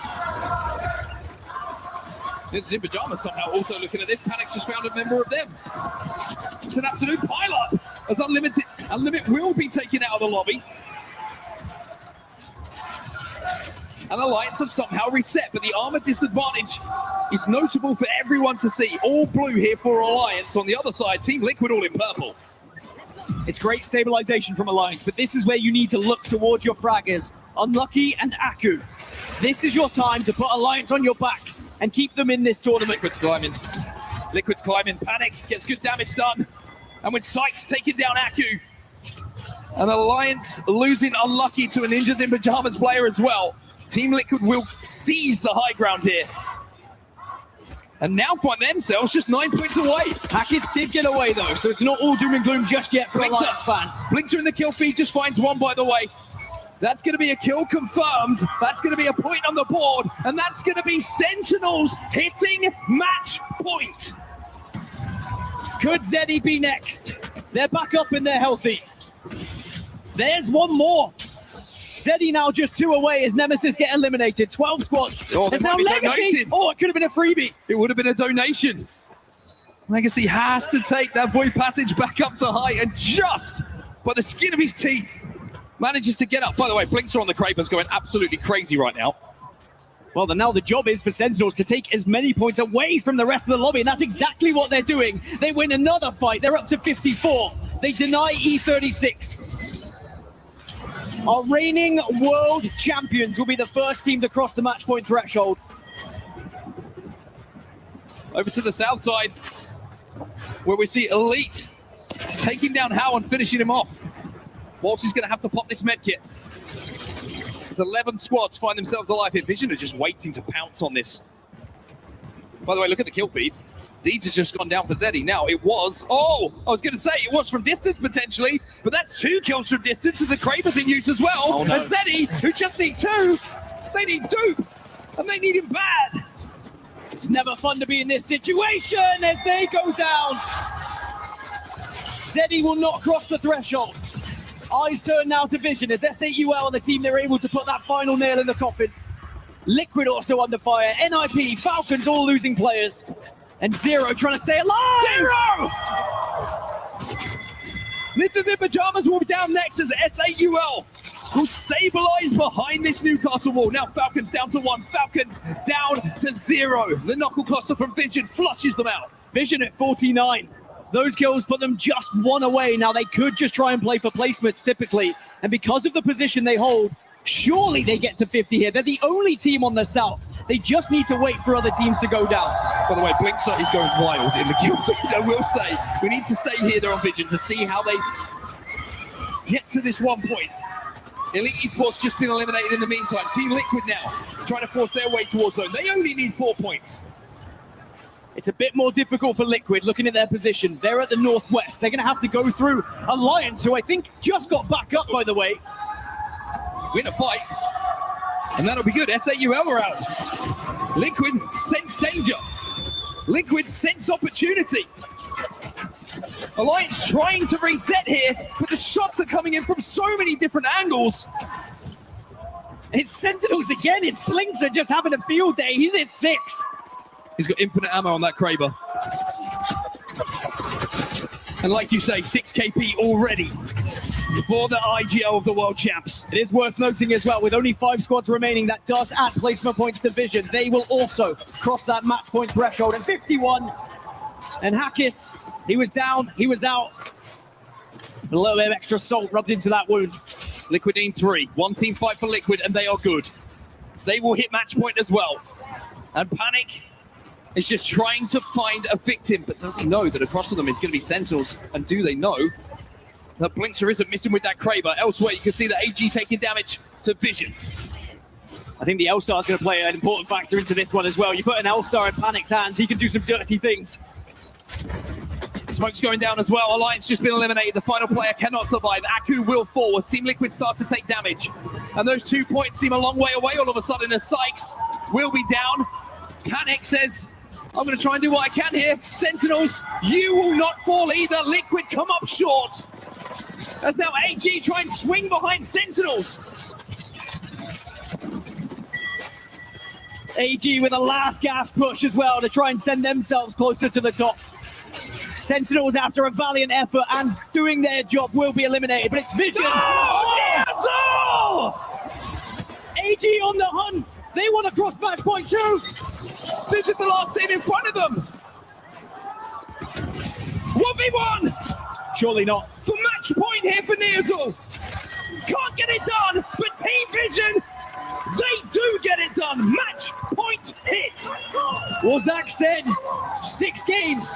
Maybe it was 6 games to cross that match point threshold, as we have our first 2 teams who will get the opportunity to win this tournament in match 7. Vision One of the best IGLs that we have seen in Zach Mesa in recent times against Sentinels, the reigning ALGS world champions. Match 7 is going to be absolute cinema. We win these. We win these indeed. Big moments. Big moments for Vision. I thought we were going to get away with it, but Clara had to hit it. Someone has to. Well, Team Liquid, they were desperately close. ZE Esports also couldn't quite cross that finish line. And whilst we may have 2 teams now on match point, that doesn't mean we're going to get done here in match 7, because there are going to be so many teams hunting down match point eligibility themselves, looking to try and put points on the board, and all of those teams who are still down at the bottom of the leaderboards, we have some huge names that can definitely find wins. Alliance, GG, S8UL, Ninjas in Pajamas, like, these teams can definitely keep us going here in match 7. Well, something to note here is usually it feels like we have one team hit match point first. Everyone in the lobby is aware of where that team is going to be, where they're likely to rotate. Now it's very interesting. The fact that we have 2 teams hitting match point together, that makes it a little bit more interesting. That gives the 2 teams who are on match point right now a little bit more cover and a little bit more anonymity when it comes to those end games and the mid game as well. This is going to be a very, very interesting dynamic that's being added here in our match point finals. And now you start to get into the territory of, do we switch things up? Do we play differently now? Well, for a team like Sentinels and Vision, who play a very particular style, they should be fine going into match 7. Sentinels, who love a zone-heavy rotation. Vision, who like to kind of pick their zone, pick their spot. And we heard the listening earlier of how they approach things. These are 2 teams who are certainly capable of winning it in this next match, as there's confirmation of the points from match 6. And again, some of these teams that are at the bottom that didn't find points, they're going to be desperately looking for them going into match 7.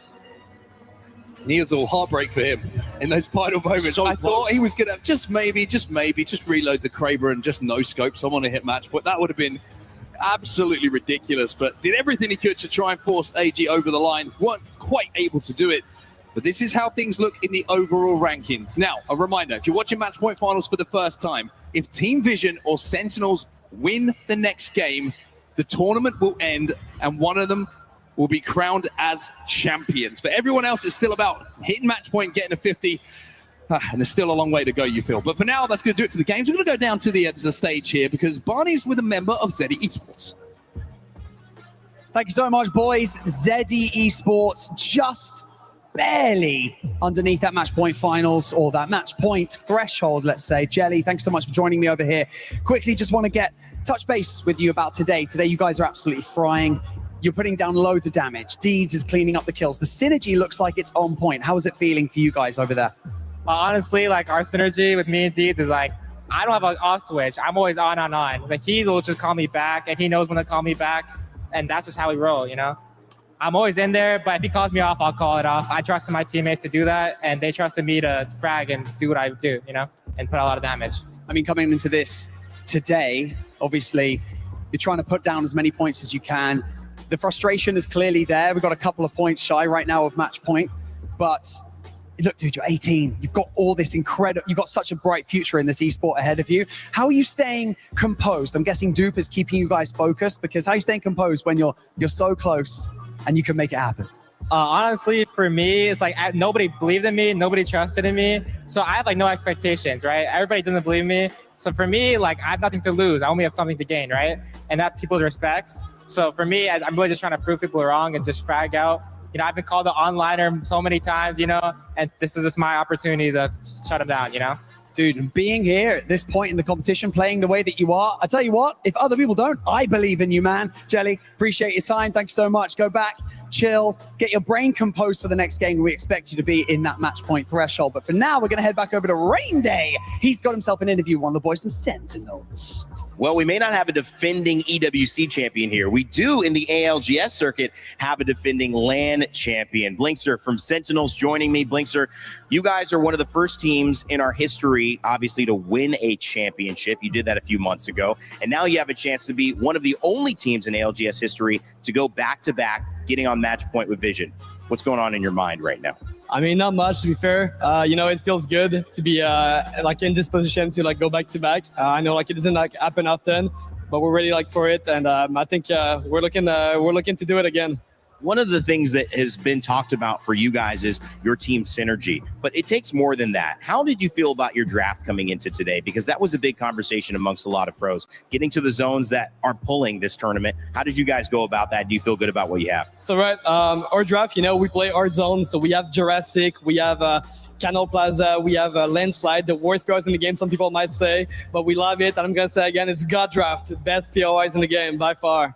Well, you guys are getting to zone. You're doing the right thing. 65 points. This game could be over at any moment in time. Since we may not get a chance to talk to you, before you lift the trophy, I want to give you a chance to say something in French. Écoutez, merci tout le monde d'être ici. La foule est incroyable. Vous êtes beau à voir. Sorry, vous êtes beau à voir tout le monde. Merci beaucoup pour l'amour. C'est ça. I love it. He did the no. Can't take my mic, but you might take the championship. Blinkster, appreciate you from Sentinels. Pretty soon, we're going to be coming back with the studio for more here at the ALGS Split 1 playoffs at EWC 26. Body was built to move. Not trapped at a desk in one singular posture for 12 hours a day. It's time your chair evolved. This is Secret Lab Titan Evo. Ergonomically engineered for you, gamers, hybrid workers, artists, backing your every move.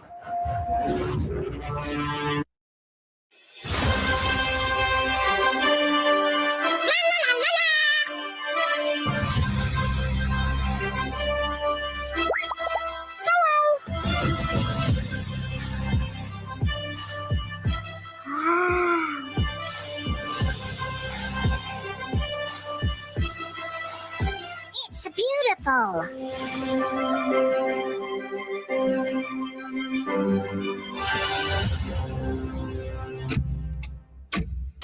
You're my hero. Oh boy, oh boy, oh boy. Hooray!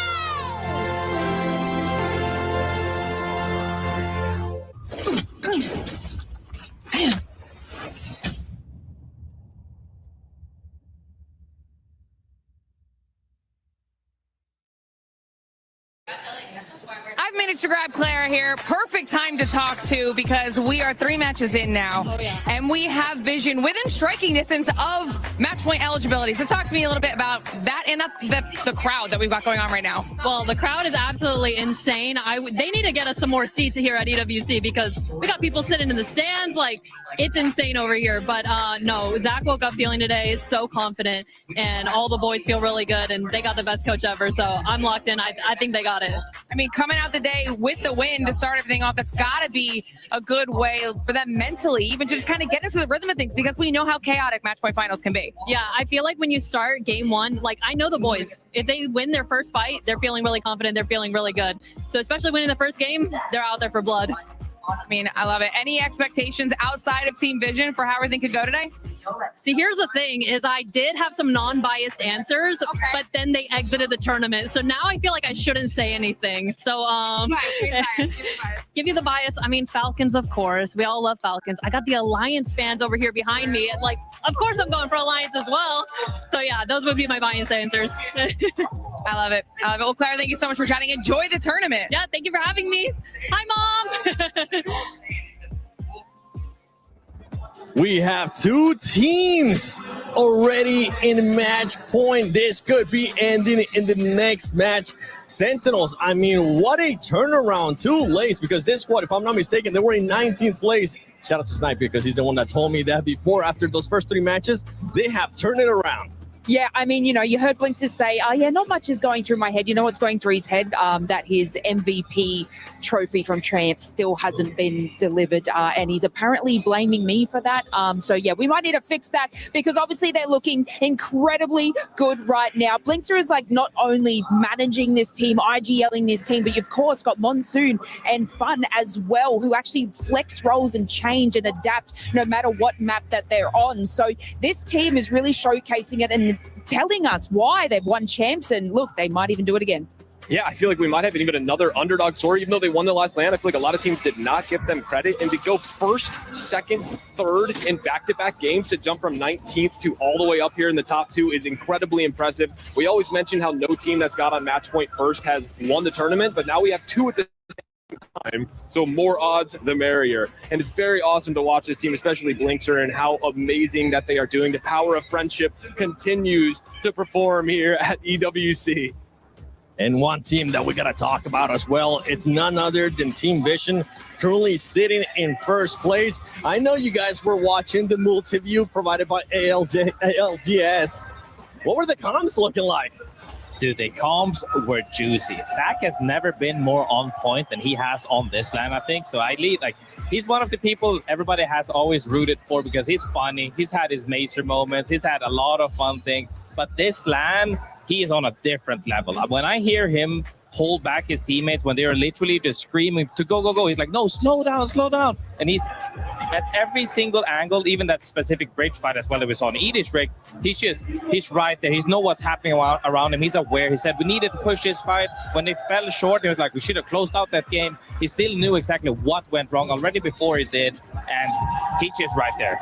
Yeah, shout out to Multiview because we've been watching a lot of teams this whole tournament and the communication and honestly watching Zach Mazer control the emotions of every single one of his teammates. He's got a young team that has not performed to this level before, and to be able to have so much chaos going on. We got questions about Zach's IGLing in the past of trying to do too much, contesting teams when they shouldn't. I got a chance to talk to Loader in the cafeteria. He's never been more confident. Zach was so confident. And honestly, Grace, for example, how important is it to have an IGL that while there's so much chaos going on, you're able to reel your team in, talk about just the ability to control emotions, not just after the game when it's over and you go back and you think, oh, well, we did this wrong, but in the very moment it's happening. I mean, really, it's all about being able to be level-headed whilst everybody else is flourishing those emotions at the highest, because you're at the highest stakes of the tournament right now. We're talking about life-changing money, 600K on the line if they were to take this home. And of course, people are going to be really excited to make plays. However, playing too much and people might third you. So it's really good to have somebody mature like Zach, who's been through thick and thin of these tournaments, to really have your teammates back in case you do need to slow down a little bit. And boy, so far, they've even been triple split, if you guys saw in that match win as well. They've been triple split 3-way to where 2 people are playing a 2-by-1, and he's just like, okay, you guys can go. No, wait, come back, just make sure. Okay, you guys can go back. He's everywhere right now. He's on point. I mean, you can tell right now on your screen how good both of these squads have been playing. They're currently tied. They have hit that match point. If any of these 2 squads win the next game, they will be crowned the ALGS at EWC 26 champion. But talking about plays, talking about mood, talking about all that stuff, how the players are feeling, I think we expected a lot more out of Team Falcons too. And at one point, we actually saw Imperial House just chewing out his teams. Yeah, well, you obviously, we got to speak to Privacy, and he's sort of giving us that play-by-play, saying Falcons are doing it at 8, and obviously, we're not at that sort of sense yet, but we talk about this sort of mentality going into it. There's so many expectations on top of Falcons' shoulders right now, and we're seeing that kind of reflect in their gameplay. We'll see if hopefully in the next couple matches, they got to make sure they stop Sentinels and Team Vision. Now, talking about those 2 squads, right? You already hit match point. I want to go get into your guys' brains, Graceful and Snipe. I'm going to go with you first, Snipe. You already hit match point. What is going through your head in regards to, are you going to be changing your game style? Because it could end up backfiring. Yeah, both of these teams are obviously doing everything that they can right now. The win is in Vision, for Vision, and Sentinels already knows what it's like to win a tournament. So for these teams, it's just continue doing what we're doing. Obviously, both these teams have now performed. Vision wins at the beginning of the series, they win at the end of the series. They're the team that I think has the best chance to win games, as they proved that all throughout Pro League, being the most winning team in North America. So for them, it's just continue with that pace. Don't let it get ahead of themselves, but at the same time, don't slow down. Keep getting the kill points, keep getting the KP. Make sure you stay at the top of that leaderboard, because no matter what, that's good. Obviously, the win is what you want, but make sure you stay at the top. Don't slow down and continue with everything that's happening. I mean, from what I've seen so far out of them is really the macro decision. Like they've all been playing kind of half speed for now, where they come in zone 3 a little bit late instead of just opting in early. A lot of these teams have gone in almost too early, got punished for it, and we've seen a lot of teams are being proactive. That means people will take fights here. I think Alliance is a great example. They go in a little bit, immediately pinched by 2 teams. Zach and the boys, and also Sentinels as well, have been playing on their own pace. They don't care what the lobby is doing. They're playing their game, and it's really, really giving them the results that they're looking for. I'm glad to hear that, especially with the way Zach is playing. I know everybody's truly very proud of the way he is playing. Now, talking about those 2 teams, if you had to pick one, Team Vision or Sentinels, I'm going to put you on the spot right now, Lace. You have to pick one, or it's got to be Visions then. It's got to be. I feel like Zach deserves his moment. He deserves it. I think we all agree. We saw the passion when Monsoon, then the Team Sentinels won their moment after such a long, series. Yeah, I got to say Visions. How about you, Grace? Yeah, the Mazer Laser has to come out. I'm rooting for him. Is it the greatest guy? Yeah, comeback story. Zach missed the last LAN. I know that was heartbreaking for him, as he just, he's been such a passionate player. And I think that this is the team. He has a team that trusts him more than any time before, and it's in his sights. I mean, there's no better team right now, I think, than Vision. Well, they got to make sure they hopefully close it out within those next matches, because if not, Team Liquid, SETI Esports too. This is one squad. Remember, Deeds ended up finishing EWC in 2nd place last year. Right now, they're just 2 points away from the match point. Yeah, I mean, this team has been flying under the radar the entire weekend. I feel like no one talked about them. They were one of the weaker teams in the region, and for them to come to this event, I guarantee that experience with Deeds is huge. I got a chance to talk to Dupe and Jelly upstairs, and they were just laughing. They were giving each other nicknames, and it's like, I feel like this is the same kind of Sentinels thing, where it's just the friendship and the trust within each other. There's no egos on any of these rosters, and it's incredibly impressive to see them this high up at the leaderboard and performing this well. I think they also have the benefit of not being the first team to hit match point, because that's been a curse in a lot of the tournaments where they're not really able to close out the game. So we'll have to see if they can do that now.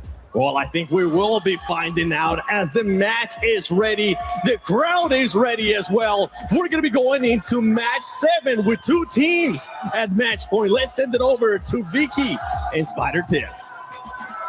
Thank you, 7. We got 2 teams at match point. The legendary moment that can shine as we go into World's Edge. Pressure on the backs of Team Vision in Sentinels. Tiff, imagine the story if Zach clutches up, but we can't taunt it yet because the end is in sight. But we heard the confidence from his interview earlier, and this could be that gift wrap moment. I mean, look, he was confident earlier on stage. You see the smiles right there. We heard from Clara just how confident they woke up this morning. Back just a few days ago on Media Day, I was back in the room for like 6 hours talking to a ton of different teams. And when Team Vision came in, Zach only had positive things to say about the up-and-coming Carter and Loader duo. He's like, here's the deal, guys. Yes, I'm the IGL. Yes, I can say where I want to go, but those two get creative. It's like, yes, he makes the calls, but he IGLs through them, involves them in those creative decisions. And you're going to have to get creative because Team Vision has not won a World's Edge in this tournament thus far, and neither have Sentinels. Oh my goodness, noting that too and how this game is going to play out. It's crazy too. Before we go into World's Edge, let's not forget, right, what that game number 8 is looking like, because they will be Stormwind. But that is to say, if we even get there is the question, because you heard it from Zach himself. If it goes the distance, he feels like he failed as an IGL. An IGL, by the way, that has insane micro IGLing play from the very beginning within the Americas region, and now being able to shine on the big stage. Knowing there are 4 teams at the back within just a few points of eclipsing 50. This is Sentinels and Team Vision's game in pocket to close it out. World's Edge, it's one of our oldest maps in our map pool here for the ALGS Split 1 playoffs, but you're gonna have to lock it in and get crafty. Lock it in, we do. Everybody, are you ready? This could be a wrap, or we could even see more Apex as Vision. This team right now rocking out with the Alter, which to highlight, Alter is the most picked legend in this game, so she will be banned after this. young players here as Sentinels looking for the opportunity to get the back-to-back since what, the TSM and Dark Zero days? The real ones remember. That would be beautiful with this squad.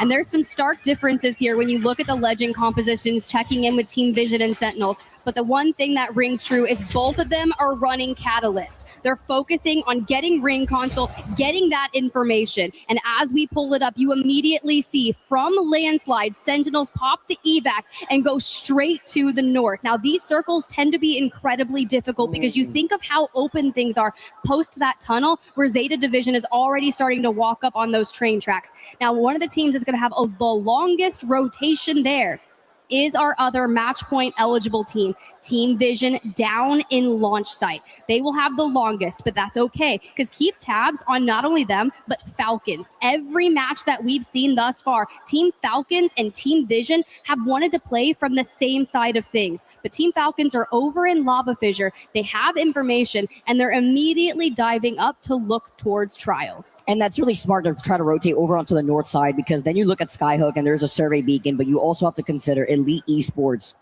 who also split loot Trials and Skyhook West. But with E36 in dead last, with teams already managing to secure themselves in the match point team format, it's beautiful to see.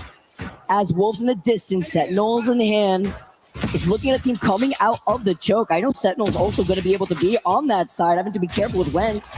He's going to land some of these shots.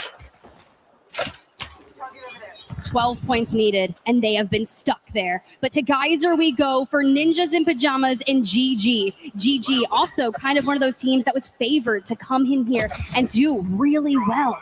And NIP, the triple take in hand here for Cole. Some of you may know him as McLovin throughout his years at ALGS comp. He's like, no one remembers me as Cole now. I'm just a new guy, right? No, he was McLovin. Wonder why. That's such a cool name. It is a cool name, but he really likes his name. And you know what? Cole is cool too. And now NIP looking ahead to try to at least get some points themselves. A lot of pressure here on this team now chasing down Gaming Gladiators over by Geyser, but let's also not forget who's over by Big Mod. It's S8UL, who are looking to 3P this. And with these teams now feeling that pressure, they need all the KP. They need to grief the teams who are sitting in the match point format. And S8UL was incredibly consistent during the group stages, but haven't found that form here in match point finals. A lobby in which the match bans have gone relatively similar in the early matches, but are now deviating. And with the Dark Veil up, Lufka on the Sparrow, trying to use the tracker dart for information. We invest even our ultimate and let it start ticking the information, and it puts a thorn in NIP. Now we even have to bring in the mother load from Vayne. I mean, they try to cut off the Gaming Gladiators rotation, and they actually pay for it with Cole going down now. Curve wrapping up right behind him. They're one of the teams that don't have the altar, and it's unfortunate here. With so many other teams that are, Curve now running for his life while Luca is going to be able to try to pick that up for free. Curve literally one shot is trying to get away, but guess what? Who's waiting for NIP? The last member is S8UL. As GG want to scoop that up, but Legacy has other plans. He finds him in the process. And on the other side is going to be Vayne, who thinks he could get away, but it's Team Liquid, who are a point away from also being at match point. And I love that we get onto Team Liquid here, because not only have Panic and Zero been really incredible for this Team Liquid roster, we don't talk enough about Sykes. Sykes has actually been crushing it as anchor. He's been flexible on all of these different legends, and it's really allowing Zero and Panic to kind of unlock that next potential. They've been in full form, but 1 point away from 50, and GG's at the top. Sure, not the best armor on GG for them for now, but Team Liquid have to be smart about this, knowing where they are. Especially when they're so close, Tiff. Having to be careful with GG could wrap around behind them. There was a survey beacon too. They're going to be able to prio that if they haven't already. GG now backing away. Looking at the Evil Harvester, making sure everything is safe. Team Liquid matching though on the other side of the tunnel. Splitting ends as S8UL go through the choke that exits out of Geyser, but it's a huge pile up over on the northern side of where the zone is pulling on the outskirts of Skyhook East. Very true. GG now rotating away on triple blue. Checking in here with Team Vision, one of your match point eligible teams, hitting the replicator, grabbing the evac tower. It is time to lead stacks with our information in tow. but knowing that the Northern World's Edge, Vicky, is one of the most difficult zones to play from. There's not a lot of space left. And Sentinels, you can see Blinkster on the Wraith must portal back to the building that Sentinels took such early on. And that's why they're going to play this safe. You mentioned it earlier when you took a look at their composition. Settle down here. Blinkster, by the way, has gotten cheeky with some kidnaps back to back. And it's also crazy to say that Sentinels, after 3 games, were literally almost in dead last and now have elevated themselves as we get to take a look at Falcons as versus GK here. Isolated fight over by Skyhook West as How moves up here, sends out the nade from a distance. 13 points needed for Falcons to eclipse 50. And a Sky Nade past the Dark Veil to see if we connect. We hit for minimal damage in the Void Passage through the wall. Through the bottom of the entrance we go. Up the zip, possibly no dropped.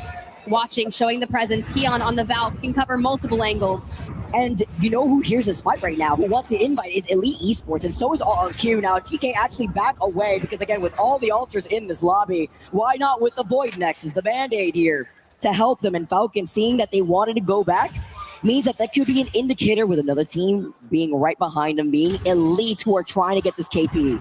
Elite need this KP. They don't want to get dubbed a group stage warrior. And 18 points, it's easily doable in a game considering how strong they were.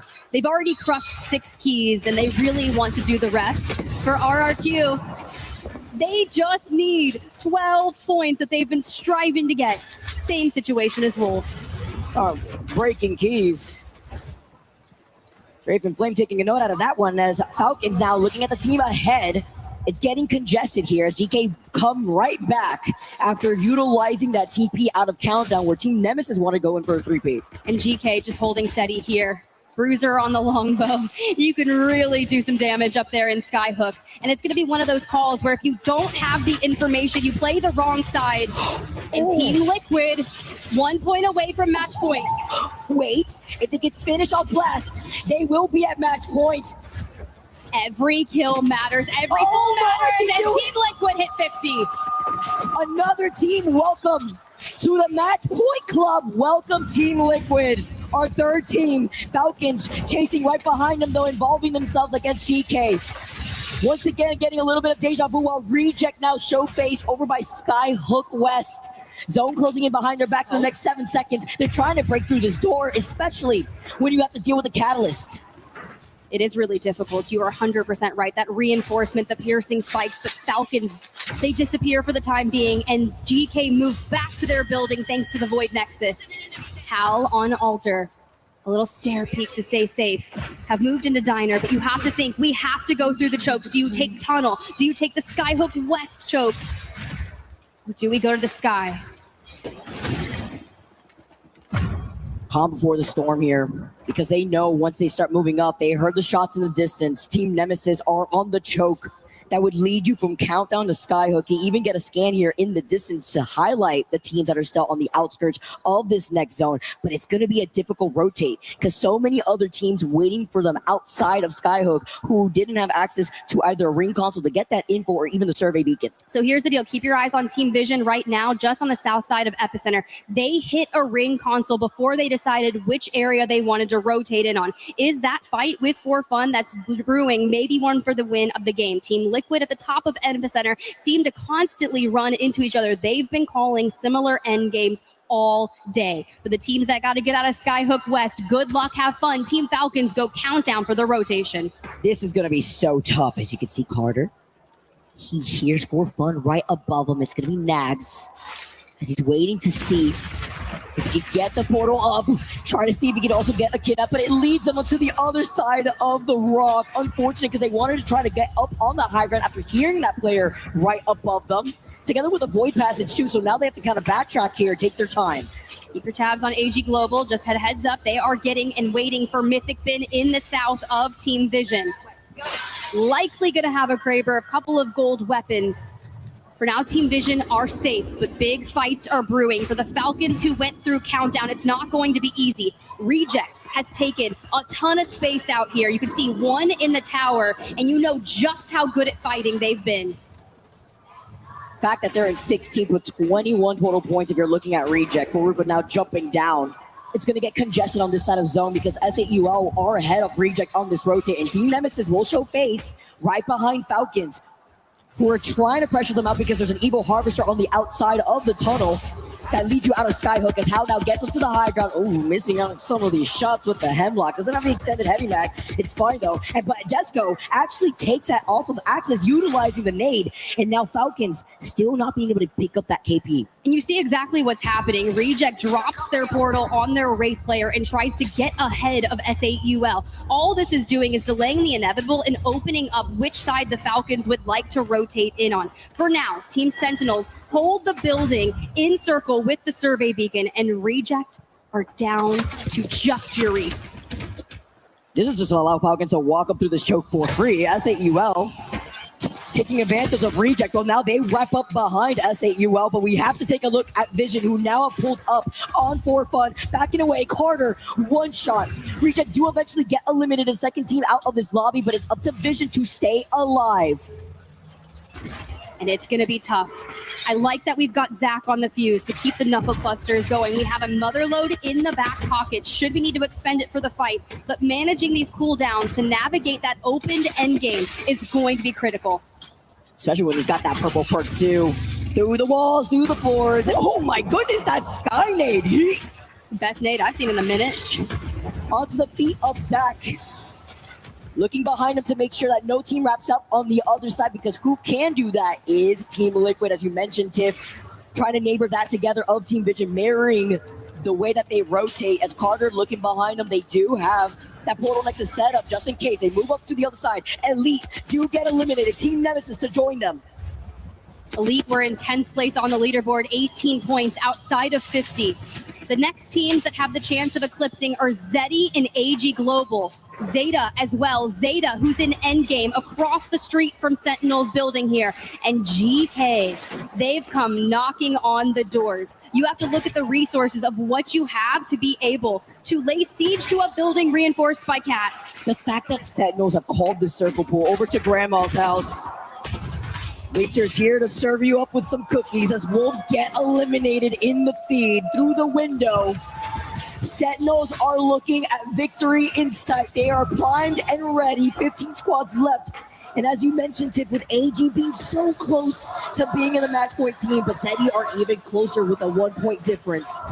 AG are going to have a big fight in the Southwest Alliance, but this one has been brewing. Carter down. Zach Mazer, shields ripped off him. Loader and Team Liquid have moved in. The Young Gun panic. Too much damage. Team Liquid evict Team Vision.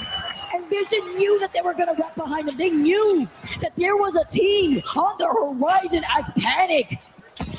The young player coming through as the kill leader. Synetic does take onto the high ground, but Team Liquid, they want to be able to secure themselves after getting the match point, at least in this game. Exactly. Their job is done. They've reached 50. They can int everything. Their job is to get it one more game. This means the door is wide open for Sentinels to possibly take it. And Zeddy do end up getting onto the match point club. They are at 52 total points. They win the fights in the north at Survey Camp, and they hail down, as this is one of the most open rotations we're going to see. Teams coming out of tunnels, Unlimit, Interforce 36, and AG trying to get away from Alliance, trying to find a space to play from. But they're getting desperate. They want to finish off the players who are knocked right before their eyes because they know they need this KP. With 12 spots left to SAUL, who were fragging out in this game, do get eliminated. That's really unfortunate for a team that needs every point that they can get. They had 5 KP before they fell with 6 total points. For Fun Esports go down at the hands of Zeta, who need 4 more points to hit 50. And the chaos and the collapse as everybody moves outside of Epi. E36 look at Zeddy. And Sentinels with Blinks are still holding onto the longbow. Does find that pickup onto Unlimited. Zeddy now move up. Duplex playing out of his mind. He follows up to find Synap and Jelly to find Oogly. But Sentinels are not leaving from this building, which plays into the composition that you highlighted earlier, Tiff. And Zeddy finds Juzna. Interforce 36 is out. Falcons, GK, Sentinels still trying to lay siege over here in this building. Who lays claim? Keon underneath with Knocked. And you have to keep your eyes like, look at the floor. We are piercing spikes galore, reinforced on the left. They're like, dude, keep out. You know what it's going to take? It's going to take a fuse. And Team Liquid are out. AG Global is out. And Alliance are in trouble. And Alliance go out. Unlucky. Unable to clutch out while Sentinels are still alive. They deny themselves the opportunity to maybe getting all the extra loot that they need since they rotated here so early, but they bunkered down. You mentioned the piercing spikes, but the floor is lava. There's GK who are right underneath them. Do have the Alter. Remember, Alter is the most picked legend. They have to watch out for the way that these teams try to push him, which is why they're also running the Catalyst. This is insane. 50% of the time, Sentinels get into the top 10. They go top 5. That conversion rate for the top 5 into the win is 12.5, but they still haven't taken a World's Edge win. Could this be the first? Could this be the back-to-back?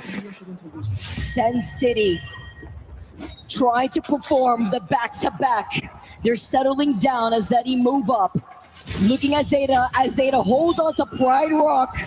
Because in the jungle, Mike now looks here.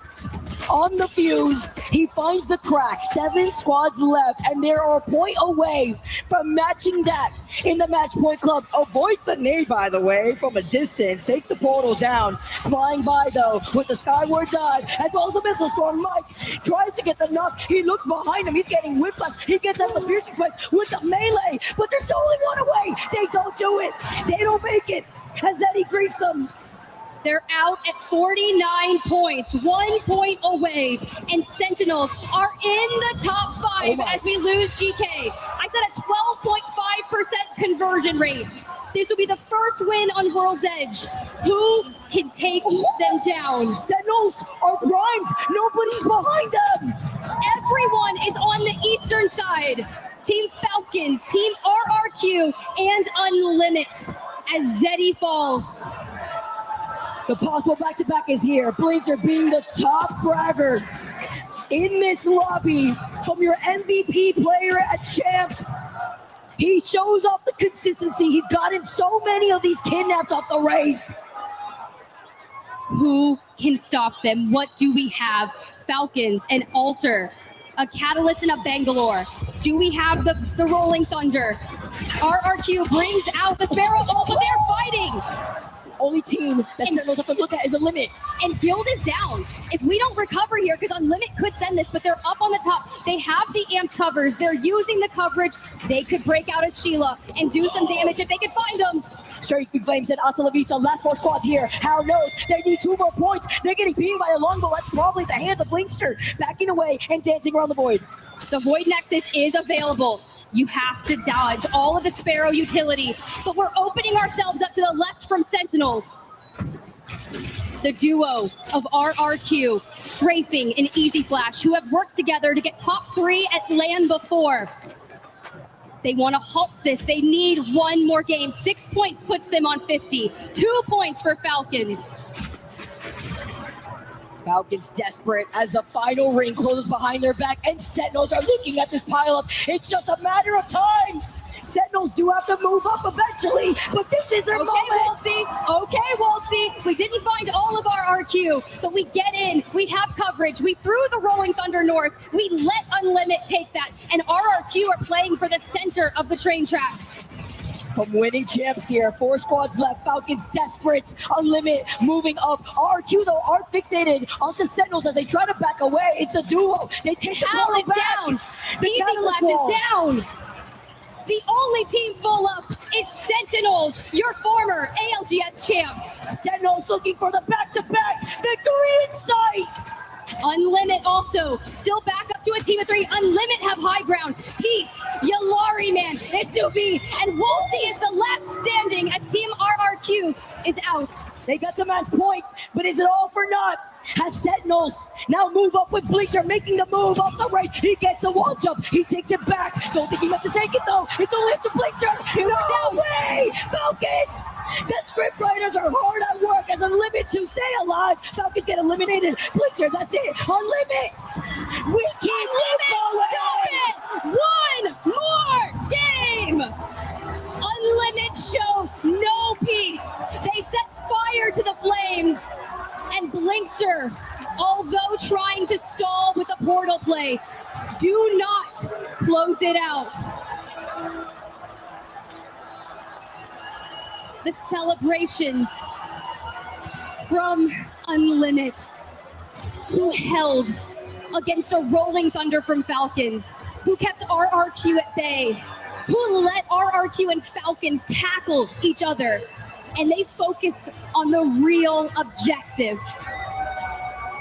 One more game. Unlimited, keep this going. Go next, as Sentinels do such a good job at securing final zone position. The choke at the very end when victory was in sight. The catwalk creating chaos, the split up of the fight. Falcons, though, alongside so many teams, have now found themselves at match point, and it makes you wonder, did they lose out on this opportunity now? Now you're starting to sound like Eminem.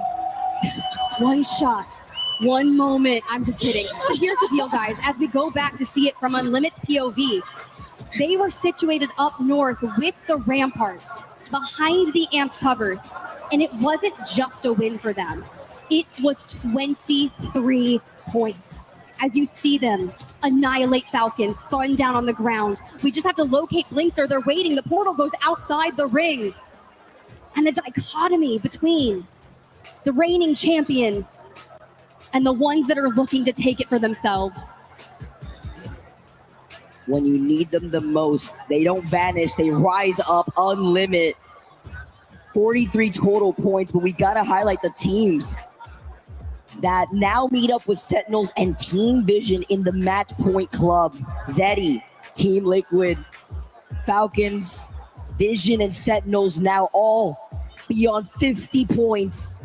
Zeta Division, by the way, just a 1 point difference like we saw in that previous game. Easily could match that, depending on how game number 8 plays out on Stormpoint. But how many times have we seen Yuka F in that situation? So close to breaching that. As we pull up the match results here, Unlimited, an absolute explosive performance for 23 points. Sentinels, you see there's only 2 KP. It doesn't even matter, right? Because we're focused on the win, and they held that building. And Falcons with a 15-point game, they just need a little bit more. Zeddy, though, went massive to hit 50 points, though, with 17 points on that game. Crazy to see on the other side, too, how a lot of these other teams, even S8UL, with 5 KP, we saw what they were doing when they're holding the choke on the outskirts of Grandma's house before Falcons wrapped up right behind them. Vision 2, when they got wrapped by Team Liquid. That was tough. And they went for so much information, so many ring consoles. They deviated out from the bottom as we look back towards the top 5 situation yet again. Trying to stay up. Guild going down in that initial fight and trying to res the Void Passage. Even fun with the angles like that over the intersecting Dark Veil. That split too, why it's so important when you highlight the Catalyst. Waltzy being able to secure the KP that they needed for Unlimited, just dives up, waits for the portal. Once that wall was down, it was all here for Unlimited to move up. It's not like they were the ones with the Catalyst, right? They just saw the wall go down and they came up, found the other side of the portal that Blinkster tried to move to clear that space. And when you look back at it from Unlimited's POV, it almost doesn't even look close. They still have 2 players up. And Exuvie is like full health with an L-Star, just eating not only Team Falcons and Sentinels. That means we get some more Apex, guys. That means we move on to Stormpoint. Game number 8 coming to you soon.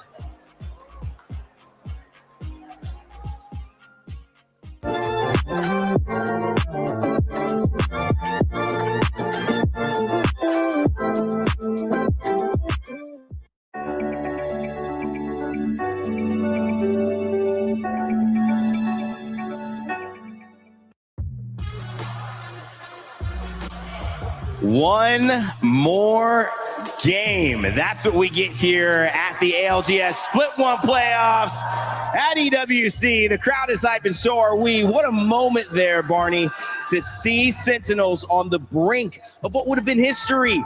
Back-to-back land wins. Blinkster, Monsoon, and Fun could not pull it off, but that is not for lack of trying. That was unfortunate, but also maybe the most exciting moment so far. just mere moments away. Everyone was holding their breath backstage. But again, like you said, one more game, baby. Who's currently in a good spot right now? Well, I mean, I love the way that we're seeing Sentinels play, obviously. But when we go down the list, Team Vision kind of started this galloping trend towards the top from some of our teams we expected great play from. But it's not just them either. We've got Team Liquid and we've got Team Falcons. HAL and Zero have both had different splits this time around. Not the dominance that we've seen before in North America, but now both equally in their lane to try to win this championship and claim what would be an assertion of the best IGL between the two. However, I did see Zero as I was going backstage, and he said, "We're winning this." Woo! Scratching the surface, about to get into the match point position. We've got Zeta, we've got AG Global, we've got RRQ and Unlimit, all within 10 points of the match point threshold. So, ladies and gentlemen, before we head into our next match, and it could keep happening, make some noise! Let's go! Come on! Let's head over to our casters to take us into our next game. Thank you so much, Barney. Storm Point is among us. And with so many teams now finding themselves at match point, could it end here? Or could the curse happen where the Grim Reapers of match point format, Onset and Gaskin, maybe rise up, but for the sake of Sentinels, Vision, Zeddy, Liquid, and Falcons, the scriptwriters are hard at work as we take a look at the amazing fans in the arena here live in Paris.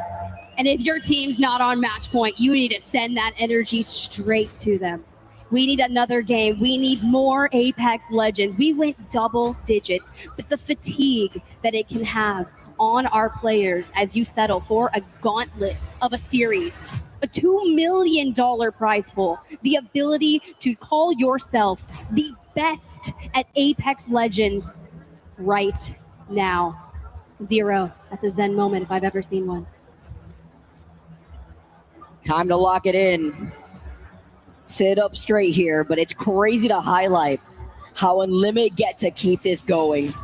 How Yulari just ends up doing this back-to-back, man. He's always, what is it, the boogeyman, the kaiju. But not even just that, Peace as well.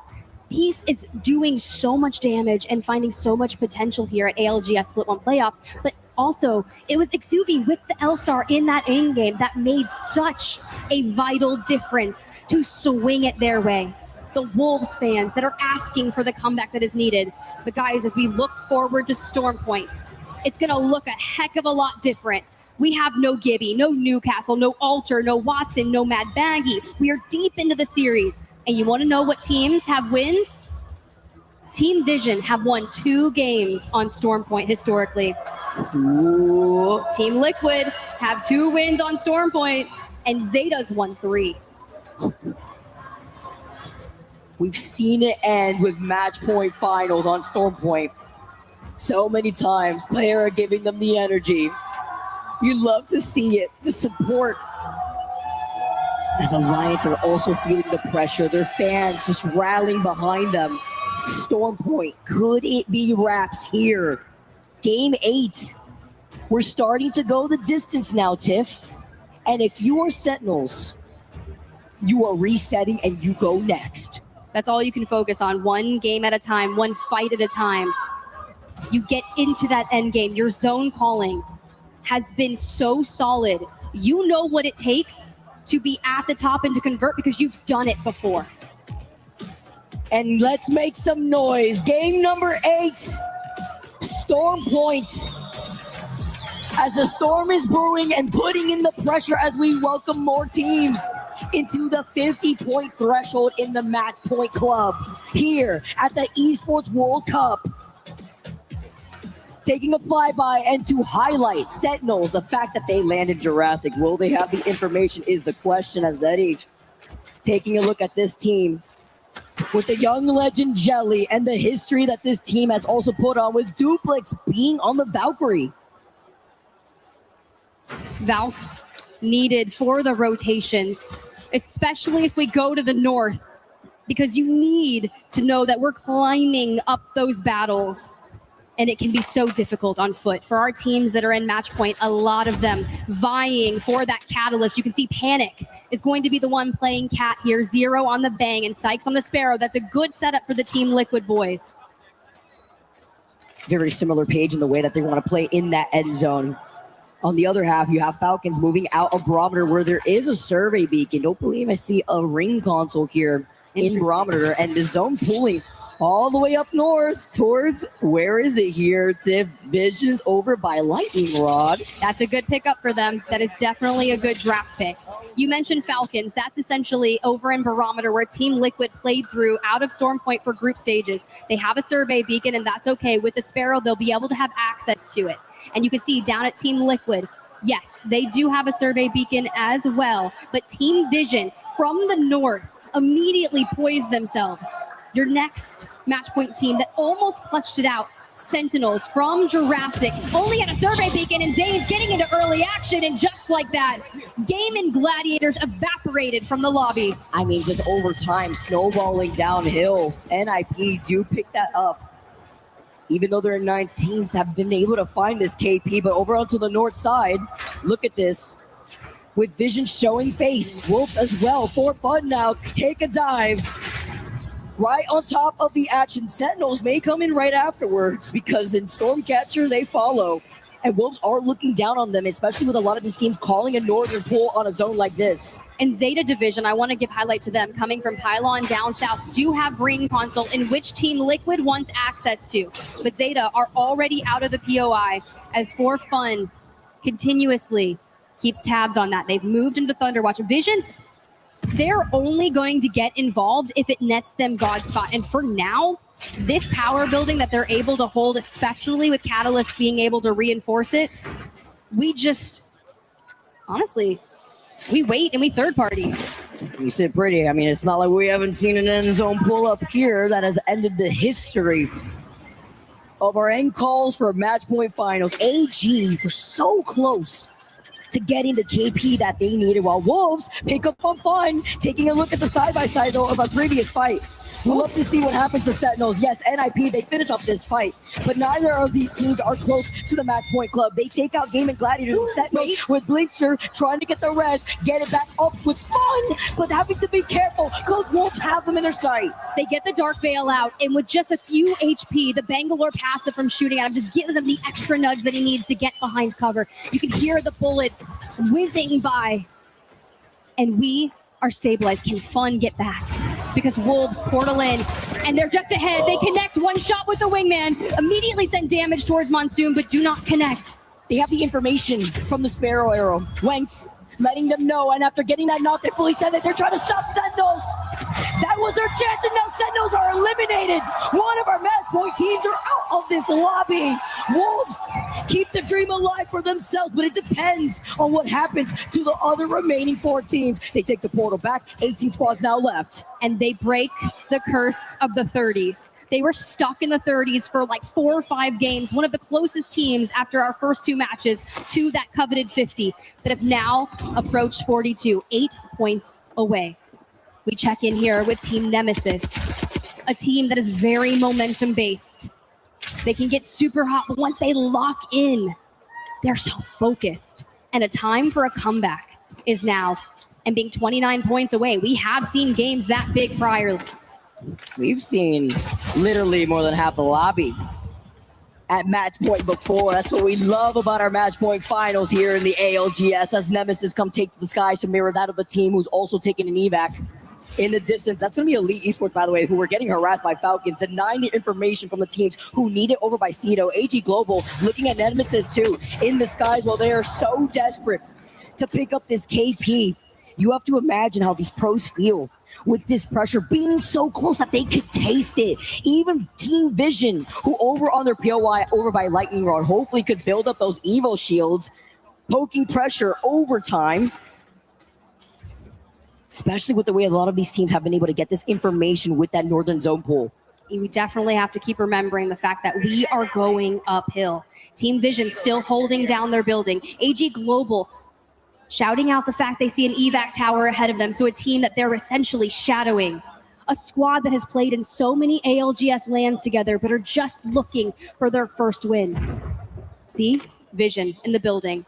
Their only concern this lobby was someone sending them for that prio spot on weakened shields, but we're up to blues. We've got ults. And they feel the threat. All these teams now rotating to the north side, noting that this is where Vision likes for their POI. Our enemy number one for the teams that are not at match point, who are now looking to see if they can evict Vision. Looking behind them now. As Loader wants to prio get the ring console. Having to protect them is going to be Zach. Nice calls here from Zach Mazer. We're talking about what a prestigious IGL he is.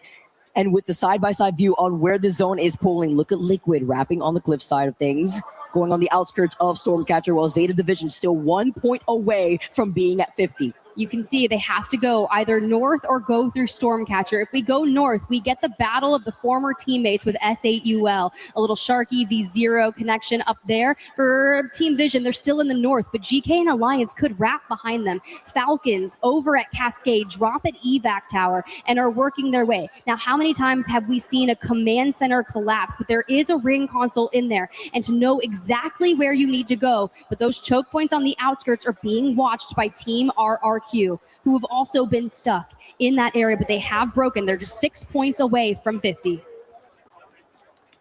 And with Catalyst being the most big legend into getting these ring console scans too, and bunkering down Sparrow to match that alongside Bangalore. 13 Bangalores in this lobby, 11 for Sparrow to not overextend and get that console information as well. Off the survey beacons, and just being able to cover your backs in a lot of these chokes to give you that information was honestly the demise of what Sentinels had to deal with, right? When they saw that Wolves wanted to send it onto them, as Falcons now rotate from the back ends of Command Center. And then just like you said, Tiff, having that ring console will allow them to plan out their next rotate. But with Team Liquid trying to stay alive, are looking down at Sharky. We talked about it before with the Aussie violence between Zero and Sharky, but he tries to rotate out. He tries to take a different angle, and S8UL are hiding behind the rocks. But with Sykes on the Sparrow, this could be the difference maker. It's a Valk v Sparrow, but everything else is the same in the Legend comp, and you can see ultimates are coming through. The Dark Veil's been expended, piercing spikes, and Team Liquid answer back with a Veil of their own to give them the ability to climb up. That Skynade, preventing Sykes from climbing there alongside Panic, is everything for S8UL, because now they open it up in their back. But trying to cover Beam at the same time, Zero finds a knock onto Sharky. They back away. Beautiful suppressed fire to help out Panic. He gets his shields back up. Now they try to cover the next angle here. S8UL now seeing this pressure. No team wants to greet them here. As Team Liquid show their presence, find Jesco. Legacy's one shot, who's still on the high ground until now, because Vision Carter actually scoops that up in the distance before Jesco is the next to fall. You try to take this fight versus Liquid, and now Zero has cleared this entire northeastern side of the zone. And the fact that Vision has an angle on this is something to note. The difference between what we saw in Sentinels in game-winning position in last map and now with Team Vision in the north is you have to show presence. You have to play big and keep teams off your backs. For Team Liquid, who have just solidified right here, so long as no one rotates up on them that wants to full send, like potentially Elite Esports, for now they're okay. Back for a check-in with Team Vision. I cannot wait to see how this zone pulls. With Zero calling, holding this northeastern side, rotating from cliffside, it could be brutal if this zone ends up continuously pulling towards the south by Stormcatcher. Does it pop back? We've seen crazy bounce backs. Alliance, who recently just got a reset. They brought one back to a team of 3. 15 points. You think about a normal game for Alliance, they can do that, but 15 points has them in 11th place. And there's so many teams that it could eclipse match point here. Zeddy, who recently just did it last match. Zeddy could be a game-changing team here to get a win on land. Think of how close that they have been before, Vicky. Literally. Especially Dupe. Literally with the Optic title, right? Imagine how beautiful that would seem as Skittles is knocked. I mean, the script just writes itself. Zeta, they were 1 point away. If they could finish him off, they will also be at match point. But with the side-by-side, now Elite move up, and they may help them. They get the crack following up. Sacred finding Henchman and Light to find Albert Laley. Zeta are praying to see that this knock goes through, because Reject are crawling in from right behind them. do Zeta get involved in this? They're doing really well to only invest a bit. But in a 1v1, they swing. Light, 10 HP through the knockdowns, and he cannot cover it. Elite Esports is down and out, and Zeta have hit 50 points. Welcome to the Match Point Club, Zeta. We welcome another one. They did the job this game around, and now fate is out of their hands with the outcome of these teams that are holding final zone spot. A moment to settle in and focus. Zeta was holding Stormcatcher for a long time, and with Satuki there on the Sparrow, we finally get that full. We go to 51. We drop the Rolling Thunder. We must get Satuki, who has been so valuable to play alongside Yuka. It's looking so crazy because you need the information. You need the tracker darts. And Wolves also need this KP. If they try to fully send this, I mean, they were at 42 after what we saw them on the hillside deal with Sentinels before. They do get the res. They do put in the pressure with Yuka having the Nemesis in hand. But the fact that this zone is pulling to the north side, when we see that pile up towards Team Vision, where Liquid had taken the fight versus SAU, who have cleared the northeastern side. To reiterate, AG, though, who still could not get a single point on the board after getting 47. El Presidente Yanya trying to stay alive before dropping down. He does manage to survive. Oh, but it's just a matter of the time. Chow on the low ground. He's in the sky. He's getting clipped. He's trying to get back to the high ground, and they follow. AG Global will not reach match point. Los Amigos are not in this game, and now I'll have to look on as Vision was still full blues, taking their time. They have the ammo, which is important. They had the light arsenal right next to them too, but it's not like they're going to be able to take advantage of that, right? But they're at least denying the info off the survey beacon from the other teams, as they are not going to be moving from this building, playing to their comp with the Catalyst. And Team Vision are still in the coveted God spot. They are in Lightning Rod. They chose this in their POI draft. Could this been a $600,000 choice for them? Depends here. Was Eddie now in trouble though? RC looking to get involved. You're finding Jelly. Only one left for Eddie. It's up to Deeds. Moving back, playing off the knockdown shield. It's looking scary with the Stinger Ball. He gets the next knock onto Forupa. But it's hard when you got to worry about the barrels. Deeds, he was alive for till now. And they go out in 13th. Another one of our match point teams are out of this lobby. APAC North are the slaughterers of our match point teams. You have to highlight that Zach, with his amazing IGL skills, has pinpointed that Team Liquid is this team that they're pinging. They know that if Liquid pushes them, it could be Cardinals trying to harass them, prevent them from getting into that next zone. That's why it's only up to Zach to move up. He's waiting in the next 40 seconds when this ring closes in to perhaps send out the bangle.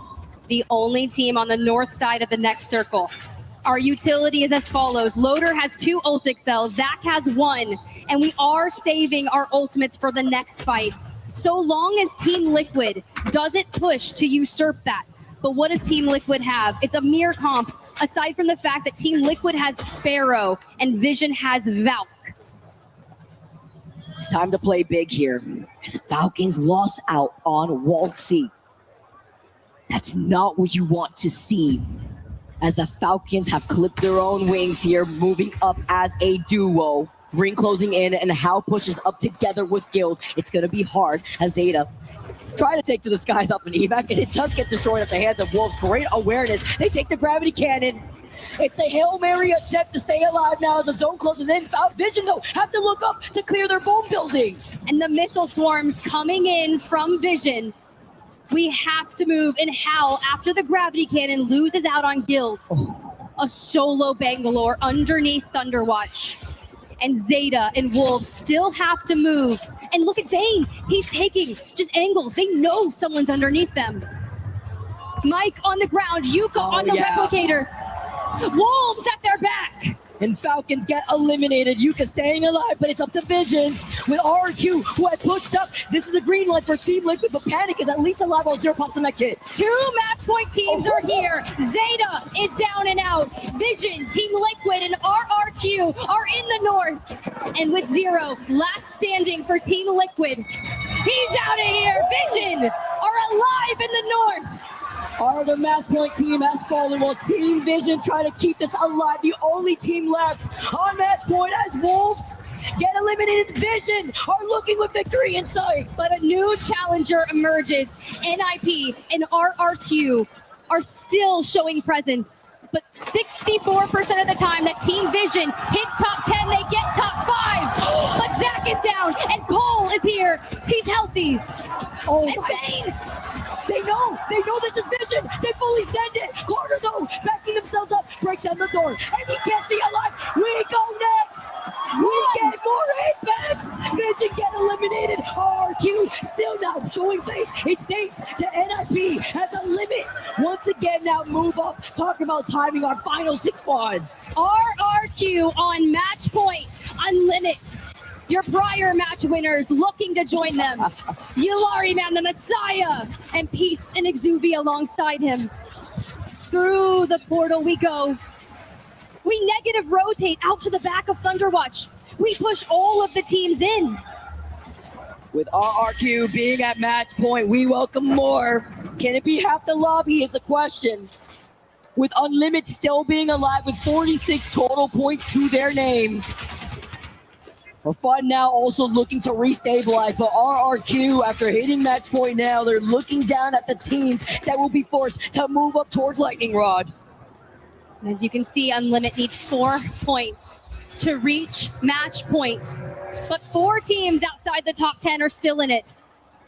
The Infinite Ammo L-Star. We saw what it did for Unlimit in that last match, and they take it to RRQ. Can they get it to 50 points? Singapore is absolutely deleted, but Yulari Man does go down. Unlimit 3 points away as Suvi does end up popping the shield back. Looking to get this res. They hear the nades. As now they try to make a move. Suvi trying to give them some press fire. Looking behind, making sure they caught. But they swing him at the right time. RQ, the piercing spikes, slowing him, leaving only Peace. Peace, the Rampart, to face off against the Sparrow. The amped covers are down. We shield swap. It's not enough. 52 HP. And we dive away as 4 Fun falls. Unlimit to join them. And RRQ, the duo in the north. RRQ playing out of their minds. Pricey and Easy Flash each have 12 KP over the course of these last 8 games alone. Look at the stand-up as they're getting the res. The veil now pulled up so they have some safety out of the line of sight of the teams that now have to move up. Bring back Strafing Flame. Now back to the full form. The med kit going off. The Dark Veil about to be done. It's Enterforce 36, Reject, and GK on the other side. 2 APAC North teams. Enterforce 36 on your screen. Juzna locked into the amped cover, trying to find a setup. Do we start moving towards the middle to lay siege to Reject the moment they move? The calm before the storm as this final ring now starts closing it, but RRQ are going to harass E36, Reject, and GK. These teams need a miracle, though, to try to find themselves at match point. Not a lot of bodies here, but RC, this is how you kick things off. And E36 say hello to my little friend off the Sheila as they're running off with the Rampart. Just looking behind them, too, because they know RRQ just have clear line of sight. But how many times have we seen GK play Rampart? It's usually Keon, and they're not. We have Cat, Sparrow, Wraith. On the other side, we're eating the bullets from Sheila.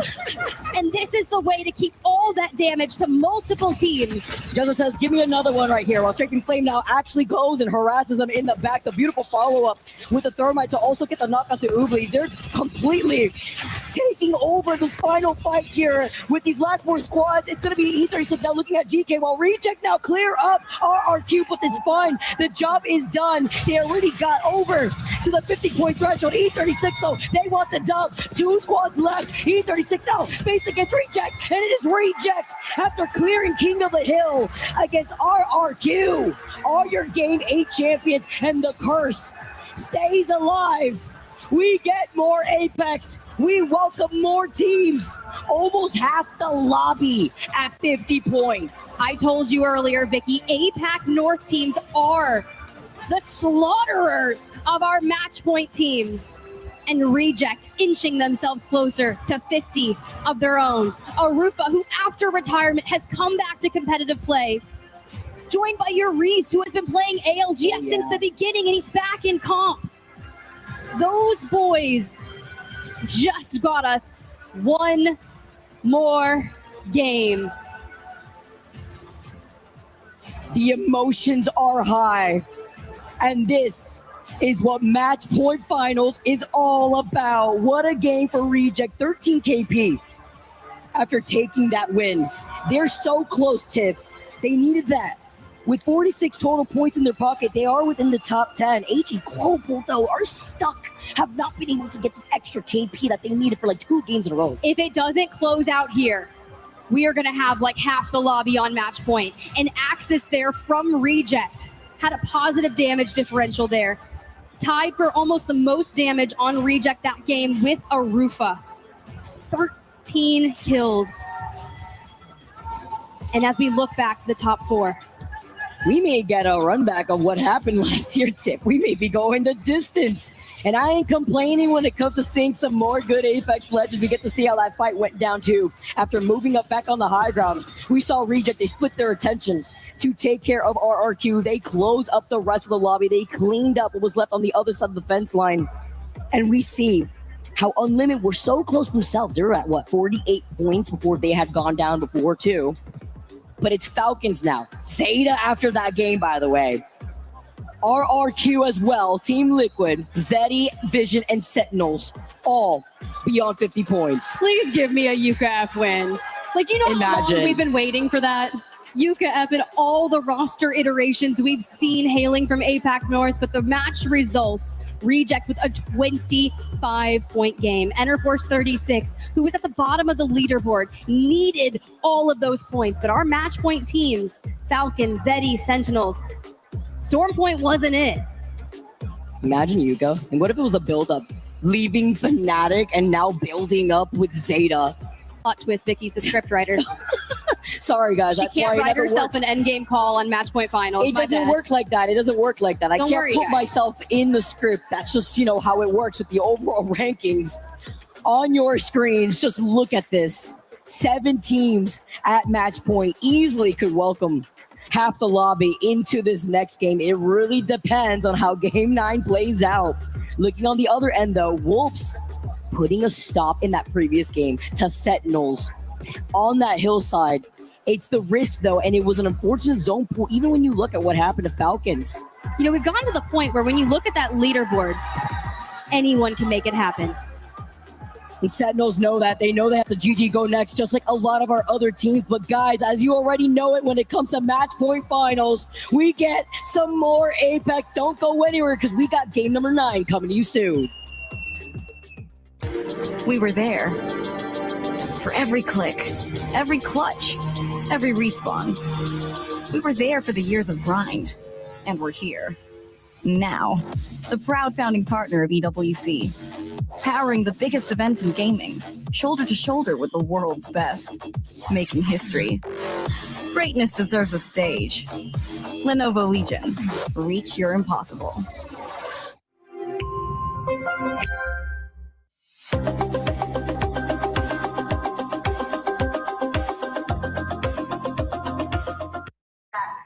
All right, I am hanging out with Riley and Cole here, obviously Monsoon's gorgeous fiance. And Cole, I actually want you to tell people at home a little bit about your origin story and how you became friends with Monsoon. Yeah, so Monsoon and I became friends through Riley, actually. And we actually became roommates. We were roommates for the first Japan champs. We would spend at Hot Pot and he'd make sushi. Just really one of the best friends I've ever had, and just no greater guy out there. I mean, I could not agree anymore. We all love Mon here on the show. Now, Riley, I just kind of want to get your perspective really quickly on what it would mean, because now one of the first teams on Match Point, Sentinels, we could get a back-to-back victory for this squad. Like, what would that do? I think just prove what we already know, is that he is good enough and the team is good enough. And with consistency, you will see good performances. And I think the other two boys are like some of the best, around, and they're like the best players and the best personalities, and we love them so much. So we only want them to just keep doing better every time. I think this is a team that a lot of people are pulling for. Cole, tell me about kind of what it's been just being able to be a part of this experience here at EWC in Paris this time around, EWC 2026? It's been absolutely unreal. Just the environment of ALGS is just unexplainable. It's akin to just like any playoff sport, and I don't even have the words when I say that, and I mean that. It's next level. Are you ready to see a back-to-back win here, a Sentinels win here at ALGS at EWC 2026? There's nothing more, and I know they can do it. There's no better team in North America right now. Sentinels will win this.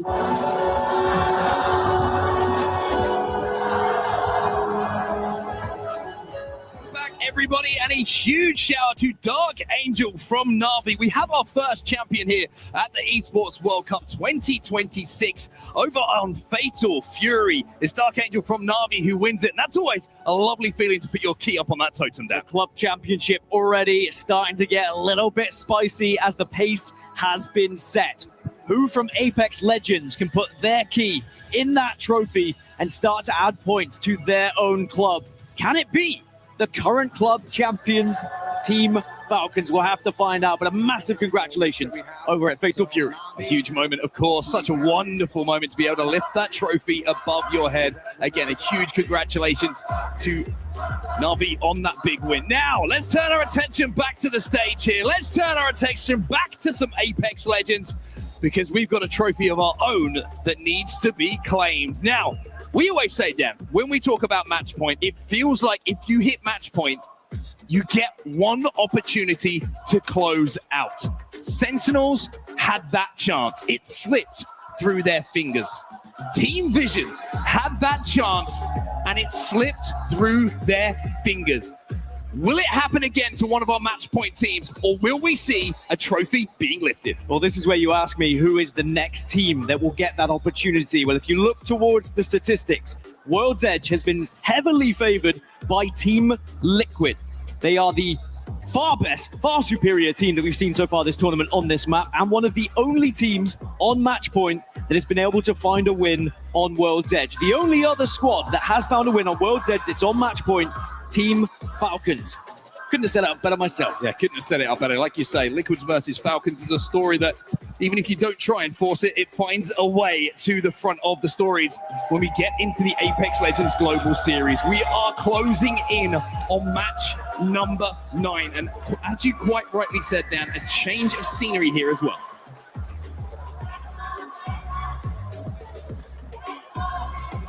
The chance of one more game echoed around Paris, and it was delivered. The real question is, are we going to see anyone step up to the plate? Also, I just want to correct myself. I did say World's Edge. We're snake drafting. It is going to be Storm Point here, so I do apologize. And that changes everything, by the way, because the POI draft is even more interesting. Still apply when we get to World's Edge. But we'll stay on our topic of conversation here on Storm Point. Like you say, the snake draft takes us back through. But for Falcons and Liquid, you just can't get away from that storyline. Well, now I can tell you who's been good at Storm Point. Now I know what the map's going to be. Zeta Division have 3 wins so far this tournament on Storm Point. Vision have 2. Liquid have 2. So maybe they are going to be the 3 teams to keep an eye on going into this one, because all 3 of those teams are, of course, on match point. A total of 7 teams now with the chance to win this entire thing right here, right now. And as we're going deeper into the games, deeper into the series, Legend bands start to rear their head in a way that a lot of teams quite simply aren't able to prepare for. We're going to see some very interesting compositions. A lot of Bangalore in the lobby. Storm Point leans itself, of course, to the strengths of Bangalore. A little bit of Caustic in there as well. We've got Rampart, we've got Sparrow, Caustic as well, and a little sprinkling of Pathfinder as well. The compositions are getting wacky. And as for where the zone is going, one match point team is going to be very, very happy. That is Zeddy Esports. Yeah, Zeddy Esports with a fantastic priority to this one. Just checking to see whether they actually have a ring console to work with, though. That's going to be the real question. But Enter Force 36, they do at Launchpad, so they're going to move fast. Now, RRQ, another team who have found themselves on match point, have a little bit of a journey to go until they find themselves to the southeast side of the map here. Look at S8UL as well. They're moving pretty quickly. Perhaps they could be one of the teams that keep us going into match 10. Yeah, interesting. I don't think that Zeddy did have a run console down at Devastated Coast, but the fact that Enter Force 36 haven't left and they're seeing teams arriving gives them the information that they are going to need to find a priority position to play. Look at some of the other teams that have a long way to go. Team Falcons over at Barometer. They've got to rotate to make all the way down to the south. Team Liquid, pretty good prio to this zone as well. As it looks like we're going to have a little pause here before we get back into the action. But just taking a little look at some of the other teams that have got to make a long way towards this zone.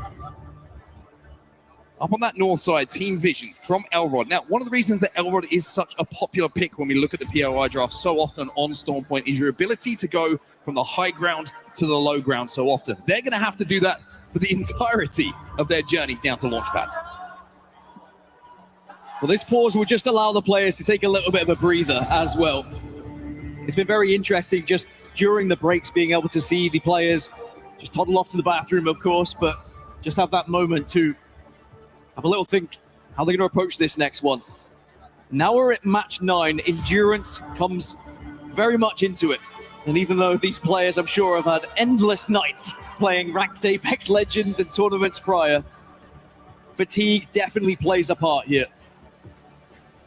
And whilst it may be a very different fatigue that you may see in traditional sports, boy, can I tell you, it is very mentally taxing going this deep into a tournament, still with the unknown of whether the game is going to end right here, right now, or whether you keep going. As a reminder, back in 2024, we went to 13 games. Of course, the match point threshold was 60 then. Last year, here at the Esports World Cup of 2025, it ended here, match 9. And if one of those teams don't close out, of course, look at how close so many teams are to joining the Match Point Collective. You've got Wolves on 46. You've got RC on 46. AG on 47. And Unlimit, who just have a knack, by the way, Yolario Man especially, of keeping Match Point lobbies going. They're on 48, just 2 points away. You can even look down to Alliance, the S8UL. They're still within striking distance, but the game is back live. Match 9, Storm Point. And when we look across all the teams that are on match point and how many wins they've been able to find, a team that has been unable to find a win this entire time is RRQ. It really would be something if their first tournament win comes here in match point finals to win the whole darn thing. There's a long old journey just yet. Now, a lot of these teams who are on the northern side, they're going to be moving a little bit slower, prioritizing getting those Evos stacked up. But Zeddy, who were here first, they've laid down the foundations of what they would like to call home. If it does pull down to the south, which I'm kind of expecting it to move towards the position of Zeddy Esports, they are in a fantastic spot. It's very difficult to force a team away that is playing on that height. Zeta Division playing a little bit further to the south of Devastated Coast, but they won't be safe down there and are already being pressured by Team Liquid. So even though the job was done in the previous game to hit match point, staying alive and winning a much different proposition. And interestingly, Zeta Division are our winningest team in the lobby as well. They found the most victories so far this tournament. Ouch. But they are struggling to stay up right now as they are being pressured by a couple of teams, Team Liquid being one of them. Power booster here on Zero's Bangalore, so he's going to be able to have those smokes back nice and quickly as well. Really, really vital to make sure that if you find one of those power amps, you're using it effectively. As we look at the kill feed, and Yuka has just gone down, so Panic gets the pick for Team Liquid in that fight.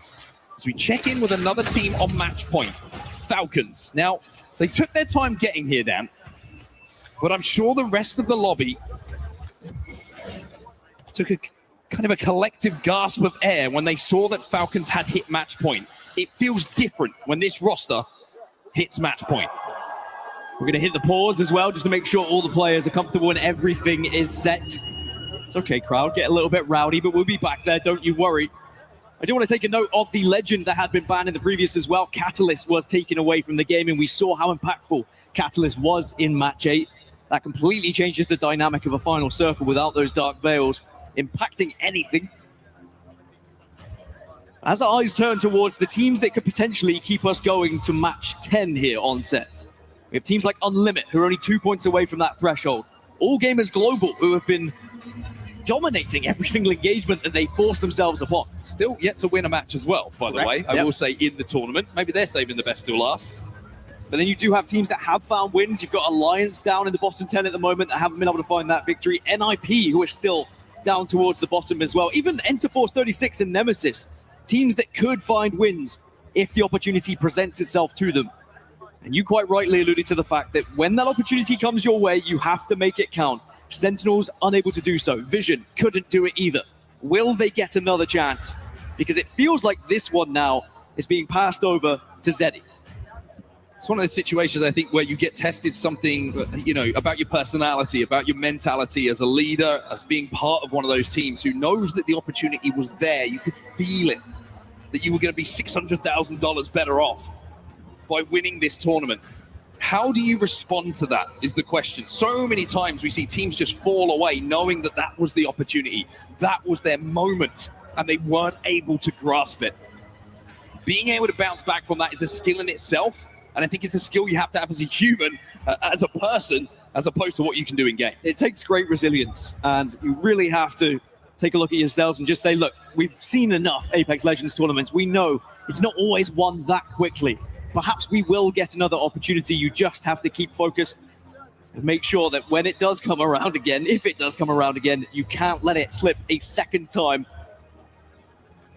As the players now, this pause, I said it was a chance for a breather before, but now the nerves start to add a little bit. But there you go, chairs back up, sitting at a 90-degree angle, as we will be unpausing shortly. And there are some key fights starting to develop in some of these areas of the map on people and teams that are on their rotations as well, especially around Cascade Falls and Stormcatcher, the in-between. A lot of squads are starting to move through that choke.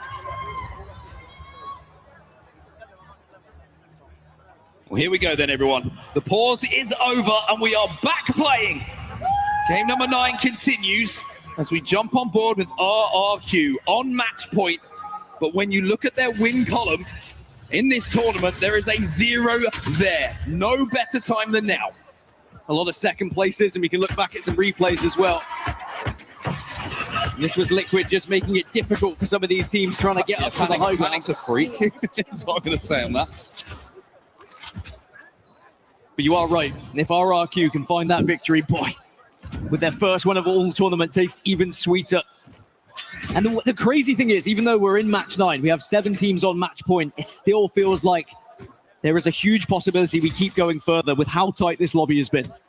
And also, you got Unlimited in the lobby. The boogeymen. When it comes to match point teams. How many dreams have been broken? Take yourself back to Sapporo. Larry Man was doing it to keep the Apex flowing. Oh, Unlimited going to have to hit a portal here as they try and make their way through one of these chokes towards the waterfall just outside of Launchpad. So Stevie's going to be saying to his teammates, follow me.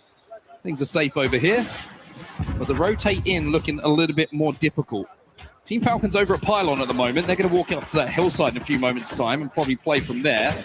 Into the pajama zone. They've managed to find a pick from distance. Tyler's going to be going down, but the fact that it is from distance, you don't expect that to be converted into a point. Falcons probably waiting to gain information from Pylon as well before they move. Need a little bit of extra info of where that zone is going to be going, but I think a couple of other teams were thinking the same thing. So Pylon might become contested shortly. It's For Fun who were on the receiving end of this damage previously, but they've been able to stabilize, and they can sit here for a little bit as NIP do not force the fight. As our aggressive All Gamers Global start to move through the map. And who's going to be their next target? Unlimited on one side, Wolves the other, as the Phase Dome comes out for a rotation.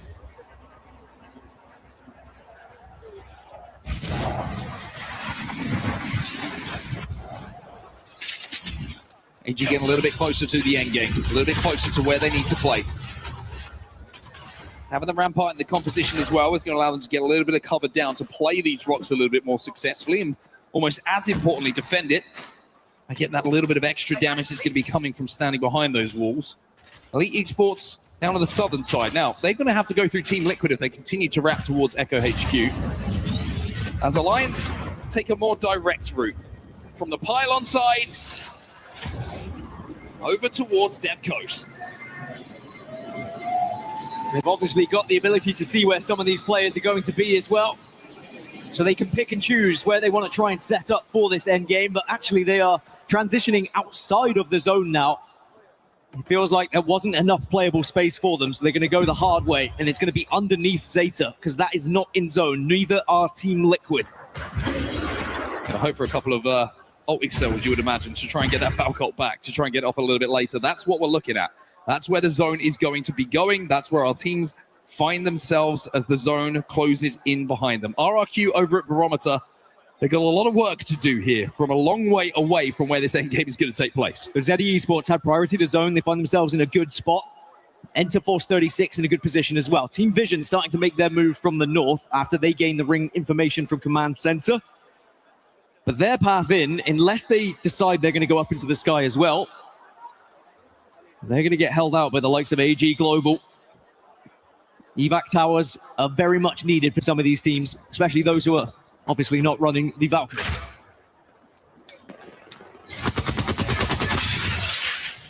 Ninjas in pajamas forcing one of the floors of this main building inside, where we saw a couple of teams stacked up against each other. One of those being for fun a little bit earlier, and I wonder if they're looking to take this fight and flush for fun out. Cinetic is down, which gives the indication that that was the go signal to hit the gas and try and push and capitalize and clear them out of the building. Wolves need 3 points to hit match point, and after that, if they manage to do so, it's about denying everybody else in the lobby. Another one of our teams who has 4 wins, being one of the most winningest teams in this lobby, is Wolves. So they are definitely here's Liquid that could play spoiler. Liquid surrounded at the moment by Elite Esports. The bang off from Zero bought them a little bit of time, but Henchman up on the height on the Pathfinder is going to be continually harassing them. Light's going to fly in, Zero's down, the trades come in though. Henchman's going to peek, goes back up to that high ground as Panic and Sykes have to try and clutch a 2v2 to keep Liquid in this game. It's all up to you, Panic. Henchman versus Panic. It's kind of still alive as well. Panic has to try and get out of this situation, and I don't know if he's going to be able to. 1 HP, Liquid staring down the barrel. Liquid are gone. A match point chance slips through their fingers. As Elite are winners of the group stages, the dominant force that almost hit 200 points from the group stages. Maybe they'll be the team to keep us going. As Vision now, they continue on their journey. I said it was potentially going to be a difficult one. They actually went for a full wrap on the eastern side. This is a Zach Mazer special. And now they can gain a little bit of info by a Sparrow if they would like, and it's E36 who are going to be the target. I said E36 were in a good spot. Vision might take it away from them. Well, Caustic in the composition is going to allow them to force the space themselves, and the Skynade from Carter is going to create the opportunities for them to take even more space here. Ninjas in pajamas, though, you've just pointed, they're wrapping. Carter is watching their back, though. And all of a sudden, Vision under pressure from 2 sides. They are pinched, and Zach is so weak. They had the info from the Sparrow arrow. They saw it get triggered, and they suddenly panicked and turned around, but they have been able to stabilize. And actually, I think with the arrow hitting NIP, they've decided to back off. It's not worth taking that fight. It would have been a very difficult one to win, as Vision now will be able to hold this spot, but it means Enter Force 36, of course, reset. We call that a Sparrow arrow, where I come from. Elite now moving onto RRQ, and RRQ have lost Easy Flash. And it feels like Elite at the moment are taking up the mantle of giving us some more Apex. Strafing Flame left on his own. Strafing Flame trying to survive. Can't jump into the void. The only thing it looks like he's going to be able to jump into is the spectator screen, as he is the last chance for RRQ to stay alive. Jumps into a portal after jumping in the void, but RRQ have got next. The match point teams are falling like dominoes. The Grim Reapers of the lobby are Elite Esports. Are they coming to life at just the right time here? As Zeta Division have also lost one. Alliance are starting to press them here, but a lot of damage has been done back. But they're without their star boy Yuka right now. Yuka down. It's time for Mike and Satuki to take the front seat, to stand under the spotlight here for Zeta Division. Alliance are flooding though. Nothing they can do. Another match point team is out. but now we have to take a look elsewhere on the map as Team Falcons are also being pressed. GK trying to rip another match point team away from this lobby. Gil gets the knock. House should be able to reset here and get this back done. Gil's trying to hold. Gil gets taken down even though it hits Flesh. All of a sudden it's a 2v2 here. Armor advantage still in the hands of Falcons. And that's GK done. Falcons win their most important fight of the entire tournament so far. So they are resilient. Nemesis are here though. Do they know? And perhaps they may be on the run. Yes, Falcons are going to run. They've got word that there's going to be another squad. I do also want to congratulate Waltzy on his 1,000th career assist with that one as well.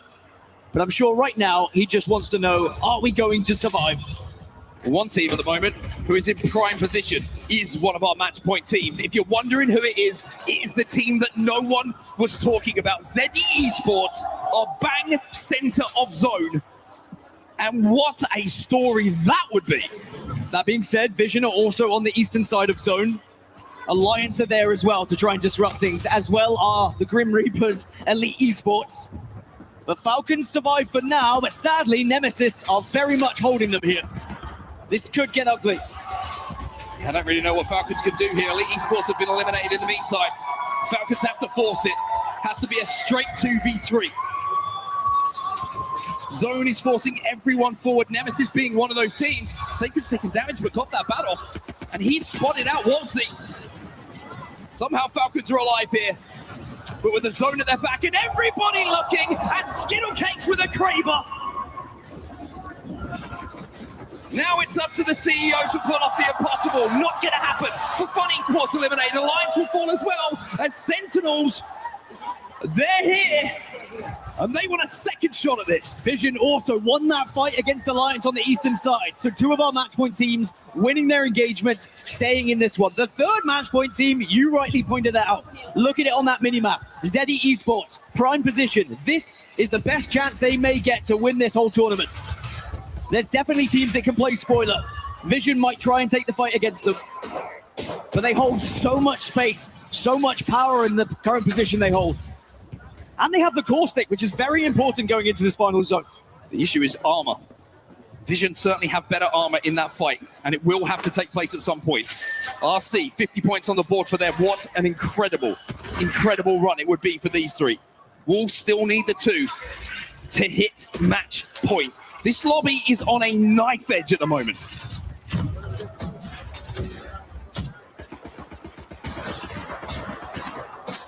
As Nemesis just try and scout out, see if there's anywhere they can go. All the meanwhile, RC did hit match point. They crossed the 50-point threshold, and as you mentioned, Unlimit are 1 point away. Wolves, 2 points away. AG, 2 points away. If it doesn't end here, we may well have 10+ teams on match point going into match 10. Sentinels aren't safe in this building. They are going to have to work their way forward. And S8UL, I think, are inside of the little bunker underneath the bridge. Fon's going to line up Sheila. Corsico goes in. That's going to hurt Sentinels. S8UL trying to give us some more Apex Legends here, but it looks like Fun and Blixer, even though Monsoon is down, have found a corner to reset because AG are now moving in. They need the points to hit match point. AG smell blood. They try to push themselves in. Monsoon. Maybe Sentinels can reset. They will. And they are in zone here. Sentinels live, but they're being pitched. They are being pressured. The thermite is searing. As Blixer tries to force away S8UL, it's not going to happen. Fun asked for a little bit of help from Sheila. But down to 2 now. Deathbox red, Deathbox red, Deathbox red, no! The Sparrow will deny it. But maybe you can get that rampart wall down and go for it again. They want Blixer back in this game. They're sticking this one. S8UL are terrified of AG. They don't want to push. Blixer, he got back in the game, but he was taken down almost immediately. But he might be able to crawl to the loving arms of his teammates. Enderforce 36 are eliminated in the meantime. Sentinels will not die. They do not want to let another opportunity pass here. And they have defended so well as rejects do go down. But remember, they did cross that match point threshold. Unlimit just hit 51 as well, so they will also be eligible if we get there. Ascend, make their move. Can they find somewhere to call home? They're yes, safe. They are safe for now. But now they're being pressured from the team on the staircase. That's going to be Unlimit, who are looking to take another scalp of a match point team. Over to the other side of zone. This is Unlimit staring at Sentinels. That building that Sentinels currently reside in is broken. It is bruised. But that's been the story of Sentinels' game for the last 60 seconds, and they are still standing. And most importantly, Unlimit still standing as well. They were the ones who stopped Sentinels winning last time, and they might just do it again here. Fun's gone down. Sentinels quite literally with their backs against the wall. And AG Global swinging onto the Monsoon. It's a last stand from Sentinels. Monsoon pops the bat, but it's not going to be enough. Another match point team will forwards. AG hit match point. And we are down to just two. It's Vision make their way in, but Zeddy, they've lost two. It's Vision who actually got the KP. Zeddy are down. It is just Vision, and they only have two remaining. The IGO is down. Carter's in the void. And with Lota, the last man standing.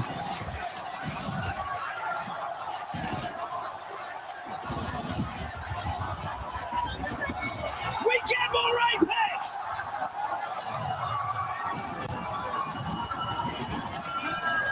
We Vision are out to match 10 as Vision eliminated. All of our match point teams are gone, but now it's about, can anyone else reach match point? We turn to NIP and to Nemesis. If they can put a win plus kills on the board, maybe they'll join the rest of the lobby.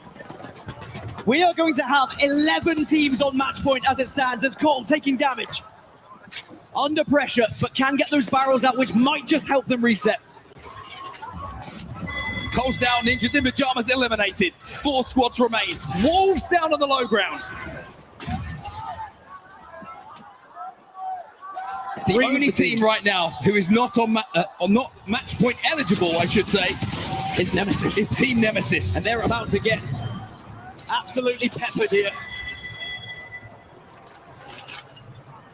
Whew.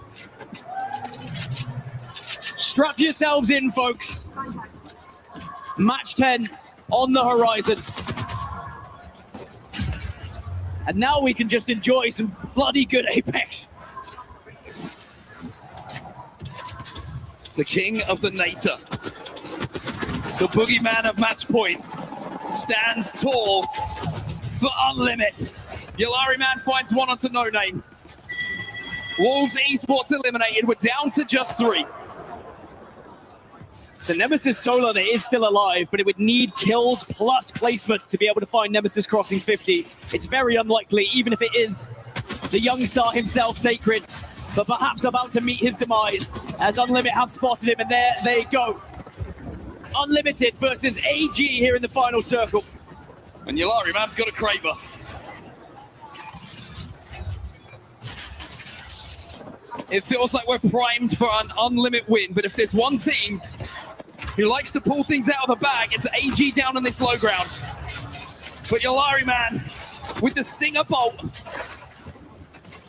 flushes out AG, claims another victim. And I wonder if he's going to go for something fancy here.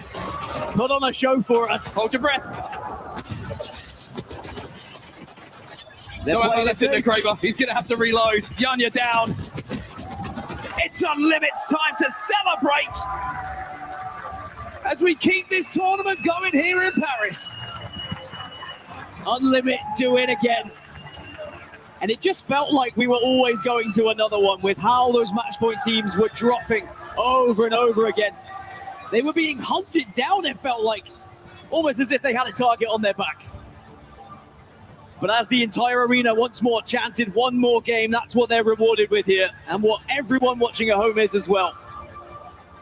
Being treated to more Apex is only a good thing. Wherever you're watching right now, this is Apex Legends. And this is match point. It never disappoints. And now, heading into match 10, we will have 11 squads on match point. Over 50% in the lobby with a chance to win this tournament here. But we still have teams like Alliance, Nemesis, Elite Esports, Ninjas in Pajamas, SAUL, Gaming Gladiators. I could name them all because they could all keep us going to match 11 here. Incredible. Absolutely incredible. At this point, you think we'd be used to it, but you never get used to it. It always surprises you. They're the match results that we've just seen play out in front of us. Unlimit on top, 21 points for them, 9 KP alongside the 12. AG Global got the points they needed to hit match point, but they're in red. They are your match point teams. Or at least some of them that went down extremely early in that game. Look at all that red. So much match point teams, we have to go to a second page just to see them all. I mean, as a viewer, as a fan, as a commentator, this is all you could ask for because it is the unknown. It's how far will we go? Who can seize that opportunity? Whether it is a fortunate zone pull or whether it is making sure you clutch up at that very moment. Only one team gets to lift that trophy. Well, not that one, that's the key. Well, everybody is waiting to see who is going to lift that trophy. And we're going to have to wait a few more moments to find out. The ALGS Split 1 playoffs at EWC 26 will continue after this. We book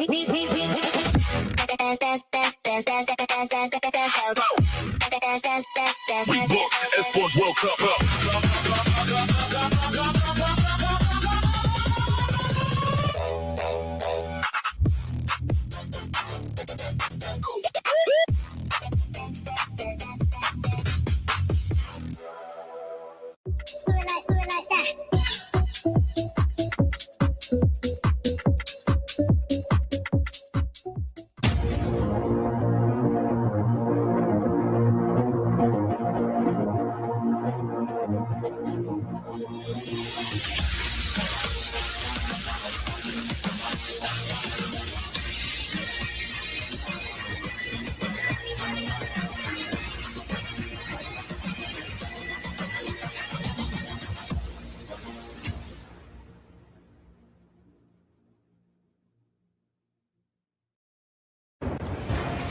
Limit gets a chance to step up and get that win.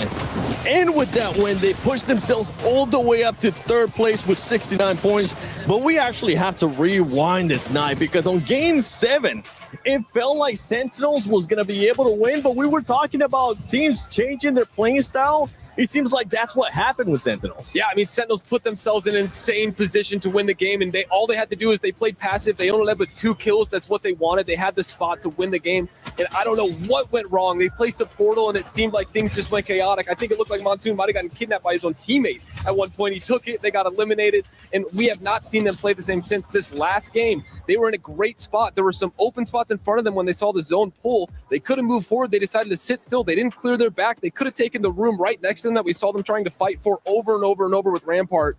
And it just seems like they're starting to play a little passive. They're trying to be reactive. They are reactive instead of being proactive, which is what you need to win this tournament.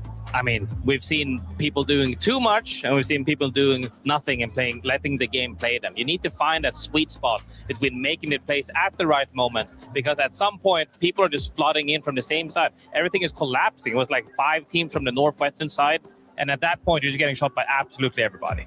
And I mean, Team Vision has been able to position themselves really good in the zones.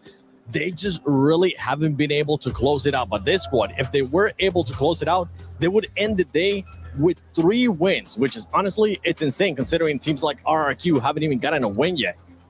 Yeah, I mean, you find these teams, they have their opportunity to win it on match point format. And I feel like I've said this in the past, you get one chance and one opportunity. And if you haven't taken it, such as Sentinels, even Team Vision, like you have this opener to win it all. But now I think the pressure and everything like that is setting in for these teams. And I'm kind of with the crowd though. One more game. One more. Look, and I did say 14 matches. And what did you guys say? 8, 7? I said 9. I thought that was 9. it. I said 8 to 10 is what I said, but that's like a broad. That's like a 90% hit rate, so it's a little bit too much to say 8 to 10. But yeah, it's going to go on for a while. But 11 teams out of 20 is now on match point, and I think honestly, I said it in the room as well. I think Falcons might take it. I don't know. I'm just feeling it. I'm feeling it. It's coming. I don't know why. It's just there. It's gonna soar. Yeah, I mean, usually you have those players being able to step up. We saw the passion out of Imperial Hall earlier on today, too. Is that one of the reasons why you think, especially going into the 10th match, that Falcons might be able to take it? Yeah, I mean, we always say it's like all of these people are under pressure. And nobody in this entire, well, not counting other games, of course, nobody in this lobby right now knows pressure as much as Hal does. He has had a target on his back the entirety of his career ever since old days. And if anybody knows how to do it during these stressful moments, it's him. Yeah, I think something to point out from honestly what we've seen so far is every one of the teams that has been on match point, the Zetis, the Zetas, all these teams have had a circle that has put them in a position to win the game. Vision had a great spot that last game, and everyone's collapsing on them. Falcons, back-to-back games they've been on match point, have had to go across the entire map. They've had to fight their way, and they have not been in a position to actually get a zone to put them in it. So I think that's the last thing you want to do. You don't want to give them an inch because they will take it all. Okay, graceful with the Falcons pick right there. How about you, Lace? Out of all these teams, and there's still one more in the second page, who do you think is going to surprise us here in Game 10 and maybe close it out via match point? Yeah, look, it needs to be Team Vision. I feel like they are setting it up for this right, and we've heard it from Zach himself. Like this is their moment. They are setting in, but I also just have this sneaky suspicion Wolves Esports might be tickling on up in there. And the reason that I do say that is because they were obviously super proactive in the start of match point format, and then they have that little break. But this is the snowball team I talk about. Now that they're getting their footing again, No Name going to go crazy. I mean, previously in 2024, we ended up going to 13 games. You can tell Alliance is close by. Some of the other squads are close by. You were talking about players, Graceful, in regards that are used to this kind of pressure. One player that comes to mind, Snipe, has to be Zero, and they are also a team that's been in match point. Yeah, I mean, Team Liquid, they had a slow start. They were 19th, then they had some really, really, really good games back-to-back, and it's put them in a position. But we saw it in that last game. It just seemed like there was something that they weren't as on point. That team fight that they had really didn't go as well as it could have. But there's never a person to count out like Zero. You don't want to ever count him out. He's had so much success. This is just one event that he doesn't have under his belt, and it would be an incredible accolade to add to his list of already massive achievements.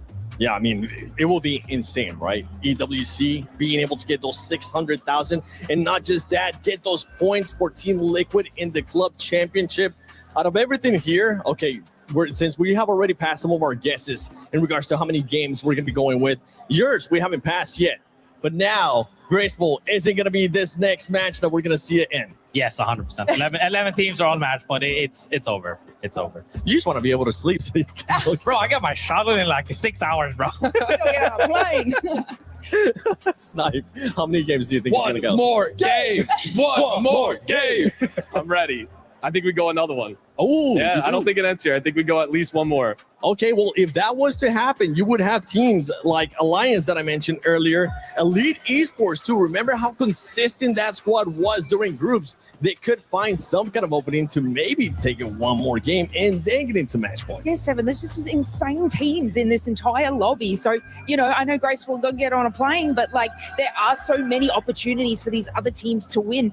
We are used to seeing like about half the teams getting to match point format. I mean, this is kind of nice seeing 11 in this sort of standings, but there are so many, great plays that are yet to come. And it's not one more game. Well, one team that just made it to match point and going into the next match, they could end up winning it all. It could be Wolves. Remember, No Name was able to step up in a big way for them in survival. This could be the chance that Wolves has been looking for, Snipe. Yeah, I mean, are we back in Sapporo? Because it feels like we have a home team crowd here, and it's incredible. I mean, I've never seen this close of competition at the ALGS before. Yeah. I mean, we have Elite and Alliance that aren't even on match point, NIP not even on match point, and these are some of the favorites coming in. So the fact that we have 11 there, and we still have such big powerhouses not on match point yet, like, what are we could end up with 16 teams on match point for all we know. Oh, 16 teams? Okay. Make a record. Does anyone remember the record, actually? Was it 14? We'll come back with 13, 14, yeah. I know Dia's definitely going to be looking it up, so I'm waiting for those stats. Dia, whenever you end up sending it, shout out to him. He's been doing amazing this event. Now, from all these squads, right, Graceful, I'm gonna go to you with this one. As an ex-pro player, you're going to match 10. What is your mentality like? I know in previous conversations that we have had, you told me you don't really get nervous in these situations, but match 10, so many teams in match point. What would your mood be like? I mean, at this point, like, it kind of fluctuates, especially depending on how many teams are hitting match point game after game after game. But at this point, everybody knows this is most likely the last game. So everybody's going to come out guns blazing, and especially the teams on the lower end, but the teams on the higher end we have played kind of passively. And I think even they can feel themselves, because we've had this time and time again through every LAN, as every team that hits match point at some point normally has one chance where they could have closed the game. That has now passed for several of these teams. So any other teams that hasn't had that chance just yet are incredibly hungry. And I think we're going to see a lot more proactivity coming out through this, because now it's literally, most people are probably feeling that this might be the last game. I mean, all of us, honestly. I'm with you. I think this is going to be the last game. But if that's not the case, let's see, because this could end in Game 10, ALGS at EWC 26. Is it going to be one more game, or are we about to crown a new champion? Ladies and gentlemen, I don't know how much more I can take. Oh my goodness, this is reminiscent of EWC 2024. Went to 13 games. We're now in double digits. This is game number 10. Speaking of double digits, Luty, there are 11 teams on match point right now. If we're looking at an upset, the only two that could really do it right now are Alliance and Team Nemesis. So, I don't know why. I don't know how much more can take. So. You guys, you asked for more. We will have more. So please, one more time, let them hear you. Paris, are you ready? Let's send it over. We're now going to send it over to our casters to take us into game number 10. I mean, it is absolutely electric in here. Why wouldn't it be? We are into double digits in our match point finals, match number 10. And the best news of all is, damn, that your stats become relevant about World's Edge. It's almost like I knew we were going to World's Edge. But the thing is, now we have more teams that are on match point, more teams that have won on World's Edge. The likes of Unlimit, for example, maybe they could be the squad to put this to bed. Liquid and Falcons, though, are two of our favorites. Another team that has been fantastic on this map is Wolves Esports. Maybe they could be the team of 11 of them that are on match point. Now, let me tell you, there's not many opportunities to play 10 matches in this kind of a situation. This much pressure with this much on the line. Remember, $600,000. If you close out here in this match number 10, and you've got to talk about experience these situations, Dan. You've got to talk about the teams and the players who have been here before. The likes of Zero, the likes of Hal. They know how to play the long game. And when we talk about our zone, it could not be more central to World's Edge. It is bang center. And when you look at the match 10 situation, we've had 9 legend bans at this point. 9 of the Apex Legends roster banned away. Bangalore was the latest addition to that. And suddenly it has made the compositions look very similar across the board. Sparrow, Wraith, plus something is the majority of the choice here. There are a couple of additions. There's an Axel in there. I think I saw a Valkyrie in there as well. A Pathfinder that slips in. But for the most, we are seeing plenty of Sparrow and Wraith, to the point they are tied in terms of selection. One thing that's very interesting here, you did see a knock in the feed from GK Esports. They took down a member of RRQ who are now completely split from each other, although they're trying to get a little bit closer and look for a res over at Landslide. Now that's the zone. Like I say, if you were to draw a straight line from each edge of that circle, it's going to be about the same distance to the edges of World's Edge. Team Liquid are in a fantastic position if they can hold this southern side. Playing away from the majority of those buildings, if you can, is going to allow you to see a lot of the carnage take place in front of you. I couldn't think of a more historic final zone than Fragment on World's Edge for a chance to lift a trophy. here at the ALGS Split 1 playoffs at EWC 26. That being said, there are still 9 teams who are not on match point just yet. Now, one zone that pulls right outside of the building that Zeta Division find themselves on is something that I've seen pretty recently as well, in and around where that respawn beacon is. So if you're talking about a good position to choose to play early, I would say that Zeta Division are in one of those spots. Right next door to them, going to be Wolves Esports. And you mentioned their record on World's Edge, Dan. This would be a fantastic time to prove you right. They put 4 wins on the board so far this tournament. Up there with the most that we've seen alongside Zeta Division, actually. Oh! Excuse you. Thankfully, Easy Flash is out of there like a flash. As our first match point team is under pressure. It does feel like, though, when you've got this many teams on match point on set, every fight is likely going to involve one of them. Well, this certainly is. Elite Esports versus Falcons.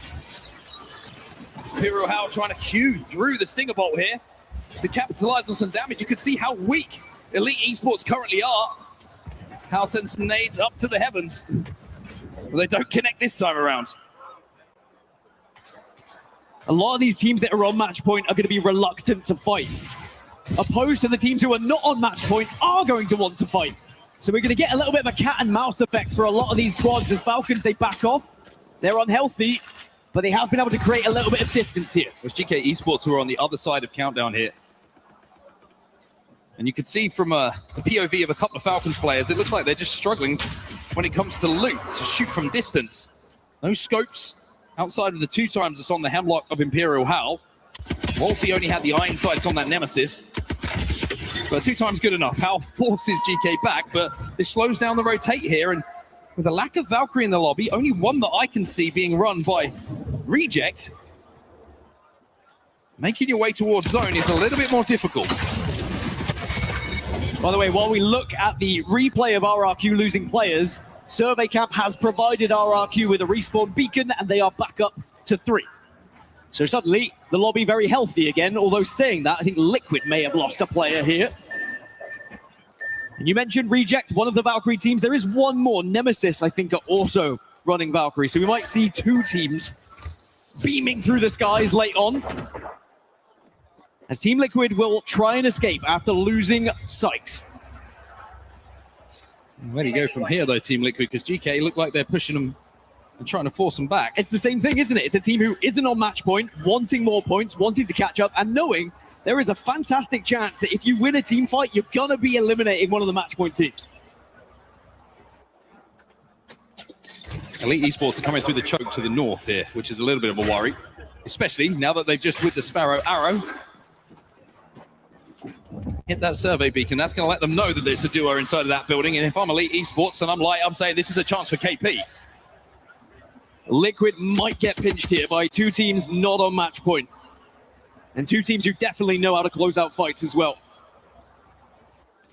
Certainly going to be an awkward one. That being said, you don't want to overcommit to fights if you are one of the non-match point teams either.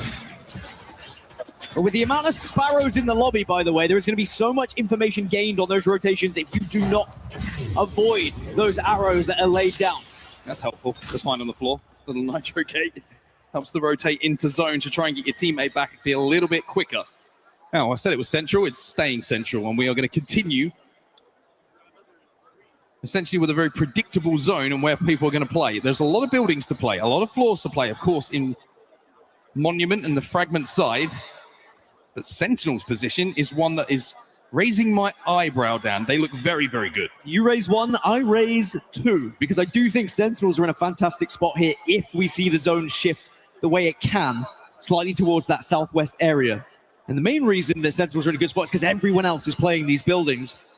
But in terms of composition for Sen to hold on to it, they do have that Rampart as well. As a Legend, they can just apply them with that a little bit extra cover. Supply them, excuse me. But with the amount of core sticks that are in the lobby, this final circle is going to be a difficult one for everyone involved, you included. Never mind. In the meantime, Team Liquid just off of the cameras did get the respawn over at Skyhook, but they're still deep in zone. They're evacing out as it stands. Zeta trying to get up to Blues. Like managing to do so. Vision, we have not talked about them yet. Their path a little bit more slow, a little bit more considered. Having to move all the way from the southern side of World's Edge. They've got Zach up to purple. As they move through the Geyser choke, there's a team holding the Harvester choke. Excuse me, the Lava Siphon choke, and that team is going to be Alliance. Now, GK, this is completely the other side of the zone, trying to work their way in. Now, we know that Zeta Division are in one of the buildings in front of them, and we know, to be honest with you, that half of the lobby is in the buildings in front of them, so this might be pretty tough to rotate, especially with Liquid right next to you. Caustic goes in, panics, goes in, and Zero goes out. That seemed like a very aggressive swing from Panic in that situation. And Zero has to reluctantly go back into the portal, and sadly, we know what's on the other end of it. Wait a minute. Surely GK not. busy. GK busy, it's reject. Well, Nox has no shields, but Zero doesn't know that. Now he does. Team Liquid eliminated. One of many match point teams falls. And you saw Zero slump into his chair because he knows now it's unlikely you come back, but this is the fight I was talking about in the chokes. And this is Lota being left on his own. Trying to slide away, trying to keep Vision's dreams alive. Who else but Alliance? It would be very Alliance-esque to see them win match 10, put themselves onto match point, and a team that has won the Esports World Cup before could potentially take us to 11. They did it in 13. They are a team who knows how to go the distance. Experience is going to be everything here, Mark. Ninjas in Pajamas firing onto the position of Alliance.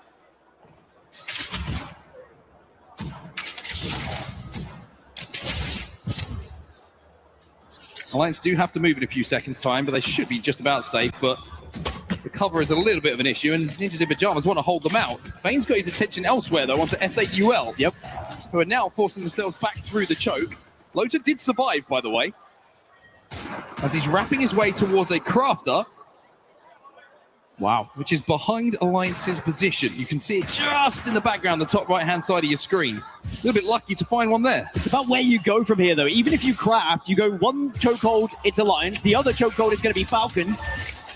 Speaking of Falcons, by the way, love to go over to their POV right now because they are wrapping behind Team Nemesis. They are making a potential tournament winning play if they win the engagement they're trying to take. Nemesis were holding this spot. The Mythic bin has also been opened. So there are a lot of prizes here if you win this fight. GK Esports just been eliminated in the meantime in the feed. Albrelelli's trying to survive by floating through the skies. And he manages to retreat back to his teammates who are actually in this tunnel. Now this becomes a little bit more awkward. But with Sacred down, Enter Force 36 will fall elsewhere.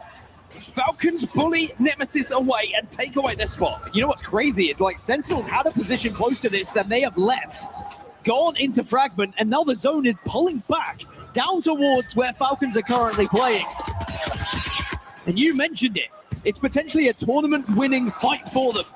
As when we do check in with Sentinels, they are taking a fight, and it's a 1 versus 1, I think now. AG versus Sen.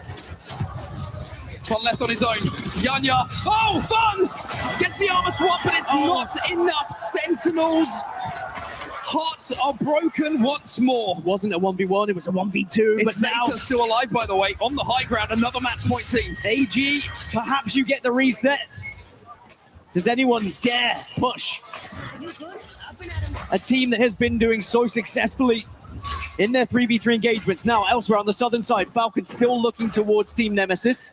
Vision have been able to get back up to a 3 and are in zone. A lot of our match point teams are in prime positions. This is a really interesting side of zone right now. Albrelelli will fall, and the reason I say is SAUL, Team Nemesis, Team Vision, and Falcons all reside on this southern side. Now, SAUL down to 1 or 2, I believe, are just trying to escape. Yeah, they dodged through. I think they actually bypass both Falcons and Vision. And Zone is looking pretty good for a Falcons fan. The fight that they had, the push that they made, and the fight they are continuing to have is so important here. They want to dominate this southern side. They want to be the only team here, so they don't have to worry about their back. And they are very much pushing here. Power wants to take this 1v1 with Skittle Cakes and get the job done. Make sure that their back is clear. Skittle Cakes is down. Nemesis will fall. And Falcons are starting to spread their wings on this southern side of zone. Alliance eliminated in the kill feed as well. That is another non-match point team gone down. We now only have 5 teams left who are not on match point that could take us to 11. But we still have 9 alive that are on match point. It feels like 10 is likely to be the number now.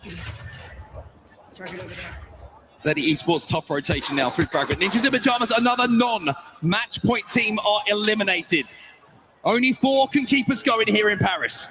And one of those is taking a fight against Wolves. Oh, it's Elite. Oh, our group stage leaders. And you feel like if anyone is going to keep us going, perhaps it would be them out of the remaining. But Wolves will get the chance to reset. Elite do not commit to the fight. And probably for good reason, because there's too many teams in the area right now. Another Stinger Bolt goes in though, and it's forcing No Name to jump into the void. Gets into a position here to pop that shield battery. You see the reaction of Privacy, the analyst in the back for Falcons in the crowd.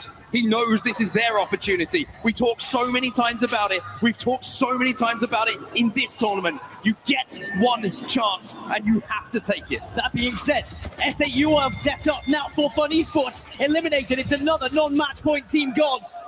It's just 3 now that remain. But AG also pretty weak here, as they are desperate trying to survive, and Reject now are also under fire. Well, they Valcoed it in. They tried to take this space away from Team Falcons. They've been eliminated. But as the zone continues to pull towards the north now, Falcons have work to do. Team Vision, just a duo.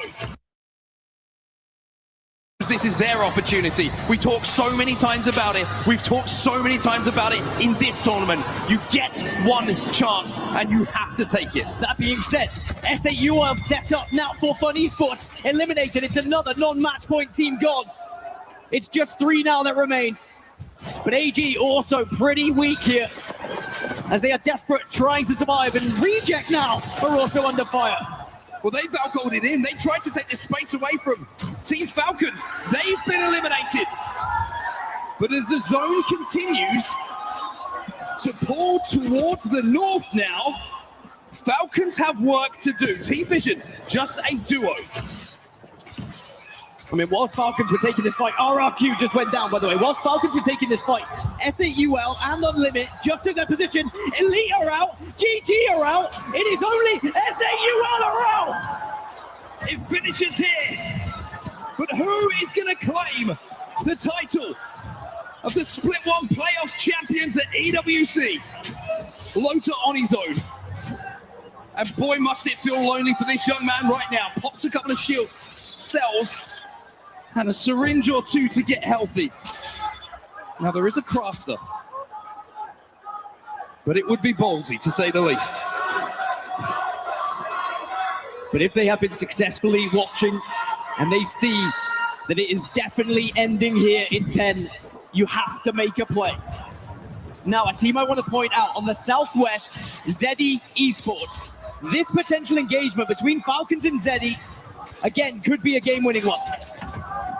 House sets a couple of Sky Nates.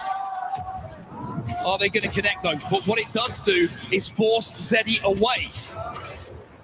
Jelly a little bit isolated from the rest of his team, who are safe in zone still.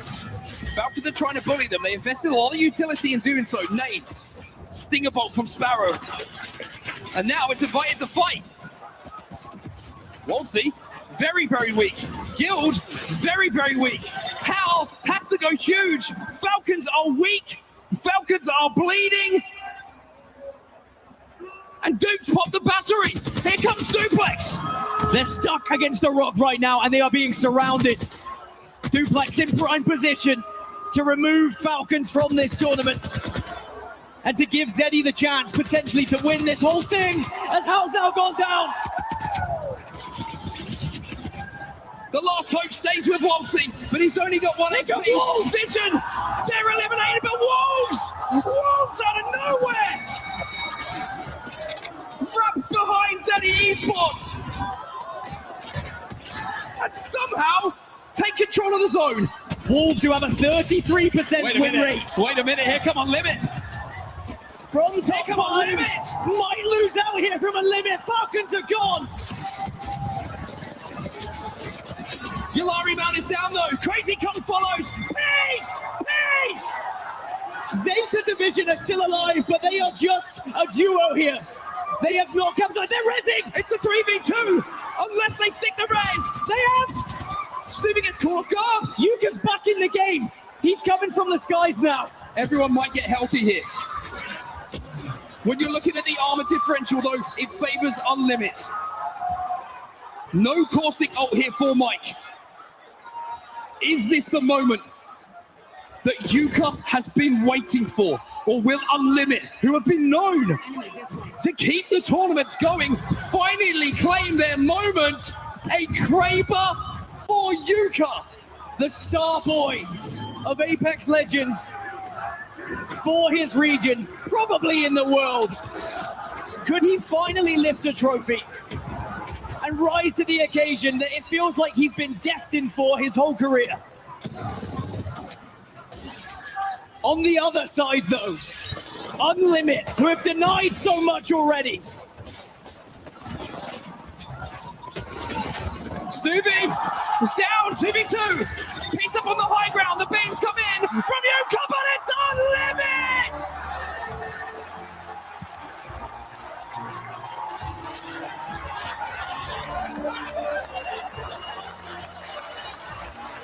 The team known for keeping us going, giving us one more game, deleting match point teams, are now the champions of the ALGS Split 1 playoffs at the Esports World Cup 26. When Sentinels were merely 1 kill away, 1 bit of health away from winning this tournament, it was Unlimit who denied them. And then when we moved into match 8, again we saw Unlimit deny the rest of the lobby. And sometimes history just repeats itself with keeping us going in matches, but what does not repeat is the winner here. A brand new winner on LAN of Unlimit. And what an incredible moment for all these young men. And not only did they win this last game, but they had the most points in the lobby as well. It doesn't always happen that way in Apex Legends. Unlimit slayed through that game. And what was a fantastic 3v3 engagement to win it all. Well, as the crowd pays their appreciation to every player on this stage and every team, we're going to go down to the stage right now because we need to catch up with Unlimit. Ladies and gentlemen, Unlimit are your champions. Dude, what peace. I've spoken to you multiple times this week. You've spoken about being uncertain, but feeling confident and then showing up on the main stage. You've just won it all. How does it feel? I feel...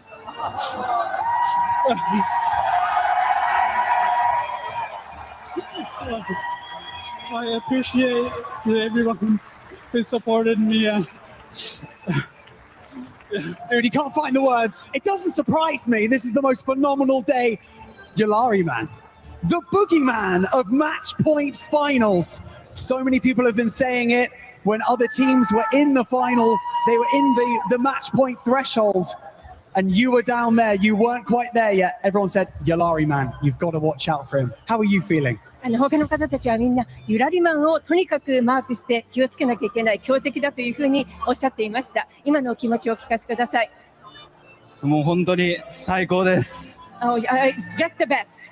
The best. Gentlemen, follow me. We've got some things to do to crown yourselves as champions. Come with me. Let's go for a walk. Which way should we go? Let's go this way. Come on, boys. A lot of emotions here on the main stage, as you can imagine. The ALGS Split 1 Playoffs has its champion of 2026, another Esports World Cup champion. And oh my goodness, what a deserved victory. 11 teams were on match point. And here we go. We're going to make our way over to the absolute demon of a crusher.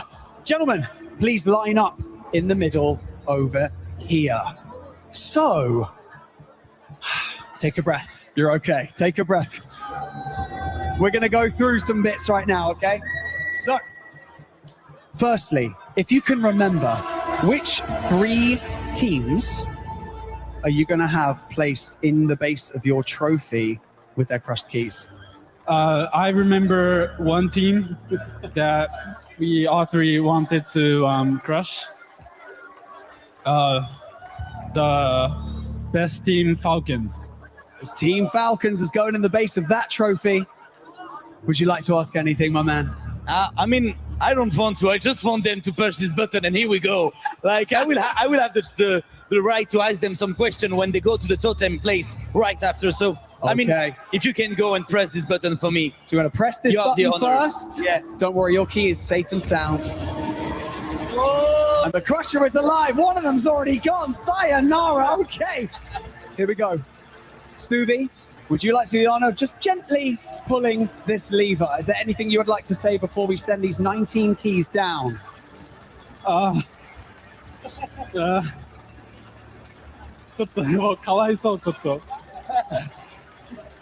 I feel sorry, pity for them because it's getting crushed. I feel sorry for them. You just beat them. You got this. Beat them, bro. Stuvie, let's do it. Pull that lever. Here we go. 3, 2, 1.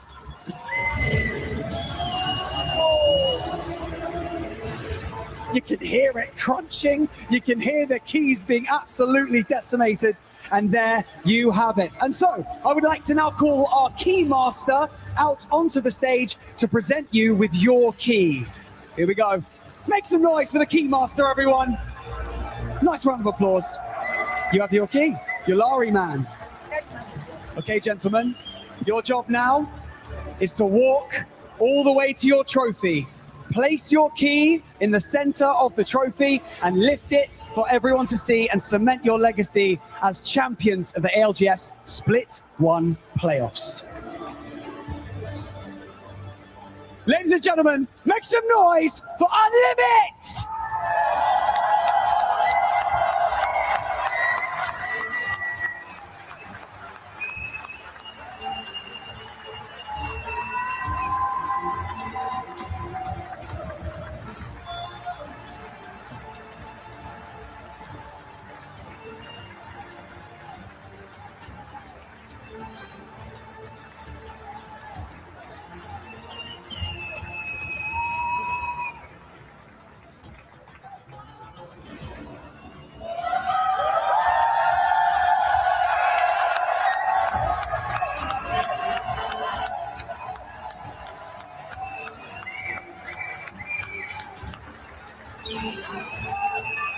Unlimit, now is your time to lift that trophy. Ladies and gentlemen, your 2026 ALGS Split 1 Playoff champions at the Esports World Cup, Unlimit!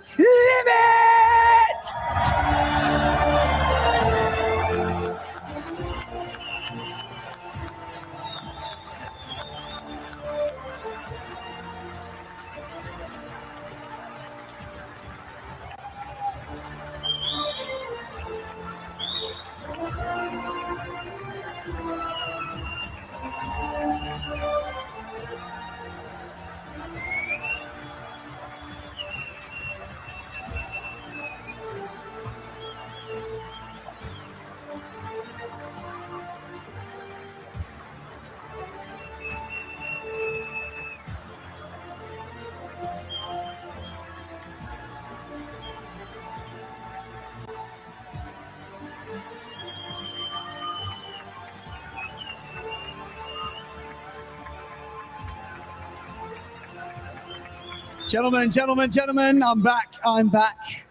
Extuvie, let's ask you a question, my friend. I want to know how it feels to have teammates like this who have had your back throughout this entire tournament. How does it feel to finally lift a trophy of this magnitude, to win an event of this size, and to have your teammates backing you the entire way? このような大きな大会でずっとチームメイトと一緒に歩んでこられたと思います。そして常に背中を押されて守られてチームメイトと戦ってこられたと思います。今日この場を迎えて今のお気持ちをお聞かせください。ちょっと序盤ちょっと苦しんでムーブがあまりいいスタート切れなかったんですけど、ちゃんと俺の味方2人最強なんで、それ信じて頑張って苦しい時もあったんですけど、それ乗り越えて優勝できたんで本当に嬉しいです。Well, I didn't start very, very good, but my teammates, two of them are greatest, and I was supported throughout. I am so glad I was able to win. We were able to win. Thank you so much. Yulari man, once again, the demon of Match Point Finals.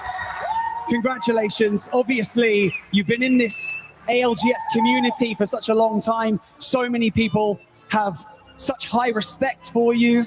Is there anything that you would like to say to your fans and your supporters out here who have supported yourself and, of course, the team Unlimit throughout this journey? ずっとおめでとうございます。ALG ではもうずっと長いこと戦ってきていらっしゃいます。ベテランでいらっしゃいます。ファンの皆様、そしてチームメイトの皆様、他の応援してくださっている皆様に一言メッセージはありますでしょうか。本当に自分たちを信じて応援してくれた方、本当にありがとうございます。Thank you very much indeed for everyone who believed in us and kept on cheering on us. Thank you so much. Peace, are we okay now? Yes, I'm a little bit calm now. You calmed down a bit. I asked you a question earlier, just saying, just try to put into words this feeling right now. Everyone cheering your name and managing to accomplish something so incredible in ALGS. Yes, I thought this was a dream at first when we won the last game, but the dream came true, and I appreciate everyone that supported me, my family, my friends, and Unlimited staff, and I appreciate everyone. Thank you very much. Ladies and gentlemen, let's hear it one more time for your 2026 ALGS Split 1 Playoffs champions at the Esports World Cup, Unlimit!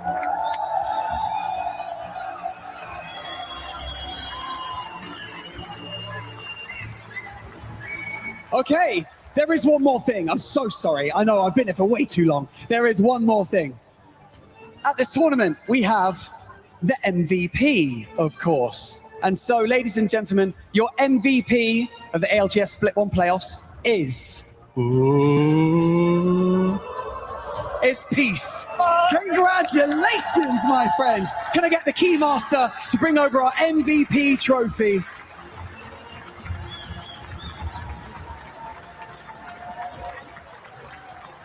There you go, buddy. Lift it up for everyone. I think it's the whole thing. I think it's the whole plaque. In 3, 2, 1, give it up for Peace, everyone!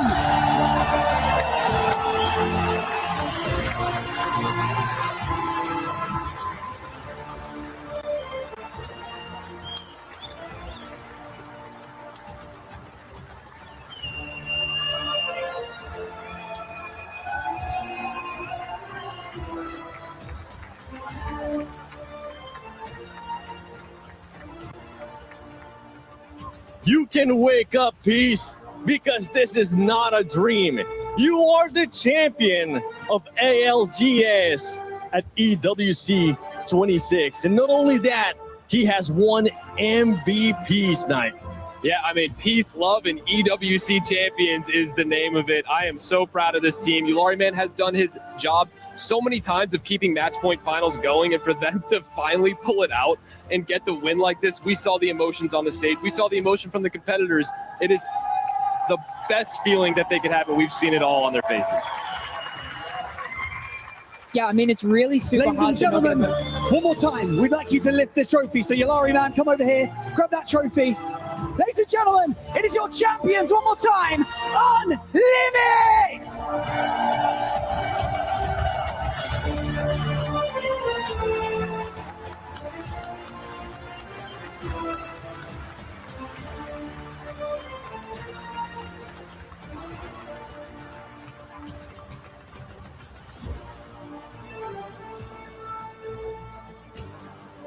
There you have it, your champions. I mean, the emotions are at an all-time high, Lace.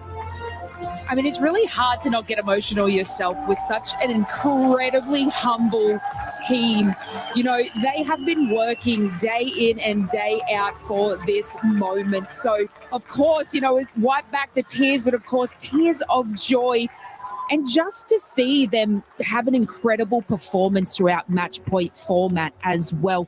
I thought Sentinels was going to take it home in game number 7, and we sort of counted out Unlimit at that point, winning that game, obviously winning a second game, and then winning the thing overall. Yeah, from the beginning, we were talking about consistency, Graceful. This squad, I mean, when it came to World's Edge, they ended up winning 2 out of the 3 matches that we played today. That's exactly what you've been looking for. I mean, even seeing them at the Crusher is almost poetic, because do you know how many teams they stopped to win this whole tournament? It is absolutely crazy. They are stopped, like they have always been stopping teams in general. And now, once they climb that mountain, really mountain, as we saw, literally that last hill, like 5 teams fought for God's spot. They are the ones who ended on the high ground, and they took everyone down. So many teams that we thought were going to win here. You know what? Let's send it to the totem for the champions. Forge the trophy. You have to choose now. You already choose it, maybe? So which one do you want to go into trophy? There is Falcons, Alliance, Theta Division. Which one? Crush? No, it's already crushed now, but it will be helping to forge your trophy. So you just have to choose 3. You take Team Falcons?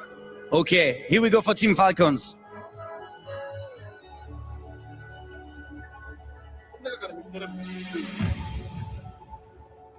Shut.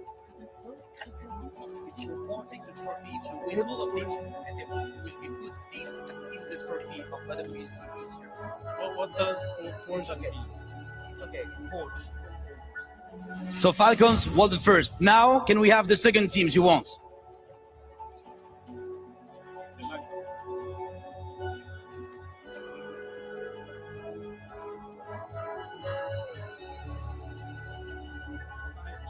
You take Alliance.